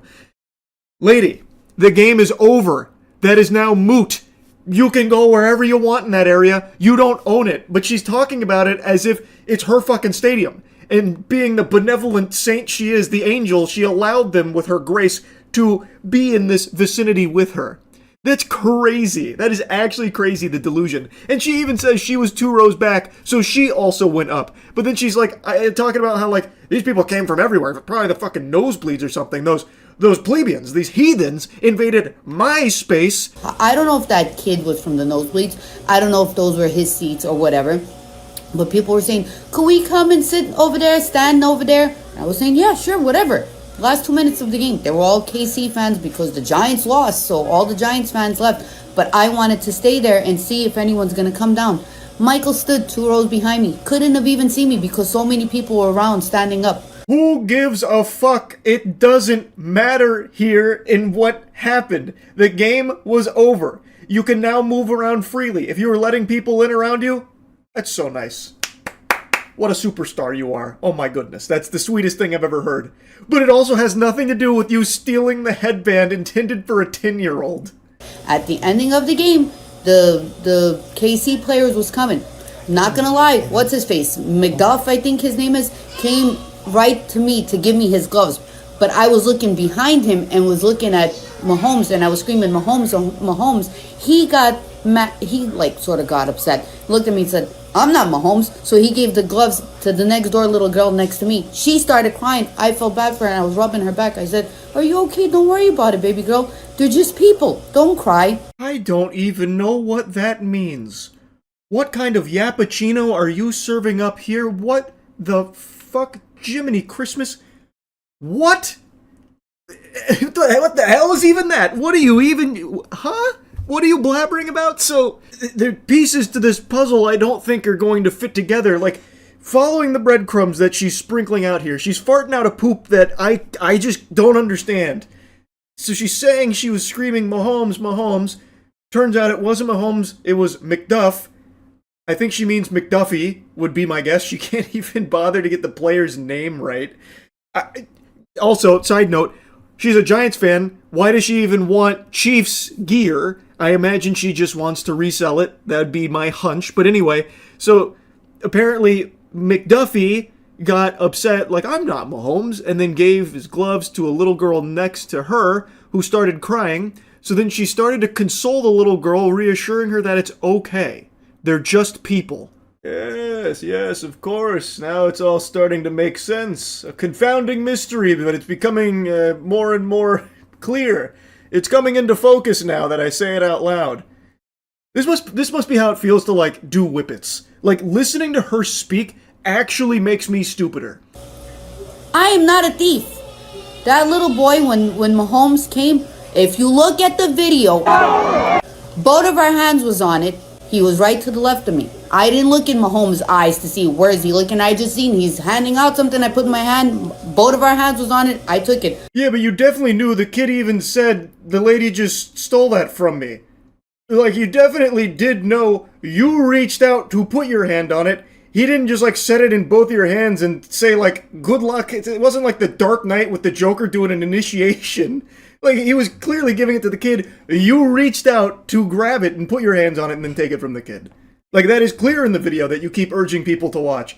If he was 20 years old, would it have mattered? If he was a 20-year-old man and both of our hands was on it, and if he would have took it away from me, would have been like, oh, you should have gave it to the woman. So if it was a guy and I'm a girl, then he should have gave it to the girl. But because he's a 10-year-old little boy or 8-year-old or whatever, how old he is, I should have gave it to him. But I didn't even know. Good news, I just went and bludgeoned myself with a sledgehammer and I understand her perfectly now. This is a bulletproof defense.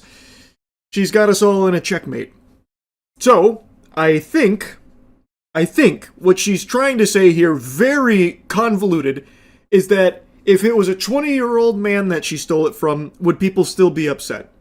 And the answer is, people would still think you're an asshole. And then she flips it saying, what if a guy took it from me? Would anyone care? And in that case, yeah, people would think he's in photos right here. These were taken in March 2020, and they showed Diana Rossini and Mike Vrabel getting intimate publicly. That looks to be a smooch coming in there. I'm no private eye, but I can say with a high level of confidence that right there is a kiss. I would eat my left shoe if it turned out to be anything but a romantic exchanging of saliva. So I think it's pretty clear these two had been seeing each other for an extended period of time behind the backs of their significant others. These photos were taken approximately like 6 months before Diana got married to Kevin. And what becomes even more evil is Diana Rossini's son was born in August of 2021. And guess what the son was named? Michael. That's fucking crazy because her son now shares the same name as the man that she's cheating on her husband with. Again, I'm not a detective, but I can follow a stinky smell, and I think these breadcrumbs have got quite the odor. I don't think that's any kind of innocent coincidence, especially when you take a look at further evidence from her tweets like this. Keep looking at my almost 4-day-old son Michael whilst trying to figure out who are the best Michaels to ever play and coach in the NFL. Mike Vrabel was formerly a player in the NFL and is a head coach in the NFL, formerly with the Titans, now with the Patriots. I mean, that tweet is 4 days after her son was born, and she's instantly talking about a potential best coach named Michael. That's kind of weird. And she had been routinely cheating on her husband with a coach named Michael Vrabel.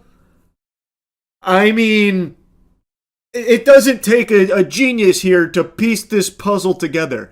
That's fucking disgusting, man. I feel so bad for her husband. Now anyway, like I mentioned, Mike Vrabel also made a statement loosely addressing everything that was going on here. He didn't get into the weeds of it, but he did give a statement which does contradict what was coming from Diana Rossini's camp that was kind of outright denying all of it.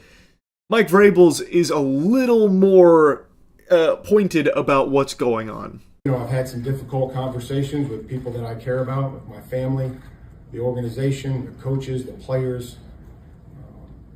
Those have been positive and productive.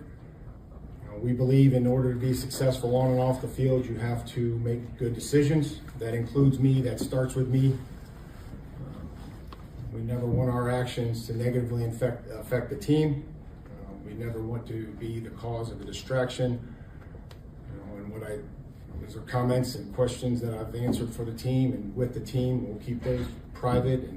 So he seems to be much more about saying that he's made some decisions that go against what he believes is, acceptable. It's not up to his standards, but he doesn't actually start talking about cheating on his wife with Diana Rossini, but you can tell that that's what that's in regards to this whole story here. He's not denying it or anything fully, or anything like what Diana Rossini and her team tried to do with like all these excuses that obviously didn't make any sense.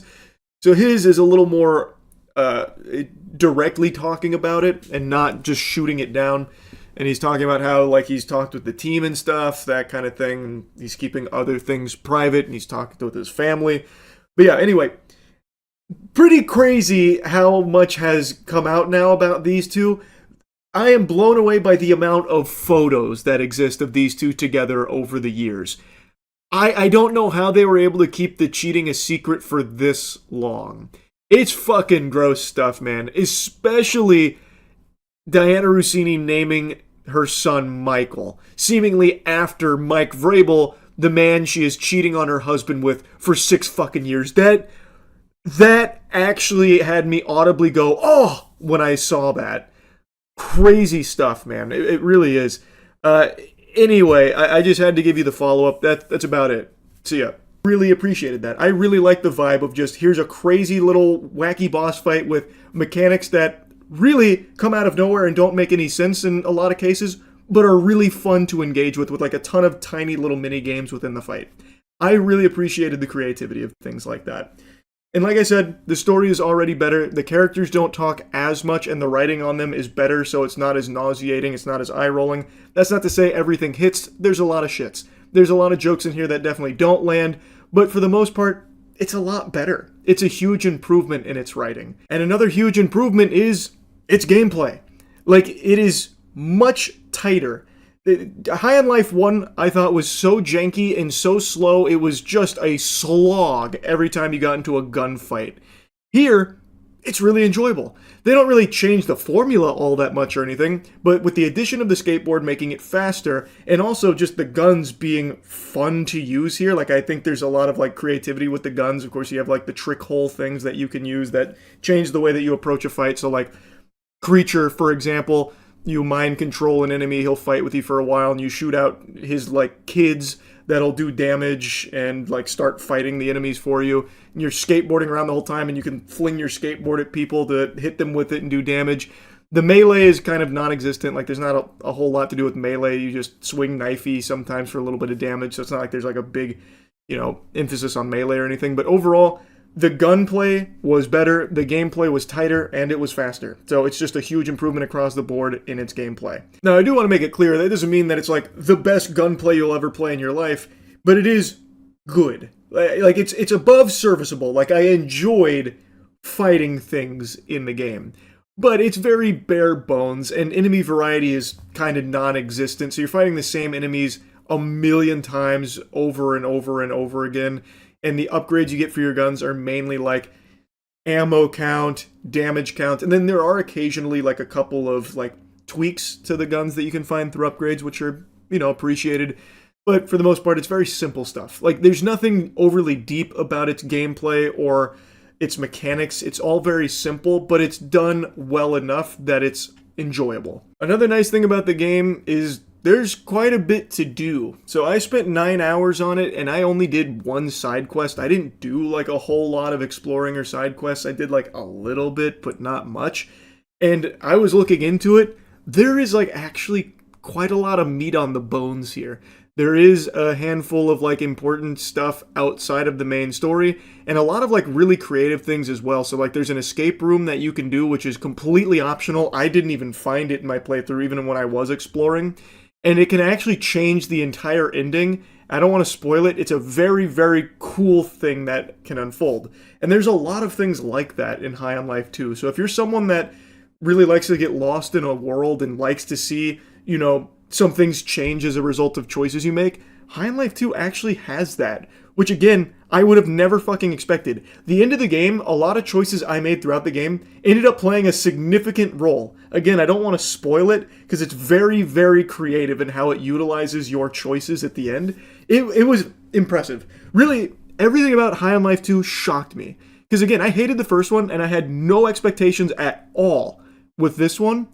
And I was kind of blown away. Now, not to get like carried away here, the game isn't like, you know, a masterpiece or anything. It's still got plenty of flaws. And like I said, it is a very, very simple game. But I think that's what made me appreciate it so much. It really made me feel like I was playing like a 2009 Xbox 360 game that just unapologetically threw all kinds of quirky fucking ideas at the wall and just threw them all in a pot and, you know, popped this puppy out here. And some of it works, some of it doesn't. And I really enjoyed that. I really, really did.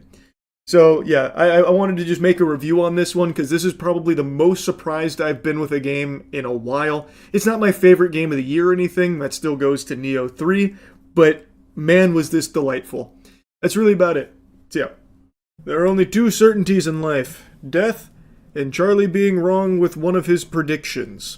You have to ask yourself, it's another day. Does that mean Charles was wrong about something else today? The answer is usually yes. Does a bear shit in the woods?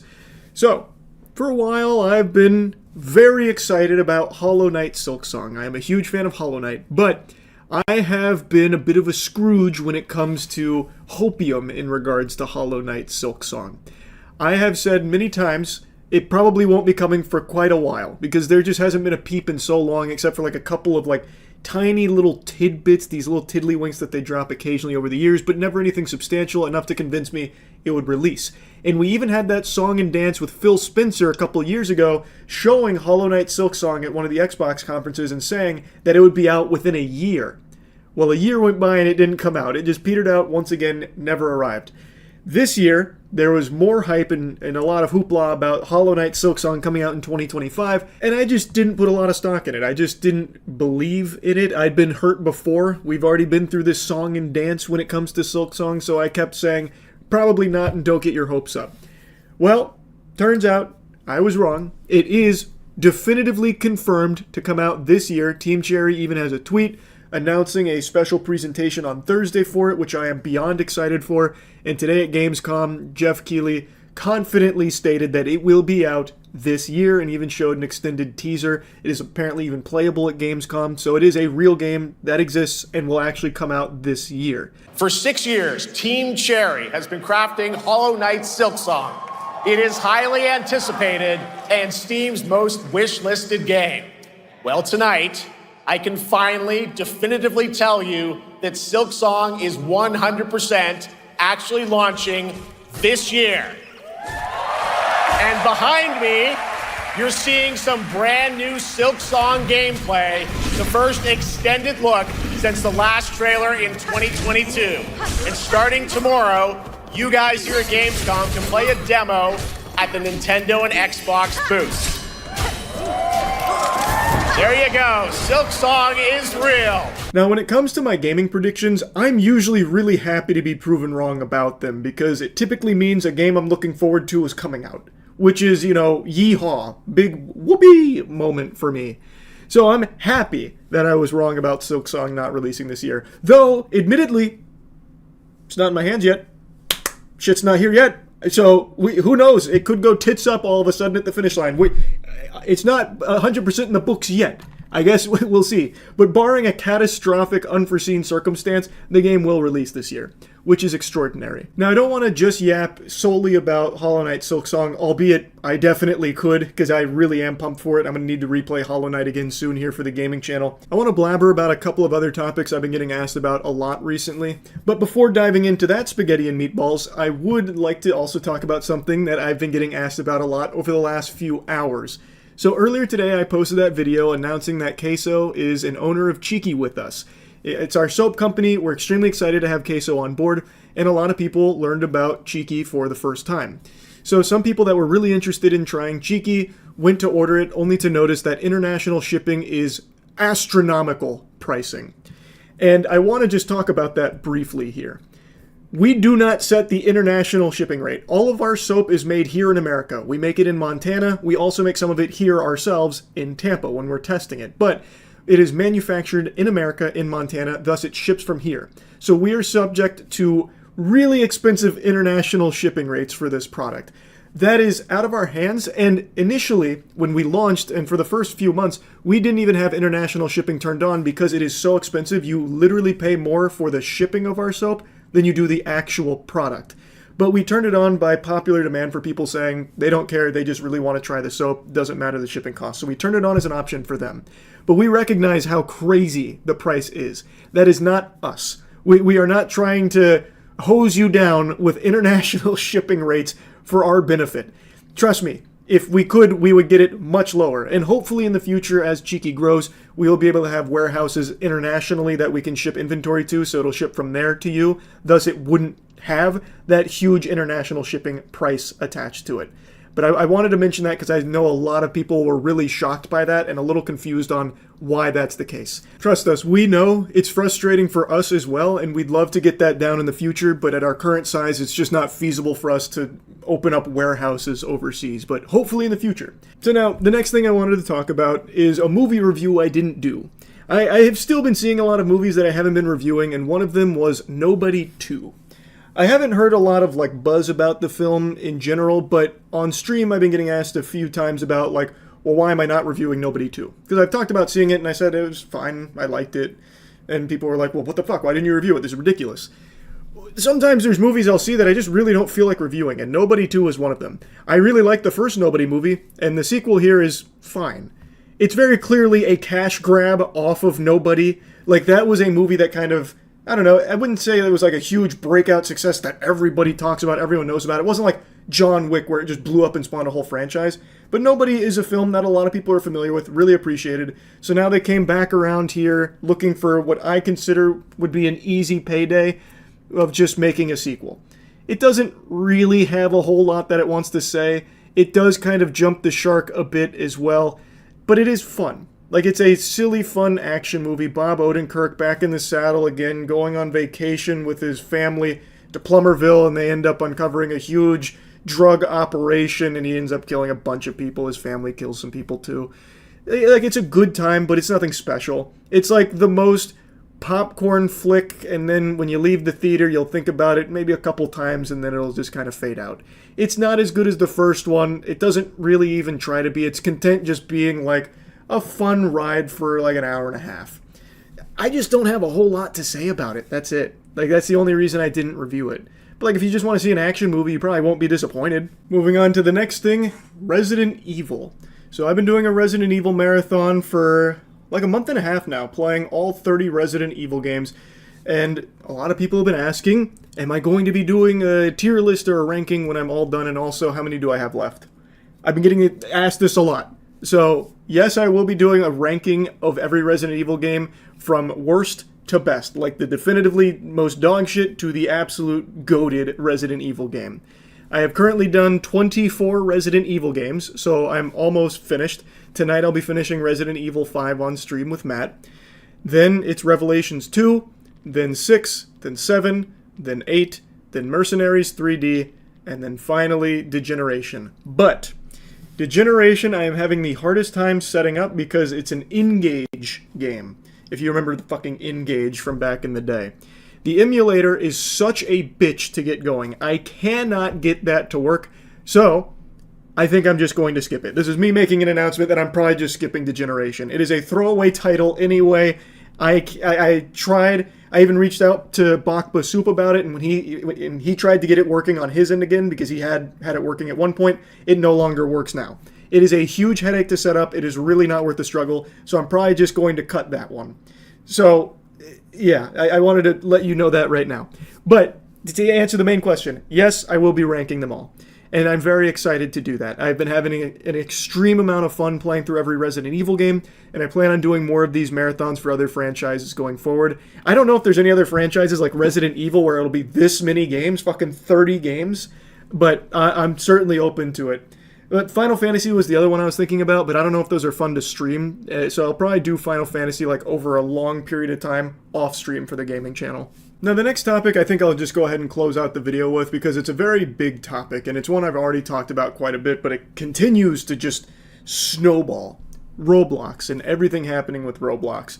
I have been keeping up with it. I've been keeping my finger on the pulse of everything in regards to Roblox because there are so many problems with it that Roblox themselves have done a horrible job at addressing. I know Chris Hansen is investigating them. I know there's lawsuits against them. I know that there is like actual politicians involved now in investigating Roblox, and still amidst all of that, Roblox continues to make some bafflingly fucking terrible decisions. And I cannot stress enough how weird it is that Roblox keeps trying to normalize 17 plus when it comes to like dating site and virtual sex games. Like, when all of this was blowing up, Roblox once again made like this wave of bans and whatever, but there were some virtual sex games still on Roblox that they said would only be accessible to 17 plus users. Roblox 17 is still a minor. It's so weird that they don't get that. It's so weird. And it's also just weird to have sex games in Roblox in the first place. It is a gaming platform used predominantly by children. Like, it's so fucking odd. Like, everything that this company is doing. And I am keeping up with it, but I'm not making a video on every single new development with it. And I just wanted to let you all know that I am still actively following it, and I probably will follow up with another video on Roblox as everything continues to develop with it. This shit is crazy, but I just wanted to make a mention of that briefly. Anyway, that's really about it. So yeah.